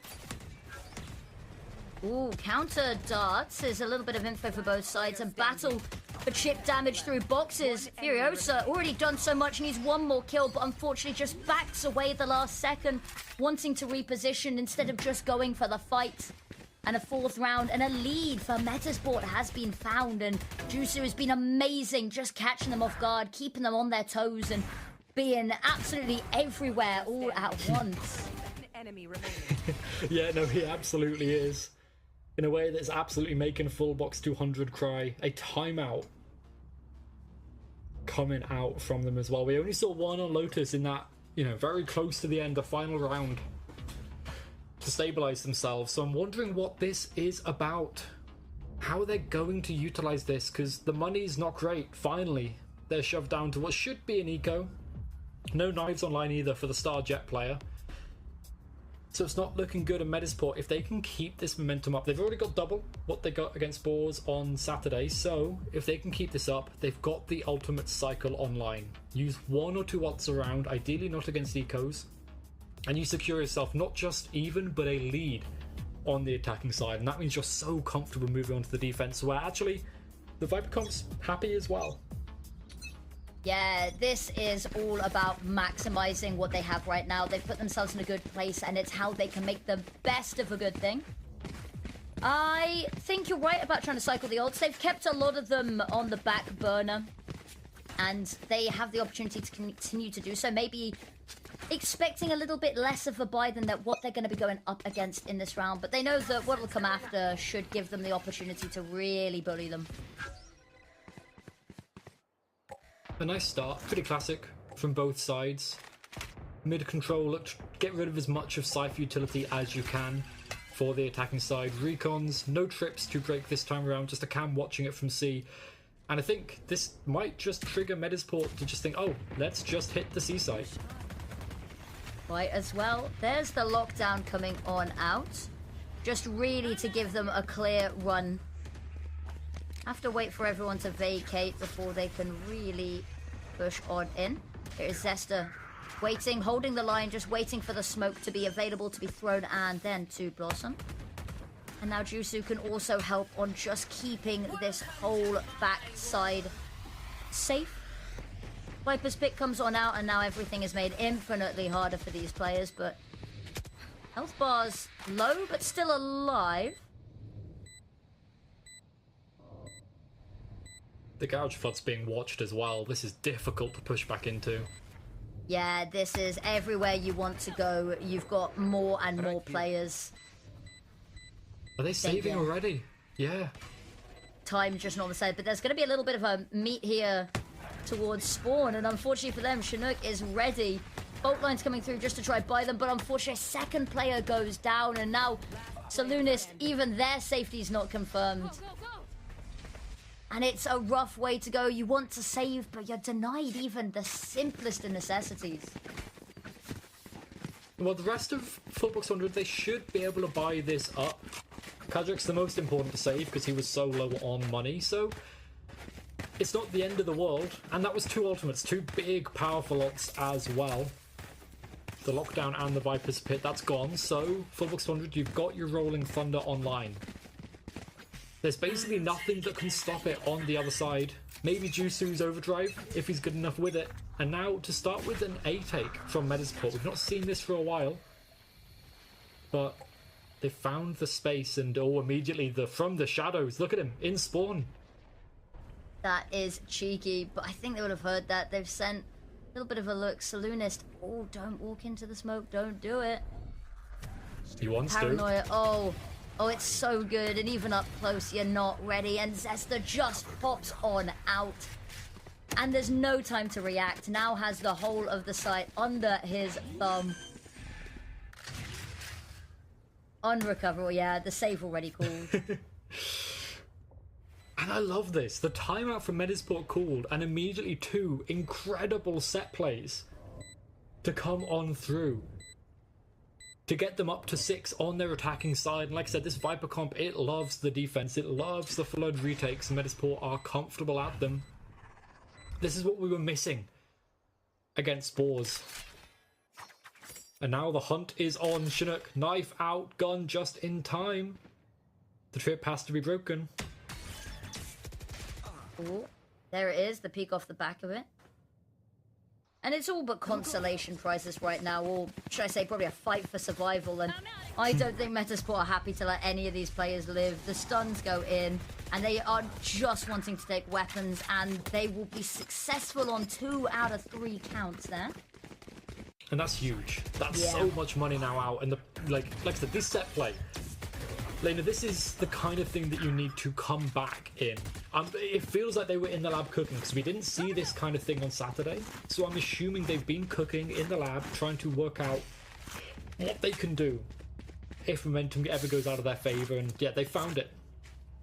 A switch up in the default again over towards mid. Full box 200 down to a relatively low buy. They've still got that rifle and Kadrix. It was, in fact, saved. And the spam doesn't get the trip.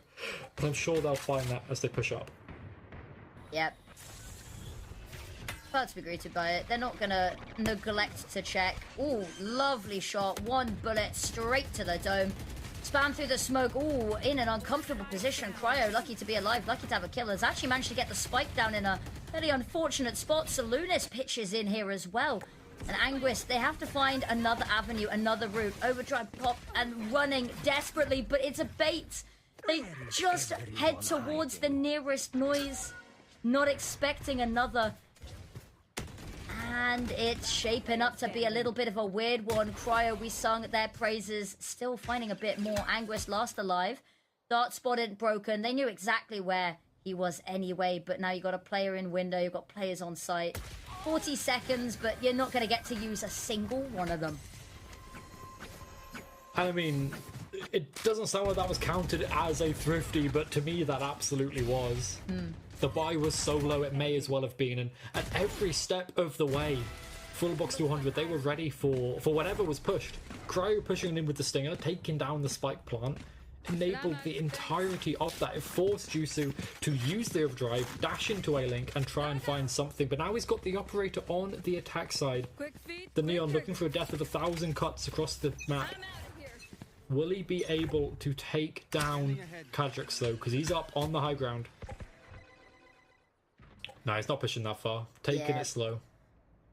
Probably a good bet here. Has to be careful about the mod skill. Oh, I think shoulder spotted there. A couple of steps have been made, and with the break there, you're going to be on high alert, but actually no one's gonna come looking for you. Oh, the fault line, trying to catch them on the retreat. And I'm not sure I like the aggression here, but doesn't choose to push the issue too much further. Remain in the safety net of your own map control. And then Medisport looking for their own. Yeah. They spent a lot of resources over towards A, didn't find too much. It's all been taken back, so C and Garage, that's where they're going to have to lie. Cryo just checking mid, making sure it's okay. But it's going to be C. Furiosa, the paranoia, it has to be huge. The reinforcements are nowhere near. Oh, when he used it a little bit early, Medisport get a kill. He's by himself. And Cryo going down as well, caught by the paranoia. Oh, it's all tumbling. 4 versus 5, which seems a bit misleading. 3 versus 5 seems a bit more true to the action. Locked out, and anytime they've got hold of C, it has been ironclad. There will be no retrieving this site. There will be no recovering this round. You're going to sit, watch that timer tick down, and head into the final round of the half, knowing what could have been. And again, it all comes down to Medisport splitting up the map, finding their ones. And now the hunt, yet again. Solinist his, finds the first. Still another from C, and now 2 from A. His teammate taking a fight too, does find that, and Solinist, ooh, he's trying to get as much as possible. Oh, look at that. It's just down to Chinook, he's only got an op. Maybe if they can find this, they can retrieve it, but no. He's going to go back and save, and, well, those 2 guns, the extra kills. Maybe Salunist finds, you know, the Altorba defuse, some kills, gets another Hunter's Fury, but probably not going to happen. Final round. And Fullbox 200, they want to secure this. They want to stop Medisport from having too much of a kind of net to fall onto. Exactly. It's not often you get to hear the words, oh, just an op, though. So, pretty hefty weapon. The fact that they let it spiral so far, Medisport, I'm imagining, are going to be on pretty high alert. Just worried about that happening again. If that had been, you know, 20 seconds earlier into the round, then a potential defuse could have been on the horizon. But, no. Good on Medisport to just leave it long enough before letting it horribly collapse. But they won the round. That's all you can ask for. They did gift an opportunity for a little bit better of a buy here. Maybe not necessarily too worried. 8-4 would be a lovely scoreline to sit pretty on, but have to get past a very pushed up Kayak. And the drone spotted nothing out towards Sui either, so Medisport taking advantage of the lack of information there. The recon bolt surely going to reveal exactly where this jet is. One teammate for reinforcement, a smoke outside of B. And Fullbox 200, they have to find some kills here. Oh, there's the first. Trying to give the illusion that they have escaped, lure them into a fight here because they've got backup. But Salunis going down, it's a problem, but could be an ace here. Knives, all 5 buried into Jusu's body. And there it is. It's close quarters. Loses their teammate, but doesn't even need them. And that is our lower Swiss MVP popping off. He's going to be going on to the other half, onto the attack side, taking the tempo. We'll have to see if they can find the win, the 2-0 on the next half.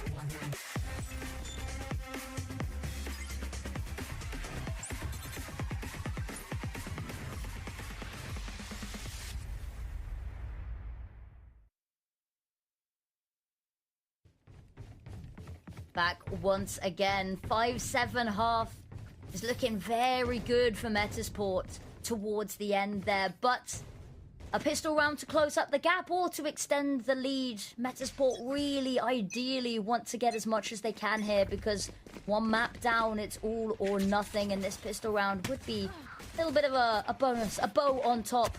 And with the opening pick, the stars start to align. Especially when that pick is onto the man that just aced you the round before. Yep. He's got to be feeling a little bit good. They got to be feeling a little bit better. On the back. Yeah, for sure. And now they stabilize on the defense. Go back to the extremities. They've got the Killjoy alarm bot over towards B. And Fullbox 200. A fake, I imagine, with Nosby over towards C long, taking down the turret. And Cryo probably going to be noted here by Chinook. But this will have to be an A hit with the time. Going a little bit low. Yeah, and the fact that they've heard nothing else on the map, I think they're starting to get an idea. Now the sound of bullets rings out. That smoke's going to cause them to be delayed even further. Jump spot towards C, found nothing as well. It's got to end here. Got to end here. Crow trying to find something. Not going to find anything. Nosby's managed to put up a kill. Bosa, it's got one of their own, and it's amazing dart for information for the side of Metasport, and Chinook gets the spike down. Can't quite find the second kill as well, but has managed to get it down to a 1v2. They line up, but it's not quite enough to go through both bodies, and 5-8, a pistol round. Exactly what we want to see. Yeah, extending that lead up to 3, looking for the 4th, but we do know that, you know, the second rounds don't always go the right way. It looked a little bit tough. Nosby almost getting that as well at the end there. Getting some more kills to his name, building up towards that Rolling Thunder, which is so potent on the attack side. Yeah. But 2 Sheriffs. Nosby gets himself 1 thanks to those kills, and 1 for Kadrix, because it's Kadrix, he always should really have 1, right? So, yeah, he definitely deserves 1. It all now comes down to how well Metasport can shut down any prodding and poking from Fullbox 200, because these elbow peaks, they can be a little bit dangerous. Cover going out. Smoke goes out, but there's a player already ahead. Jump spots one more for good luck, and unfortunately punished for the hubris. And now here it is. There's the trade. It's a little belated, and it's not quite on the same player, but Furiosa gonna go down here. They forced Fullbox, however, to fall back a little bit here. Long range, and Chinook has definitely got the better weapon for this. Takes in a lot of damage, taking a hit there. Has to retreat to safety. Ryo, not much further they can get here. The smoke's gonna be problematic. Got himself into a nice little corner. Probably noted, yeah, the recon is gonna spot him out. He's surely dead there. Wait, he gets 1. Okay. Even 1 is cheeky. For sure. Anguis, though, 30 seconds turning it left. back towards mid now. B, I want to say it's open, but it's really not. You've got no smokes. You've got people on every single angle. Saloonist gets 1. Sova from the opposing side takes him out, and 2 away from the Hunter's Fury and Metasport. 4 now in the lead, and Lena. That map 3. I we can talked smell about it. If they get their Metasport, they can potentially win this series. And yeah, I think that smell, it is definitely in the air. Yeah. And you know what? If you're the side of Metasport, this has got to be a really good feeling. Even if it goes horrifically now, goes overtime and or you lose, whatever happens. The fact that you've got 9 after what was, there's no nice way to put it. And I like the Metasport. I've loved watching them. It was a stomp. It was difficult to watch. But now that you've got this lead, and even if it goes horrifically now, you know that you've done a little bit better. It was maybe just a blip. We talked about it. The rest of the time, it's really good. It was a one-off bad day. Maybe someone's not feeling it. So already, this is a win. You want it to be a win itself because, of course, you don't want to go out. But happy as they are right now. In the Bucky, it's a good way to start out. It's the best way to start out. Okay, just because you only love using those shotguns. I don't even like the Bucky. I'm a Judge fan, but, you know, you can't take one without the other. Right there. Oh, well, Fullbox 100, they're taking it slow. Looking to head over towards B. Alarm bot broken. Sight is at the very least theirs, so Spike should go down relatively safely. Anguist spamming a little bit. We'll have a duel against the MVP soon. Potentially. Do you really want to peek that? Ooh, toys with it. Manages to dart back just in time. Live to fight another day. Anguist really just wants to fight here and is just not being, is slowly but surely being pushed further and further back away from this. This paranoia could be quite interesting, but trying to get the line up from afar is going to be hard and doesn't really find anyone. Camera taken down, but as they run onto site, oh, it is a massacre and an ace.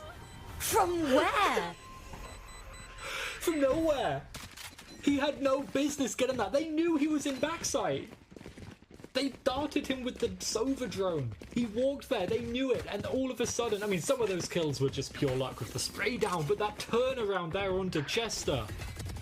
Oh my, we have not seen a play like this in a while. Okay, 2 fadeaways whilst moving through the smoke. He's good, but that was something else. 2 aces. Only 3 rounds apart as well. That was glorious. What a player. That was heavenly. That's the play that we all think we're going to make when we buy a hero Vandal on a save round. And we never do. But that's the round to get you back into this game. You really can't afford, at least for the mental, to lose this next one. Uzu, the flash is good, goes 1 for 1. Chinook decides actually not worth even tempting fate here.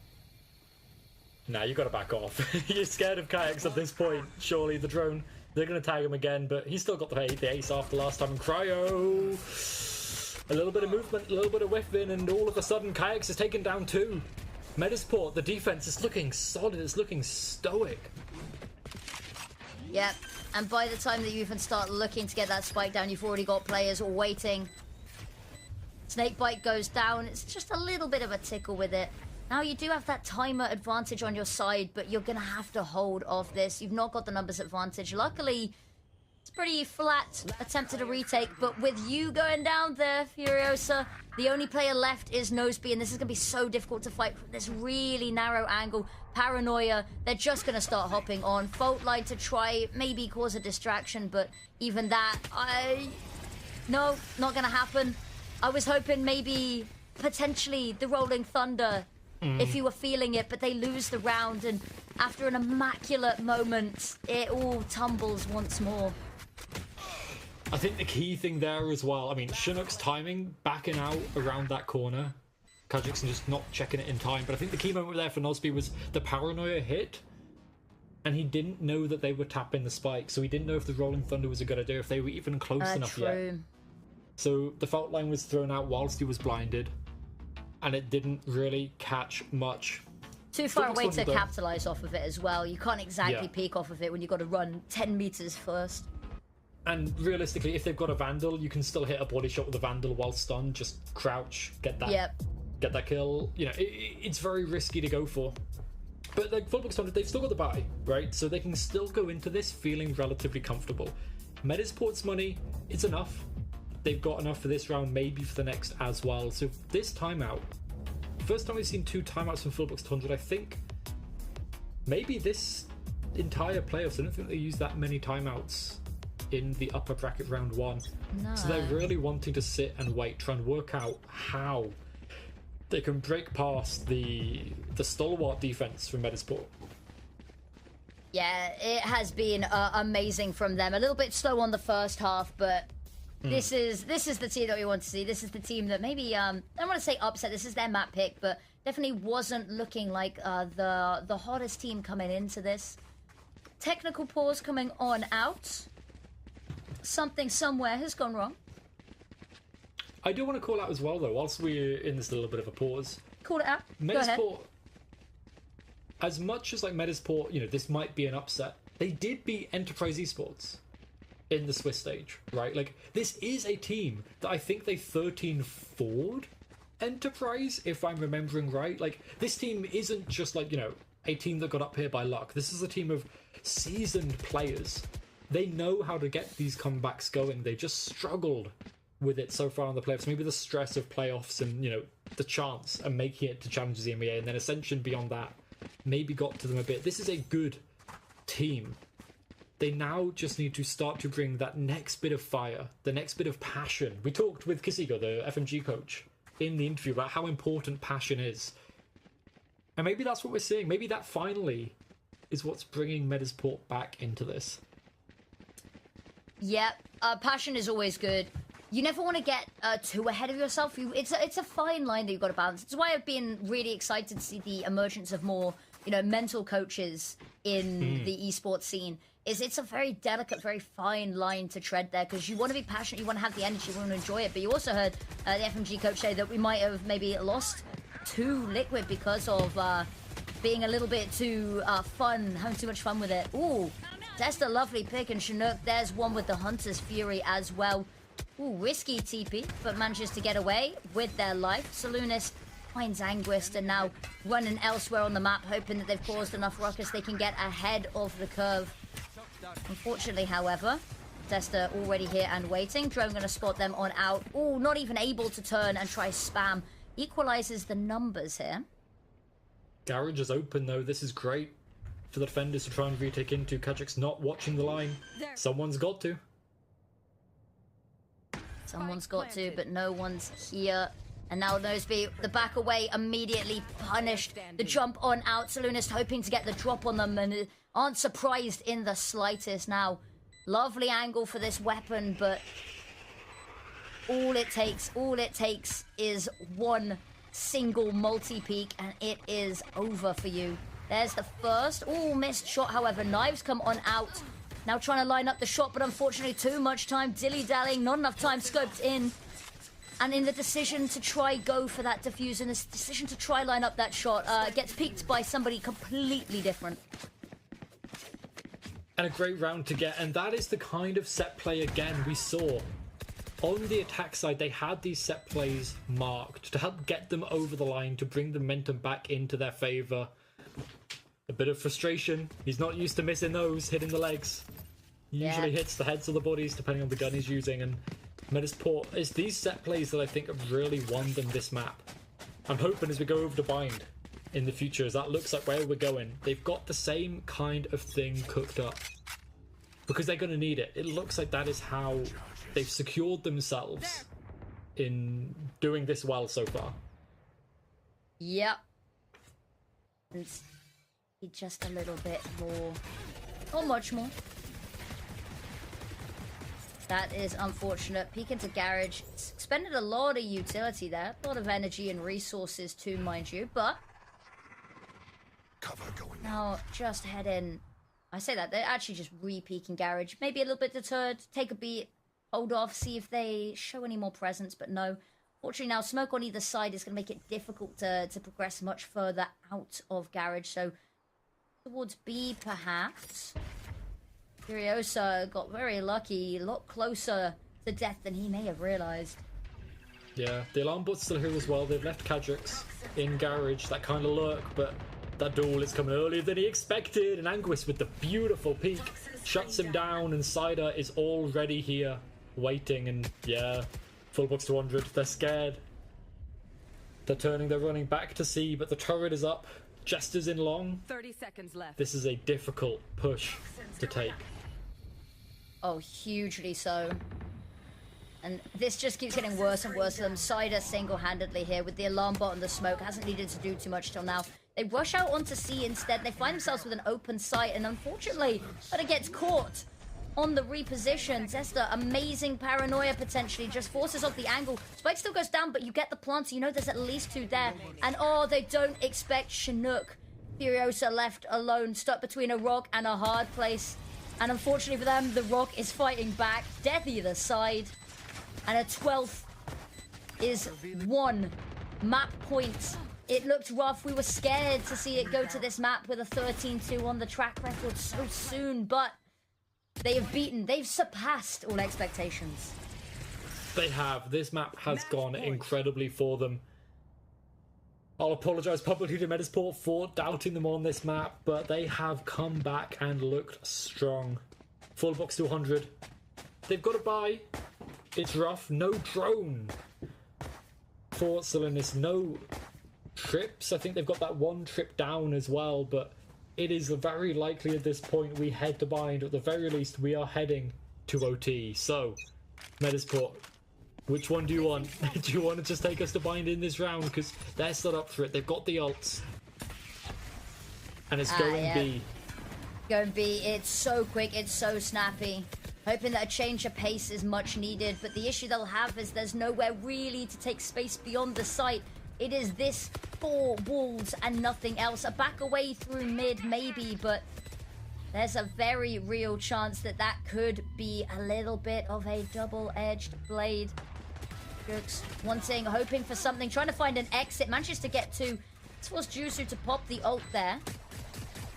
Ooh, tapping away through the wall. The rolling thunder to come on out. Stuns Jusu, and that's going to be a little bit of a problem. Salunas finds the pick here. Reload imminent. And just spamming, hoping to get them off of that spike. There's no one there, and I think Metasport, they know they've got the rounds to play with. They know they don't have the time in this one, and they're happy to sit back. Yes, you got a 7th. Try get 5 more, though. Yeah, 5 more in a row. After ults have been expended in Metasport, they are just building up theirs. Yes, okay, they used the lockdown. Didn't get the round win off of the back of it, but they've still got that Viper's Pit from Cider. Oh, and that's dangerous. Neural Theft could counter it. Hunter's Fury could also counter it, but full box 200. They survived with enough money to feel pretty comfortable going here. And they've got streaks of 5+ rounds in a row before, right? We saw that over on Lotus. We've seen that from them in the past as well. They can string, I guess, 6 in a row, but it's going to be rough. Yeah, understatement there. It needs to be perfect. Picture perfect. There's the opener. That's a good way to start. Neural Theft coming on out a little bit early, but maybe just trying to get an idea as to the game plan, formulate on the fly here. Just shows their face, and actually Chinook here as well. Haven't spotted just yet. Oh, but look at that. Salunist.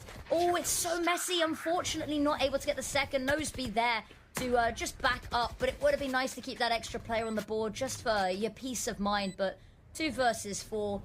Spike down. You're pretty happy nonetheless. Players on the other side of the map. Viper's Pit is being used. You've drawn out that little bit of util. So this has been a win on almost every single front possible.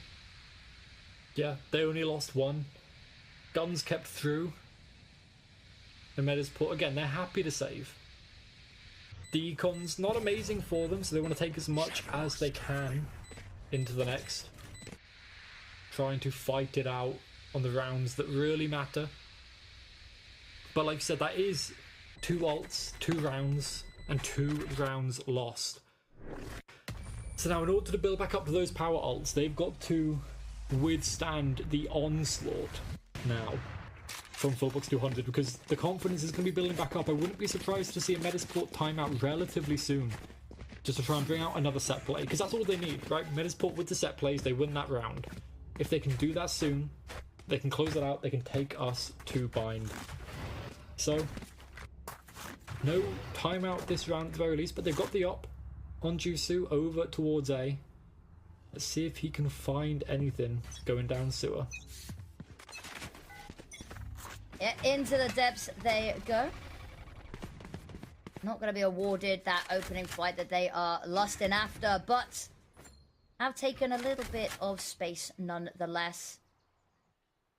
Towards C. Now, this is going to be a bit of a difficult fight here. The Ops nowhere near this, so Long a little bit safer for that, but there it is. Smokes to get them on further up. Now hoping to find the fight. Ooh, just the dodge out of the way. They know there's a player back site. Anguis, there's the first. Noseby with a second. Saloonist finds the third pick. Cider wants to try rein this back on in. The Hunter's Fury comes on out. They know there's a player back site, but look at that. So much information, so many locations known here. Like, still yet to go down. It's given the opportunity for Juicy to go around the world here, and now that's a worry for them. They play together, but even if they find these kills, they've got to be ready, always waiting. There's the first. Chinook goes down. They are actually cautious that there might be a player down Long. They know that it's the Op. Who knows? But with Noseby finding Cider there, it's just Yusu. It is a long path to try walk here. Time is starting to tear away. Fault line as well. Everything in the kitchen sink just to get this round on the board for them. 9-12 imminent, and now only 3 rounds needed. Now, I thought maybe a little bit of coping when we said it's overtime or the win here for Metasport, but actually, it's starting to creep a little bit closer than is comfortable. It is, as we're going to head into round 22. When it becomes this tight, when it becomes this close, it's these fine margins. We saw that fight into backside. Fullbox 100 taking the peaks a little bit solo, allowing kills for Metasport to try and come back into it. They've got to try and nip that in the bud if they can, to keep pressuring on. Ops on both sides, potentially an op battle over towards Sewer. Both of the duelists have that in their hands. Jusu, what can you find? Or does Kajux get the better of him again?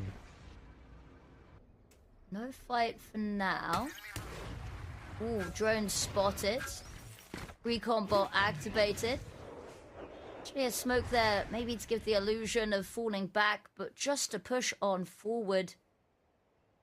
Waiting, though, you can see the patient Chinook wanting to take the fight, knows that the fight is coming his way. As the angle, all elbow, I think just a pixel spotted, suddenly makes this so much harder. Kajux. Yusu a kill of their own lined up. Drone getting ready. Ooh, drone being spotted. The stun immediately just to put some space. Falls back onto site, and it is going to be a bloodbath. There's the opener. The Ops find 1 AP. Slides on back. Worried someone's managed to get backside, but no, now they can just keep on firing. 40 seconds, and they've completely stunted this A hit, and I think they know it. There's the teleport back. No? Teleport. 30 seconds left. That is uncomfortable. Yeah, and now they've got to go away. They have no time. They know Anguis is over there. They have to hit A. Metasport know that as well. Jusu spots the first. The flash is good, but it comes just a second too late. 13 seconds on the clock. With Zesta finding another kill. Cryo, it's all on you. There's the first. And all the players are here, but potentially there's a possibility. But no, Jusu puts a halt to it. No overtime, and a third map we go. Against recent history, against the odds. They've done it, and to Bind, we head. Yeah, and Bind is going to be a very interesting map between these two teams. It is Metasport's advantage as well. Their attack side on that map, incredibly strong. But as we look back at Haven, I want to call out, again, I mentioned it in the cast, in the call, their set plays. The amount of times they brought out ultimates to turn those ults into a bunch of kills, into a round win, was absolutely incredible. And the fact that they won that map, this ult round, it's only one thing, it's only the Omen ult.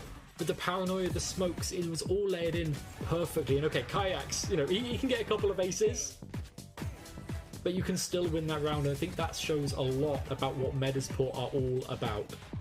I think, especially when you have a player popping off that hard and you're still losing, I think that's a really good sign for you as Metasport as a team. You're still on it, you're still on your game. Highest in the server in terms of kills there and ACS, but individual brilliance is not enough. We said this at the start, it's all well and good having a player that can get multiple aces, have these amazing moments, but if your rounds are only coming off the back of that, that's not sustainable in the long run. Yeah, no, like they need more.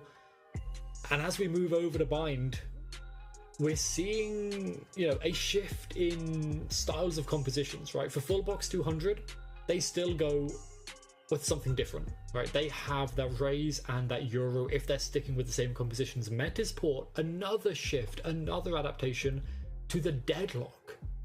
In that kind of position of that second initiator. So they've still got the Brim, they've still got the Viper, but they add in that Sentinel. And that's what makes their attacks so good. Those post plants with the Deadlock utility are so difficult to push back into. So can Fullbox 200 turn around with their double duelist and get over that utility? Or are they pushed back? Are they stopped? I think that is a very good question. I think we're going to have to answer that in our third and final map of the day. One of these teams will be going home at the end. Stay tuned to find out who.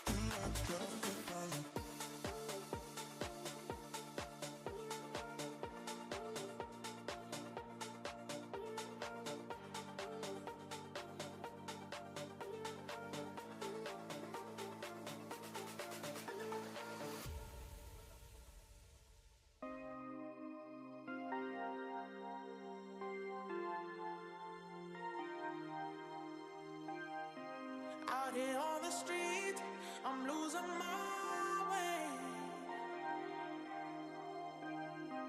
You've gotten to me, and that's my mistake. Some might say I can't get too far without seeing your face. Oh, you gave me your heart and took it away. I'm going underground, say your love.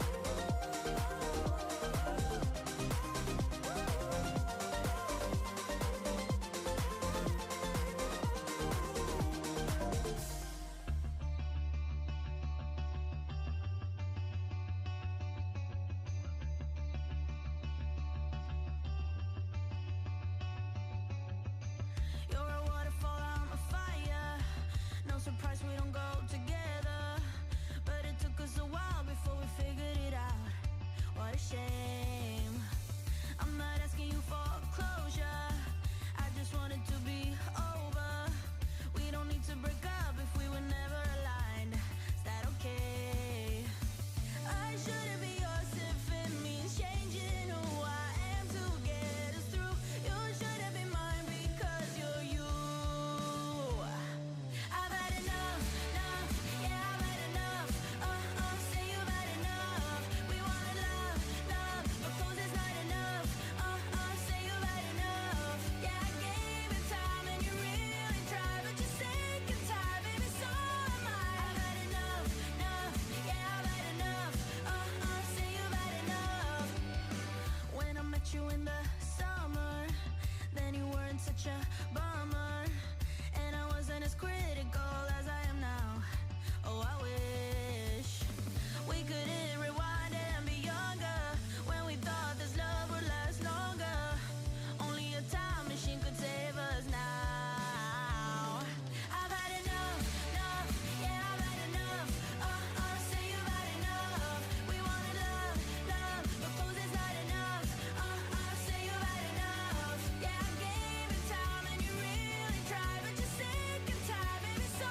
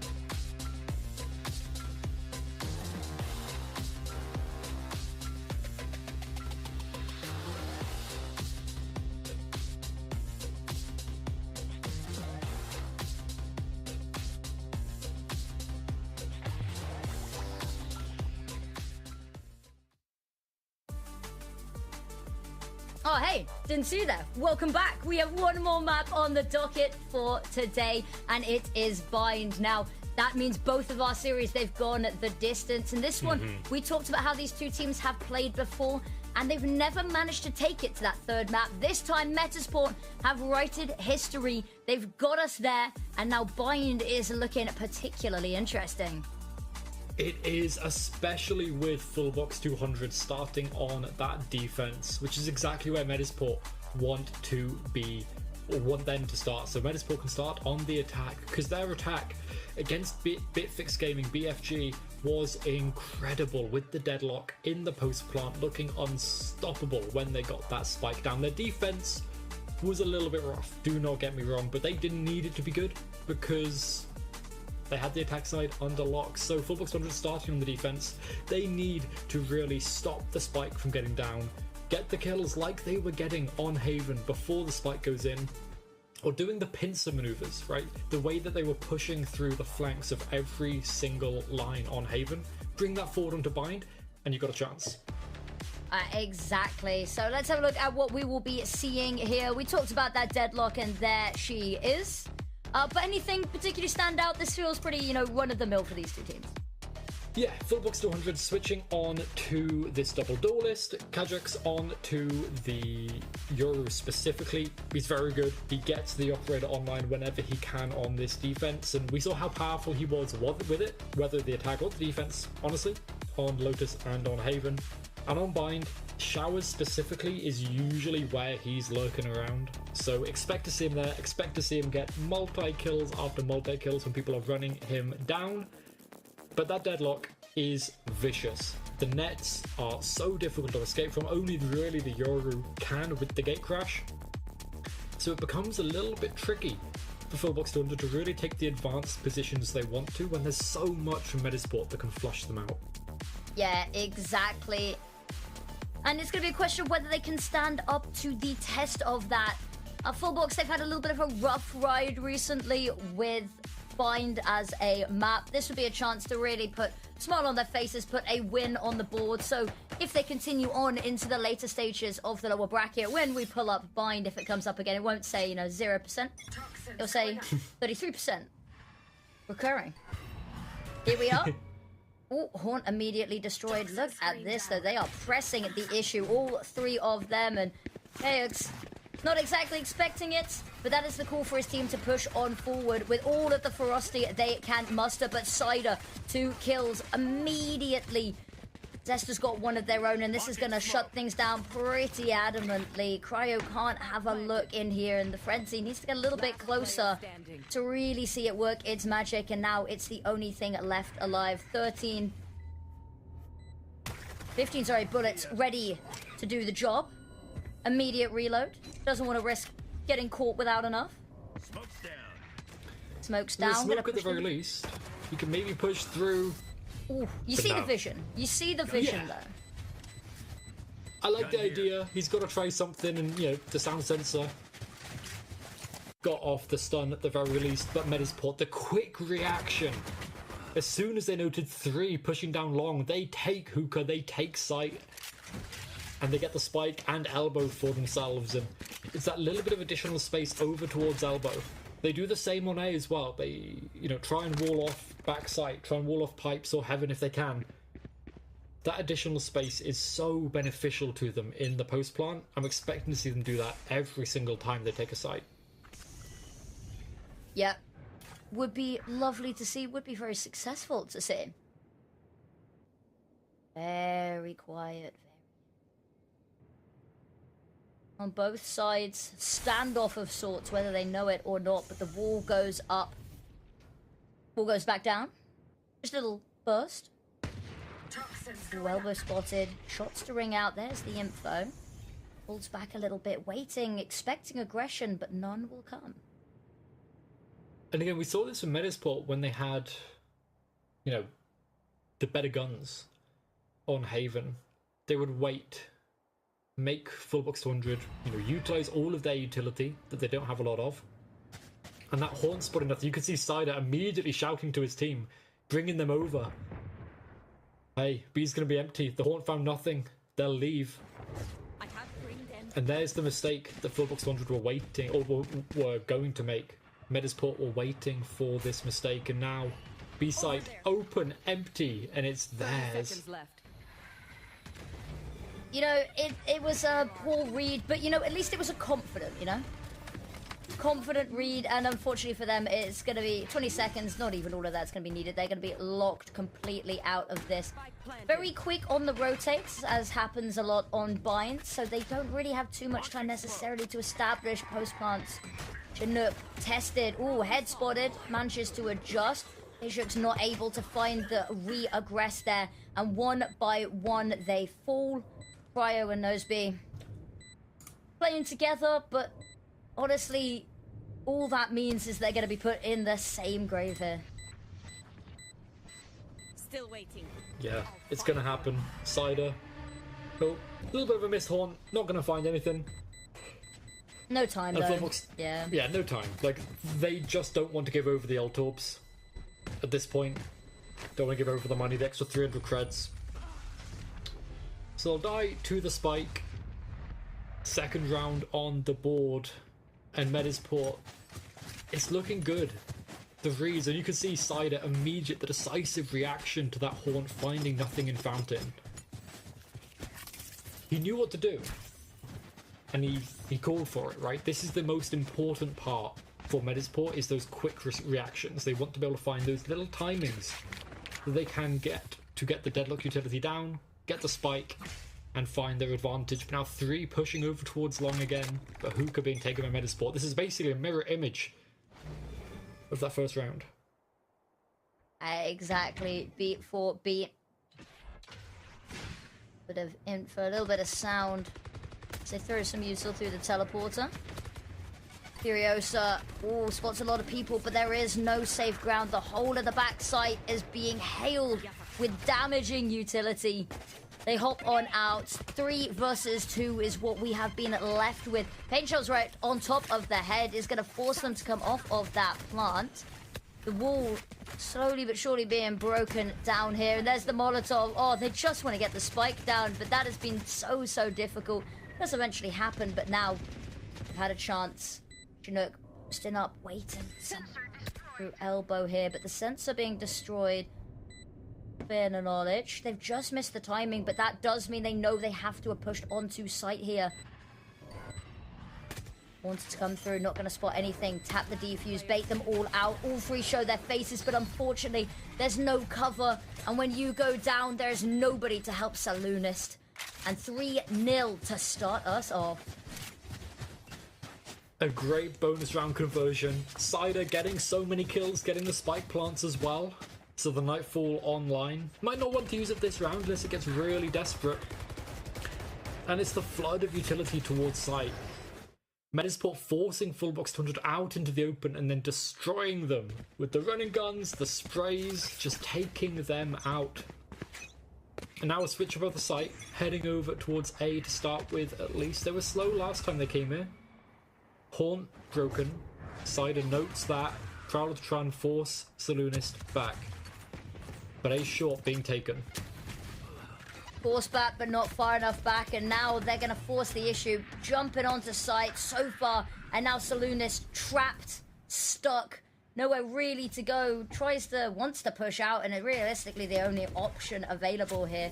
Noseby told adamantly no there with a wall in the face as Cider finds the pick onto Saloonist, isolated and alone. Noseby, maybe they don't know he's this close, but maybe that doesn't matter. Getting the jump is one thing, but missed shots and they are just going to converge.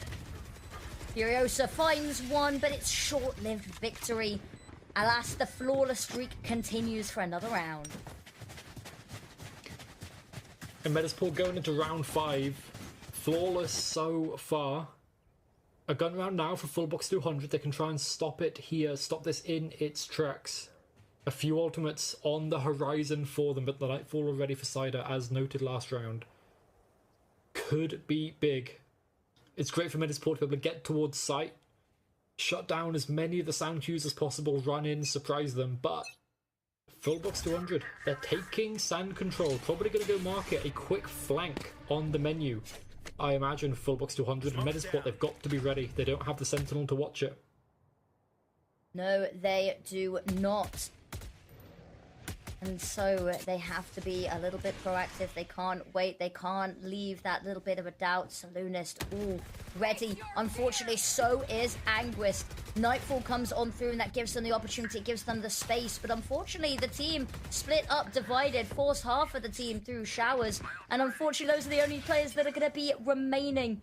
Alt Orb going to be the only real success they can find from this 4 versus 2 location. I'm assuming they've probably figured it out now. Having a little bit of a hunt, you can see they've sent not 1 but 2 players together just to make sure that nothing slips through the cracks here. Diligent, and it's a beautiful plan. Sending 2, 3 on that flank. It's almost unheard of. You get 1 usually in the late round, but 3 going that quickly there. It's so difficult. Now Cider, the 30 world seconds left. he needs to find. Full HP. Contacting up close. Furiosa doesn't. No, isn't ready. And now the spike, it actually goes down. There's still a chance for this, but oh, the orbital strike forces Cider out into the open. Kajix with the flash, and oh, the peak is gorgeous. Takes down the spike. Chinook 6 HP. No chance in hell. And Fullbox 200. They get the round. They stop the snowball from happening. Ult's invested, yes, but the round win is so important for them. Yeah, it's a difficult one. We talked about it. We were very surprised that this round they'd even managed to get into a position where that spike could go down. The orbital strike maybe feels a little bit overkill, but just so desperate not to let them have any credits, not to let them have any glory here as well, and to really just consolidate this round. You said it stems the bleeding a little bit, and that's exactly what they needed. Yes, it's a little bit costly, but once you've got that initial foothold, it's so much easier to climb. Ooh. I think there's a lineup. I have the spike. Put him out in the open though. And Cider. The glowing champion's gun. Feels good to have that, especially on, a fade, not necessarily an entry. But Medisport playing it nice and slow. Fullbox 200. Again, not making any mistakes. They're a team that they very rarely do. At least in the beginning of the round. They might, take some ones at some point. But they should push Salonis back. He's got his own nade though, if he wants to fight it. But no. Doesn't Boombot need to finds though, nothing. yeah. Yeah. And Medisport, they head over to A. 3 people here. It's going to be a difficult one to take. They're all just playing off of contact here. There's no information really for them to work with, so they're flying blind here, Fullbox. Oh. Goes up, and there's the snakebite as well, just to really stop anybody. Nobody jumping up, nobody walking across. 30 seconds left. Still a little bit worried that somebody might have managed to get through there as well, but plucked out of thin air is Jusu. Smokes come down, Cesta runs on forward, trying to find a pocket to plant in. Prowler's hunting out information. Yosa not going to be able to find anything, but Cryo's good for 1, and has bought enough time to bring the team on over. There's the Dimension Drift just to get the locations on everyone, make his team's life a little bit easier. Cider bounced away there, displaced, now has 2 on his hands to deal with in Lamps, but will not be successful. And Anguist has to line them up and cannot do so. Defuse through, a second round on the board, and Metasport, it wasn't just a speed bump, it was an actual problem that they are having to contend with now. Yeah. Their post plants is meant to be their strongest part, their strongest asset. But when you lose someone like Chinook early, you don't have the chance to set up that utility, you don't have the chance to stall out the retake. And Fullbox 100, they take full advantage of it. The unexpected positions, Jusu being plucked out of thin air, and then everyone else behind slowly tumbling, slowly falling down. Another slow round for Medisport by the looks of it, leaning over towards B this time. And again, a market push. Medisport, can they contend with it? No, Anguist goes down. And that leaves the call. Push B. Push B, they are. It's a little tentative though, and they will have a greeting party available. TP has been sent over towards A site. They're not 100% confirmed just yet, but these shots ringing out probably be all of the information they need to stay set in their ways. Looks waiting for the wall to go down to have a little bit of a look towards gardens, perhaps. They've got no information on how nearby the offense is. However, in the meantime, all of this, a little bit of information. Prowler's going to be heard, and suddenly I can imagine a little bit of confusion rings out in the team comms. Yeah, not sure what's going on, but the double smoke over towards A, the Haunt shot down as well. It doesn't pull the rotations over. Fullbox 100 think this could be a fake, but Cider walking forward with the spike, taps. The nade comes on out, and the rotation is the TP. They're going back to B, but there's still 3 here. The Annihilation trying to find something, and it gets nothing. It's all off the exec again. Tethered, Furiosa still fighting. No amount of hindrance is going to stop him. Jumps on up, finding even more and more. And there's the third. Dismantled. They thought they could pull a sneaky one on full box, but alas, they just walked directly into a nicely laid trap. It was an interesting one as well, right? Like, you could see Fullbox 100, they were slowly piecing together what was happening from Medisport, what they were doing, where they were going, but now since that run of 4 rounds, Fullbox 200, they've won 3 in a row, so Medisport, they must call a timeout. They must think about how they can bring this back to their favour. They've still got the lead, at the very least, so this is an early timeout for that, but it's just to try and keep the lead as much as they can, because this is one of the most important maps this team has probably ever played to keep themselves in this tournament, to keep themselves pushing for challenges EMEA, pushing for Ascension, the end goal for both of these teams, surely. And you can tell how much they want it. Yeah, they are hungry, and being knocked into the lower bracket in the first round is always a little bit uncomfortable, because then it's do or die. Now, they need to win this, and then they need to win the next match afterwards. So it's 2 series in a row needed, I believe, to confirm that top 4, to confirm that challenger's place. But they do have to get there, with the scoreline being a little bit close. And then after this, there are strong teams left. And given the way that we've seen everything play, a lot of the really strong teams have somehow wound up in this lower bracket. So there will be no reprise for either of these teams, regardless of who it is we see continue. Yeah, I mean, this entire bracket is just so stacked. And again, Fullbox 200 taking aggressive space. It is traded over towards A, 1 for 1. The gate crash was taken, and you can see Kajix leaning over towards B, but B is empty. Medisport taking the way through market, not stopping at the shops, but moving over towards Cryo. On the Brimstone, he's going to take the full force of them anytime soon. He spots them, calls the gate crash. The rotation from the Euro, nice and speedy with the TP. He's on the line already. On the line and raring to go. Utility drawn, waiting for the right moment. There it is, 50 seconds, it hits. Ajax has found the first one, however, and it's split off Jusu from the rest of the team. Chinook really needs to find this. Puts the wall out just to keep a little bit of safety, but unfortunately that means that they can't exactly enter the fight from here as well. And 3 on the board already, 2 players left, and Kajik doesn't look like he wants to stop just yet. The teleport, frantic to get to the B site. Can they get there just in time? No, I don't think they will. They will have no free plants. There is the tether. Oh, it's a little bit problematic. Net comes on out as well. Prowler destroyed, but all they need to do is more bodies than bullets. But Chinook lines 2 with the headshots up. Can't quite adjust to deal with Noseby, but Cider is ready, waiting. Doesn't have the health, but doesn't need it. And it is incredible.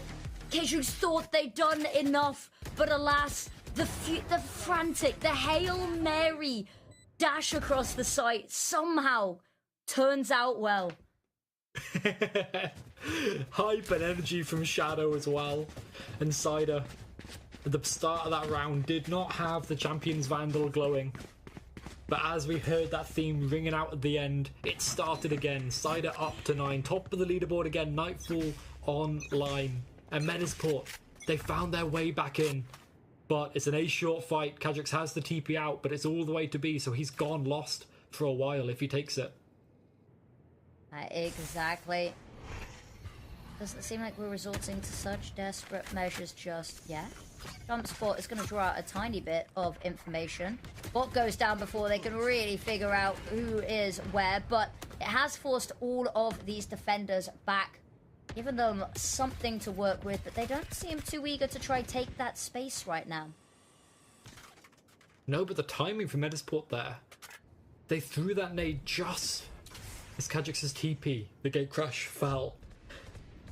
They have a read on his timings. They didn't really get much space from it. Got some damage, but now Salunist, oh, the showstopper! Finds nothing. Bit of damage. Paul Prowler. Paul Prowler was just trying to, you know, clock in for his 9 to 5. Got a rocket launcher to the face. Cider, there's the pick. Nightfall comes on out. It's going to find one, but it's not very much for them to work with here. The jump on out, the counter showstopper available now, and there it is. Backside finds one. Unfortunately, not able to land safely. Chaos finds them mid-air, finds a second before falling. 3 versus 3. Make that versus 2 there. An extra pick is monumental to help them establish this post plant. Anguist being spotted, tagged down. They're trying to find a way to just keep him out of this fight. There's the Viper's pick come on through, and Anguist just has to sit and hold this line. Molotov comes on out. Zesta just desperately stopping them from defusing. Into the battle they go through the fog. And Chinook wants a bit more, won't be able to tap on the defuse to bait it on out, but what they've done is, yeah, they haven't won the round. They've managed, however, to draw out another ult at the very last second, though. Yeah, I think that was 4 ults in that round total. Yeah, 2 showstoppers. probably, yeah. Orbital Strike and Viper's Pit. It's a lot from both sides, and yeah, timeout from Fullbox 200. As they're looking ahead to the end of this half and switching over, up against Detty Elise, they only got 1 round on their attacking side. Ooh. And at That's the a very bad most, they omen. get even here, right? It is absolutely a bad omen because, although I guess we've seen, you know, past results don't necessarily translate to the present. Touche. Medisport, they've countered that. But I'm very impressed right now from Medisport on this map. Obviously, they did win before, and their attack was their stronger side, but it is looking so clean. Because we talked about this, you said, you know, Fullbox did have an amazing attack side, and Metasport, you know, it's all sort of swings and roundabouts, because if it's whose bad side is worse at some points, isn't it? It's if your attacking side is weak, but it's not weaker than your opponent's, you're in the green. Lineups. We're seeing that here. Yeah. Oh yeah, you gotta get the lineups. Get it ready. Timeout's over. This map is all about getting the lineups, getting everything to the right place. Viper players hate it. They have to learn so much on this map. But Fullbox 200, they're not liking it right now either. A little bit of a rough buy. Furiosa and Nosby down to something less than a Phantom or a Vandal. And B pressure, Hookah, Sand from Medisport. They're going to be pushing Solanist out of Hookah any moment now, but he's got reinforcements. They just fall immediately. That's a problem. Having somebody there to help you is only good if you can both stay alive. But Saloonist, wants a bit more. Cryo from afar, the savior of the day, manages to help get Saloonist out of dodge so both can live to fight a little bit longer. Anguist, here's the push up through long. Just about spotted Saloonist, but I think Saloonist might have seen something themselves. Lovely shot onto Kayux. However, waiting, knows there might be somebody there. Snakebite to try to force out the angle, but it's not quite the right hidey hole. Ultimate rains down, is going to clear out a sum total of not very much, but Cider has found an opening, an avenue. Teleporter will have been heard. See everyone sprinting on over, but they won't quite be there in time to greet. A little bit of hanging around there for Saloonist for a second, though, so this whole defense, this whole retake is going to have to take a second. Gather their numbers, gather their forces, but Anguist, there's the first. They peek 1 by 1, and 1 by 1 is how they will die. And Cider again with the impact kills on low HP. You can see him happy in that player cam. MVP so far, and absolutely my MVP as well. Yes, stopping this push was great from Fullbox 200, but Cider getting that kill on the wrap opened up the A site, and it allows them to get the spike down and get into the post plant that they know and they love. And now a full eco, Fullbox.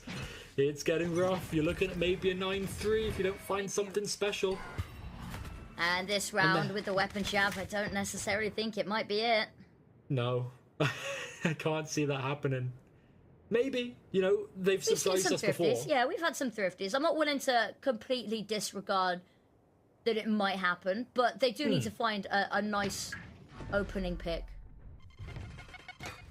Oh no. Oh, there's nowhere to hide. Oh yeah, you're stuck here. Oh, the smoke to let them out. That's a big investment from a Brimstone. Yep. Oh, you can see even then, so scared they might have missed something. Line up, ready and online, available. So nerdy, I love it. I love a nerdy lineup. Yeah, you come from CS, of course you do. Well, I mean, some of the Sova darts. Yeah, I come from CS, but have you seen some of the Sova darts? Because they can bounce, which makes them even more susceptible to mayhem. 30 seconds left. Cider's lurking, finding so much space, but I think this is just going to end up being a B hit. No, wait, Cryo takes him down. They have to go B now. Yeah. Full force pedal to the metal here. Saloonist waiting. They don't clear him on out. There's a bounce pad just to get anybody off the angle.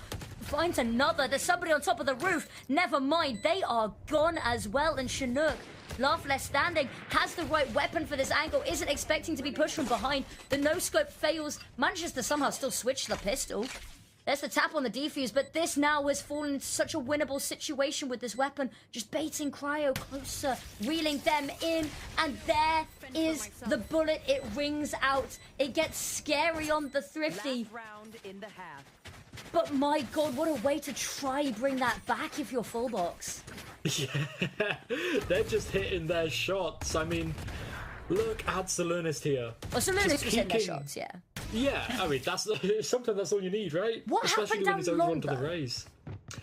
I think he must have just missed that, like, the shot on the flank. They're hardest to hit when they're looking away. Oh yeah, the easiest shots are the hardest to hit. Yes, exactly. But now there's ops on both sides. They're going to be facing each other, maybe. Solaris, no, gets a pick. And as opposed to the number of Chinook, doesn't spot Kajux. Ooh.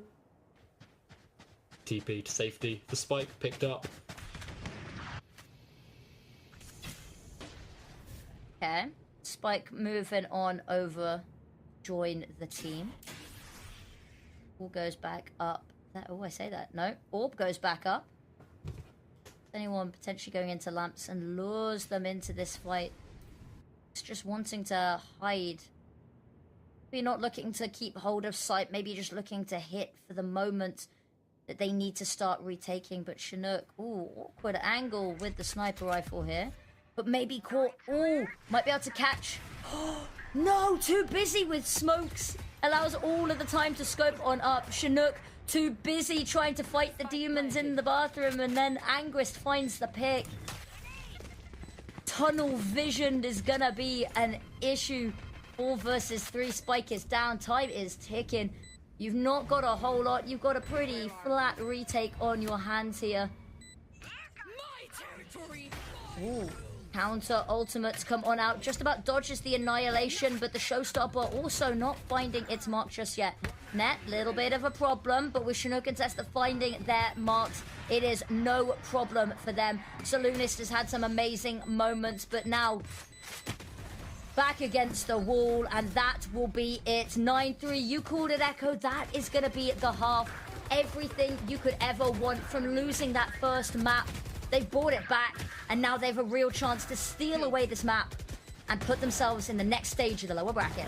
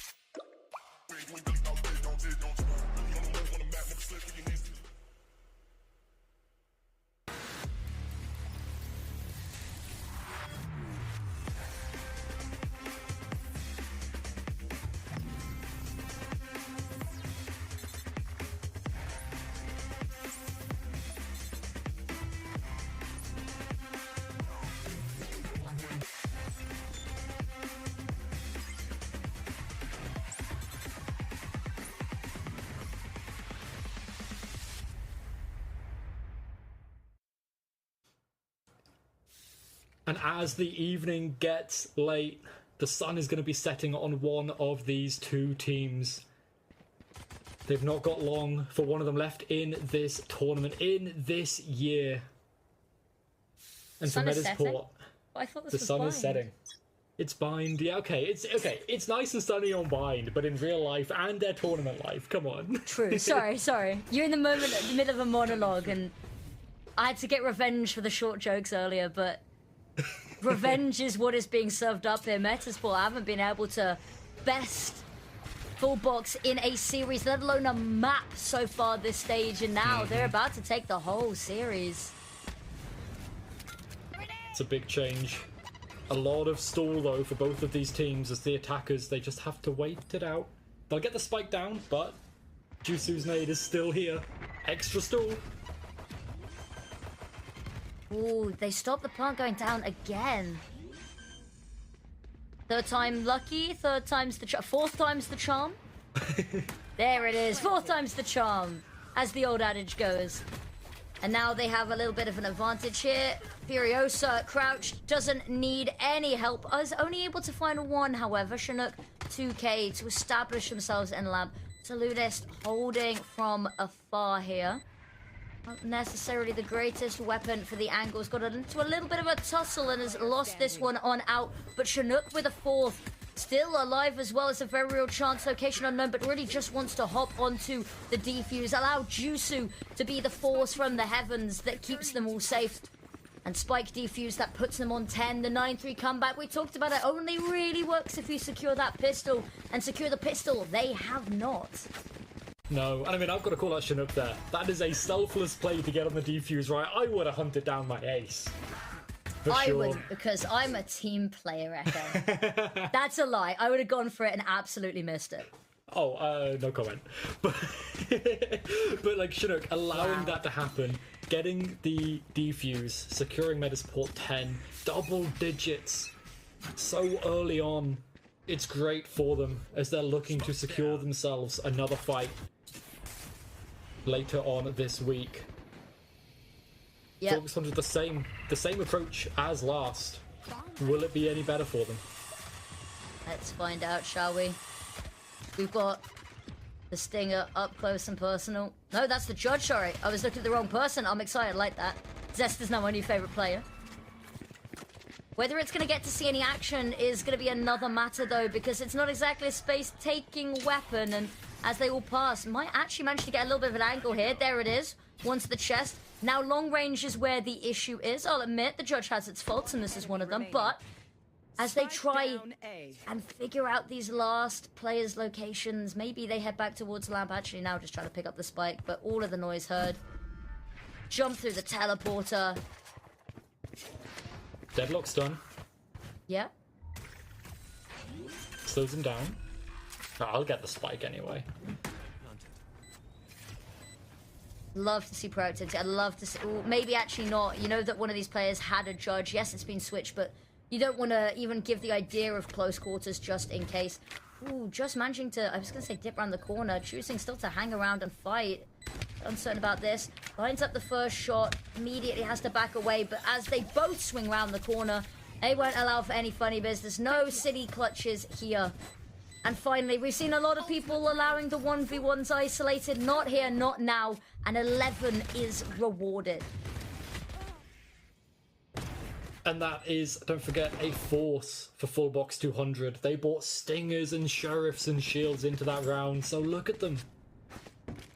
As much as they can force up, it's nowhere near the bonus of Medisport. Medisport are happy to lose this. Chinook's got the Annihilation if it gets down to a 1v1, a 2v2.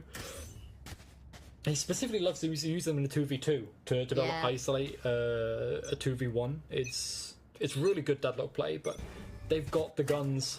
They've got the chance to win this out. Oh no, Anguist! Oh, the worst possible moment. Maybe you could use it here as a... I was going to say attempt to try force them around the corner with it, but no. Down for the count on this one. Paint shells erupt mid-air. Side has been heard jumping through the teleport. In fact, a couple of them have. So wary now of Hookah. Seems like the retake's already on before the spike's even gotten down. But talking of the spike going down, it has been dropped. It has been felled in no man's land. Furiosa, even running away here seems like uncertain. Just the loudness, the sound of the bullets. There's going to be little to no money as well going into the next round. So even holding on to this Spectre could be the difference. Just a bit more utility, just more armor for one of your teammates. Something small that you can hold on to, cling on to desperately. Or maybe you try go a couple more credits, but you're fighting down a long corridor here potentially against weapons way better at this range. Yep. Yeah. Don't need clairvoyance to see that one coming. Yep. Yeah, it was a little bit rough. And Metasport, they're up to 12 map series point, elimination point now for full box 200, and they are not feeling good about it. Cider though, happy. That little smile has been getting bigger and bigger the entirety of this map, and wow, a timeout from full box 200. First off, their first timeout on their own map point, and now on the opponent's. And now you've got to be wondering, after 8 rounds in a row, what they're talking about, what they're thinking. Because a 13-3, that's a statement from Metasport if that's what happens. Oh, exactly. And that's never the world that you want to be living in. That's... If you are full box here, this is a pretty desperate situation. You need 9 in a row to even take it to overtime. This is tournament points. And you've had a little bit of a rough map here. But we talked about it. We need the energy. We need to see the teams pulling together. You cannot just lay down and die here. You need to try put up a stand. Even if you don't take it all of the way, just something a little bit more to close out this tournament season for you. Yeah. They don't want it to end like this, and they've got one of those awkward buys. They've got to keep going for these as well. Even if they win the rounds, the money's not going to be good. But they've got that Vandal on Kadric, so he's going to be the tip of the spear. The horn broken, but the fight outside showers. This is probably going to decide this round. The Molly just to stall it out a little bit. As we do see Furiosa, the wall drops and he gets one, but the trade is there, and Cryo somehow, Chinook is down. Very, very key here. A player advantage. It's going to be all of these small things that coalesce together to try secure them a round win to keep this on going.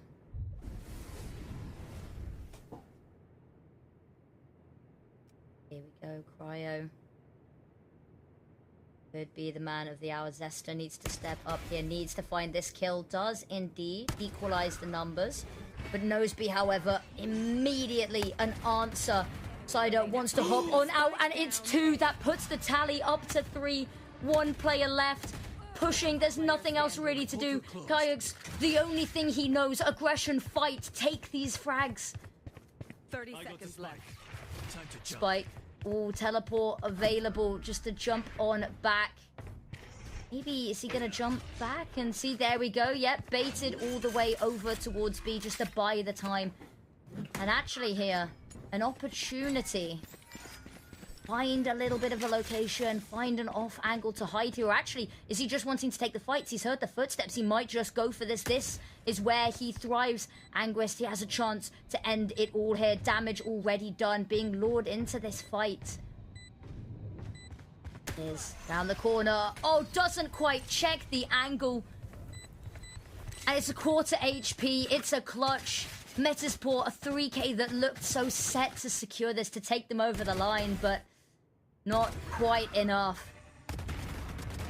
Yeah, Cider, absolutely crucial to get that even so close. But if it's going to be anyone to keep you in the map, in the tournament, it's going to be the Lower Swiss MVP. He's got himself up to the top of his team's leaderboard at the very least, but Chinook, Cider still above him on the other side, and they are down to a lower bye.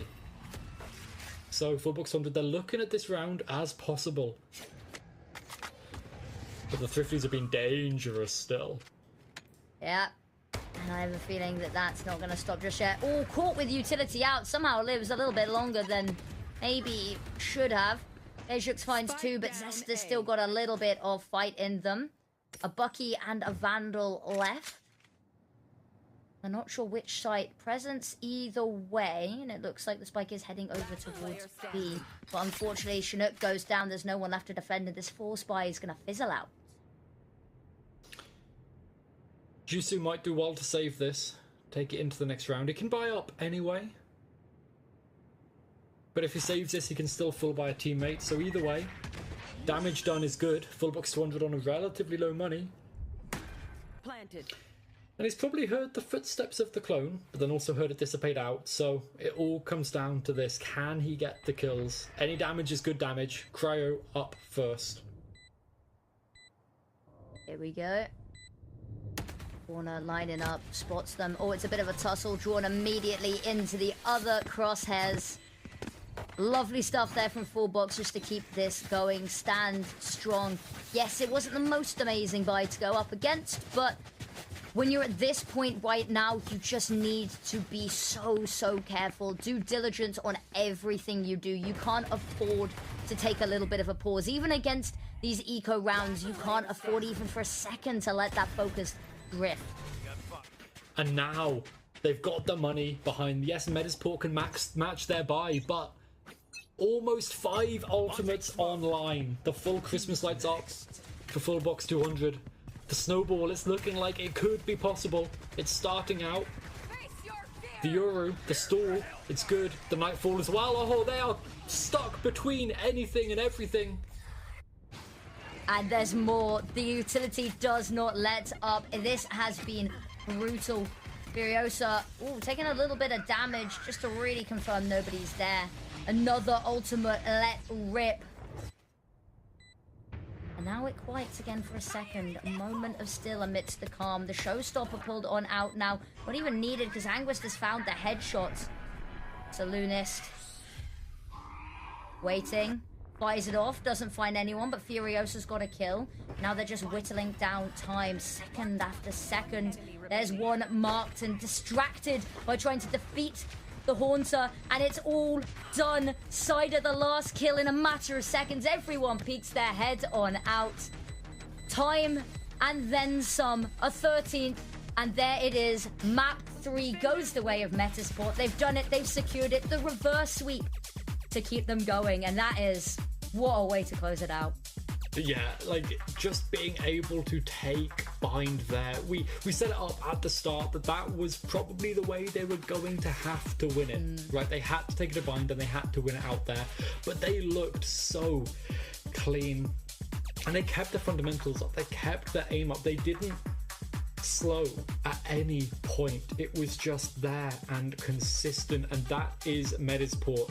They're looking to keep going. Upper Swiss and Lower Swiss, maybe not their best, but at this point, this is where the momentum starts for them. They can run through this lower bracket, and if they keep it up, I think they could be a challenger. Potentially, I know there's a couple of people that, have their hearts set on them, not only, winning, but qualifying going forward, of course, to challengers EMEA, but some incredible stuff from both sides of the equation here. Some individuals just having an absolute game today. Chinook, I feel somebody really have to highlight here as well. Just a little bit of a rock consistently for the team. And I think it, relying and knowing that you have those rocks to lean back on is part of what brings Medisport forward. But we've got to talk about Full Box as well. We do lose our Lower Swiss MVP out of the tournament already, and it's rough. He was still popping off that game. He still had so many highlight moments. 2 aces on Haven as well. But I think the MVP has to go to Cider.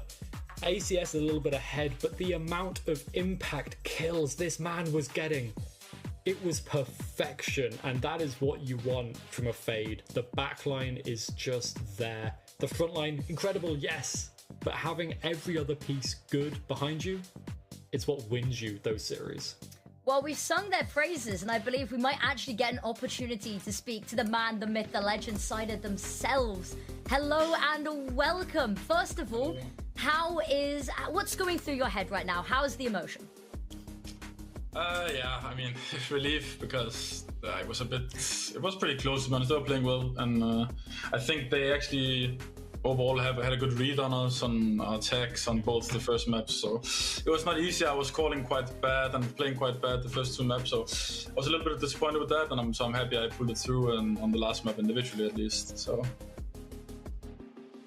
No, I mean, that's great to hear. And I mean, the choice of gun as well that you had on Bind, the Champions Vandal, is that what you stick with normally, or is that part of the trying to come back into it? Nah, to be honest, I've been playing Phantom for the last 2 months or something, and I was thinking, I can't anymore, man. I can't. It's just crouch spraying everything, so I was thinking after those 2 maps, let me play a Vandal, so and that worked out pretty well. So. It did. Oh, sorry, you were saying?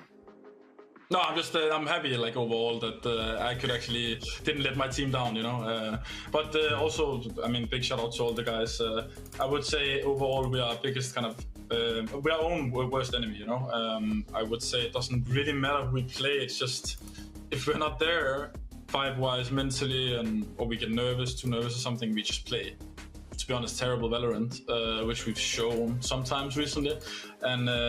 But yeah, I'm happy that we had fun today and we were not really afraid of the worst case scenario, right? So. Exactly. Now, what does preparation look like in the coming days and for the rest of the tournament for you guys? Yeah, I mean, obviously we have to. I mean, obviously people have some footage on us, so we have to obviously change some things, which is standard, and then yeah, I mean, we'll figure out soon if we're playing, I guess it's Enterprise or Liquid, right? So I think it's one of them too, but again, for me, I don't really care who we play. Obviously we'll do the stuff we want to do to prepare for them, all the things we need to do, but yeah, I think it's just about finding ourselves and trying to be as consistent as possible, because I know everyone I'm playing with are incredible guys, you know, and they're all insane players, and they will all have good careers if they want to, but finding the mental stability that we need to have and just believing in the stuff we have is where we need to get to right now. And we saw a lot of, I think, that mental stability there as well, coming back from a relatively rough first map onto the second, keeping that momentum. Is that you bringing the energy up? We could see you smiling, laughing, joking with everyone on the cam. Or is it kind of a team effort? Where does it really come from? Yeah, I would say I'm a part of it. I would say the guy that does it the most is probably Jusu. I would say he's doing it very well, and he has good energy, and people are good at thriving off it. I think that's also like when he is having a rough game or he's a bit more down, that's definitely also where we can feel that on the server. Not even individually, it's more like energy-wise. When he's not there, we do tend to crumble a bit more on the comms and forgetting to say, let's do this, let's do that. And that's something I used to do a lot on my old teams when I was not IGL, but it's a little bit harder for me now to keep that all the time, just because I have so many things to focus on. I'm trying my best, but so I'm thankful that he is doing that to a good level as well. Now, I've got one final question for you. You talked a little bit about energy there. What do you guys do as a team? Do you have a sort of celebration ritual? What do you guys do after, a successful game? Nah, I mean, to be honest, we just sit and talk for a little bit on TeamSpeak, talk about some moments, and but we're laughing a bit. We're very close with each other, and we can always have a good time, So we can always just laugh and joke about each other, all these things. So we're having a good time, But right now, I think everyone knows that we can be happy that we played good on the last 2 maps, but it's not the level and the stage that we want to be at. We put ourselves in a very bad situation and position because of the very way we've played. So now we just need to take it game by game and just focus on the one thing that's ahead of us. Thank you so much for joining us, but we will let you go and have your chat with your team and continue your streak of dominance in this tournament. So have a wonderful evening. Thank you. You too. Bye-bye. Well, that's it. That's it over. Yeah. I don't know what to do with the rest of my night. I mean, there's not a lot of it left, to be fair, but honestly, after all of that, that was a long day of some amazing Valorant. And it's not over yet for playoffs. It's not even over for this week. We've still got tomorrow, Lena, that we've got to come back, and we've got the qualification matches to Challengers EMEA for these two teams. They can lock themselves in to top 3 as soon as tomorrow. I know they've given us all of the really exciting, high tense moments, haven't they? So I'm really excited. I'm looking forward to coming back. So yeah, that's where you guys have got forward. Looking forward to best of 5 there at the grand final as well. We've got teams who will be locking in their places. We'll get to find out who will be playing versus our 2 wonderful winners from today as well. The fun does not stop. There is plenty more where it came from, but I don't think there's too much more for us to say tonight, though, is there? No, I mean, Fullbox 200, it's been great having you in this event as well. East has looked so strong this stage, and I think that's something to look for going forward as well. We've got Boars tomorrow, another East team, incredible looking. So I think there's still so much more to see from that aspect of our region, and I'm very excited to see how far Boars can make it. But Fullbox 200, next year, I think if they keep at it, if they keep working on it, they've got so many of the right pieces. It just now needs to come to fruition, and I'm so excited to see that next year. Exactly, but we will have to shelve that excitement for now. Once again, thank you so much, everyone who watched, all of our wonderful players putting on an amazing show, and of course, the wonderful people behind the stage. Too many to list, but our wonderful producers and observers, everyone who has been helping to put this on as well. They've been absolute legends, but we are going to bid you guys farewell. Have a wonderful evening. We'll see you bright and early tomorrow for some more Valorant.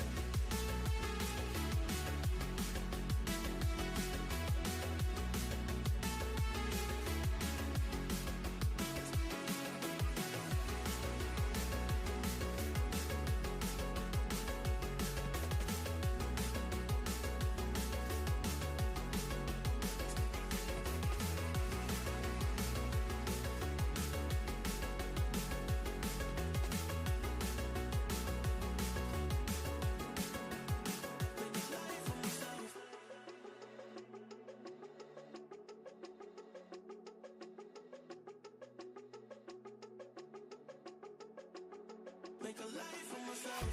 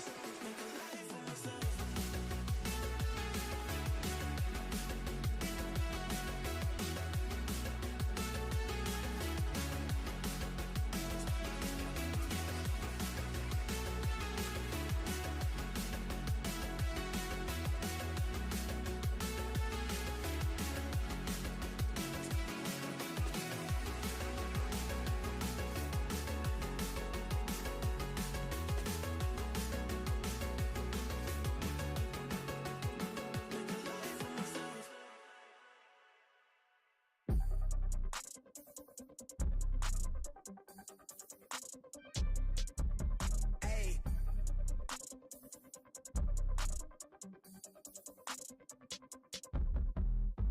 They been on it, drum on the rail. I wrap it, I bag it, I pack it for sale. Got feeling on speed out, hit me to chill. I give it a thrill, I put it on film. Facade get applaud, that ain't real. Come to my section and flex, we can tell. I gotta show it, she dipping them nails. I'm flipping my L's, I know they can tell. I did it too major, they hit me for favors. Been him since the cable was cut in the cradle. What's up, only right that I do it. Colossal until I'm a boss, so they want me to fail. Look, we prevail. Jump on your tail. Know that they talking, they telling them tales. Just know how to tell, they're finna sell. Hey, they talk like they got it, but they need to stop it. I'm leading with logic, my heartbeat is frosted. I seen it, got optics I needed from Shawty. She mean with the top and it's obvious. They need him a target, I'm dodging their darts, make 'em reach for the stars. I'm dumping, I'm forcing the pun off the runs. I'm moving with caution, I'm saucing my nigga is nothing. From nothing to something they'll never be. Tycooning, I'm Jay with the thizzle face. I'm nothing my section has ever seen. Run the ice so I'm clutch, I don't need a screen. I'm Curry, I spit it from 30 deep. Do the pin in the pad like a surgery. She the curve at you just to flirt with me. Totally tucked off, but the jewels out. I just in a home with a full mouth. I'm a rare breed when the moon out. I'ma stop playing by the rules now. I been ran plays, need a new route. Queen said she needs space in a new house. Mom told me that she pray for the kid every day. No wonder I'm getting paid for the tunes now. It ain't ass, bitch, I'm on the rail. I wrap it, I bag it, I pack it for sale. Got feeling on speed out, I hit me to chill. I give it a thrill, I put it on film. This facade get applaud, that ain't real. Come to my section and flex, we can tell.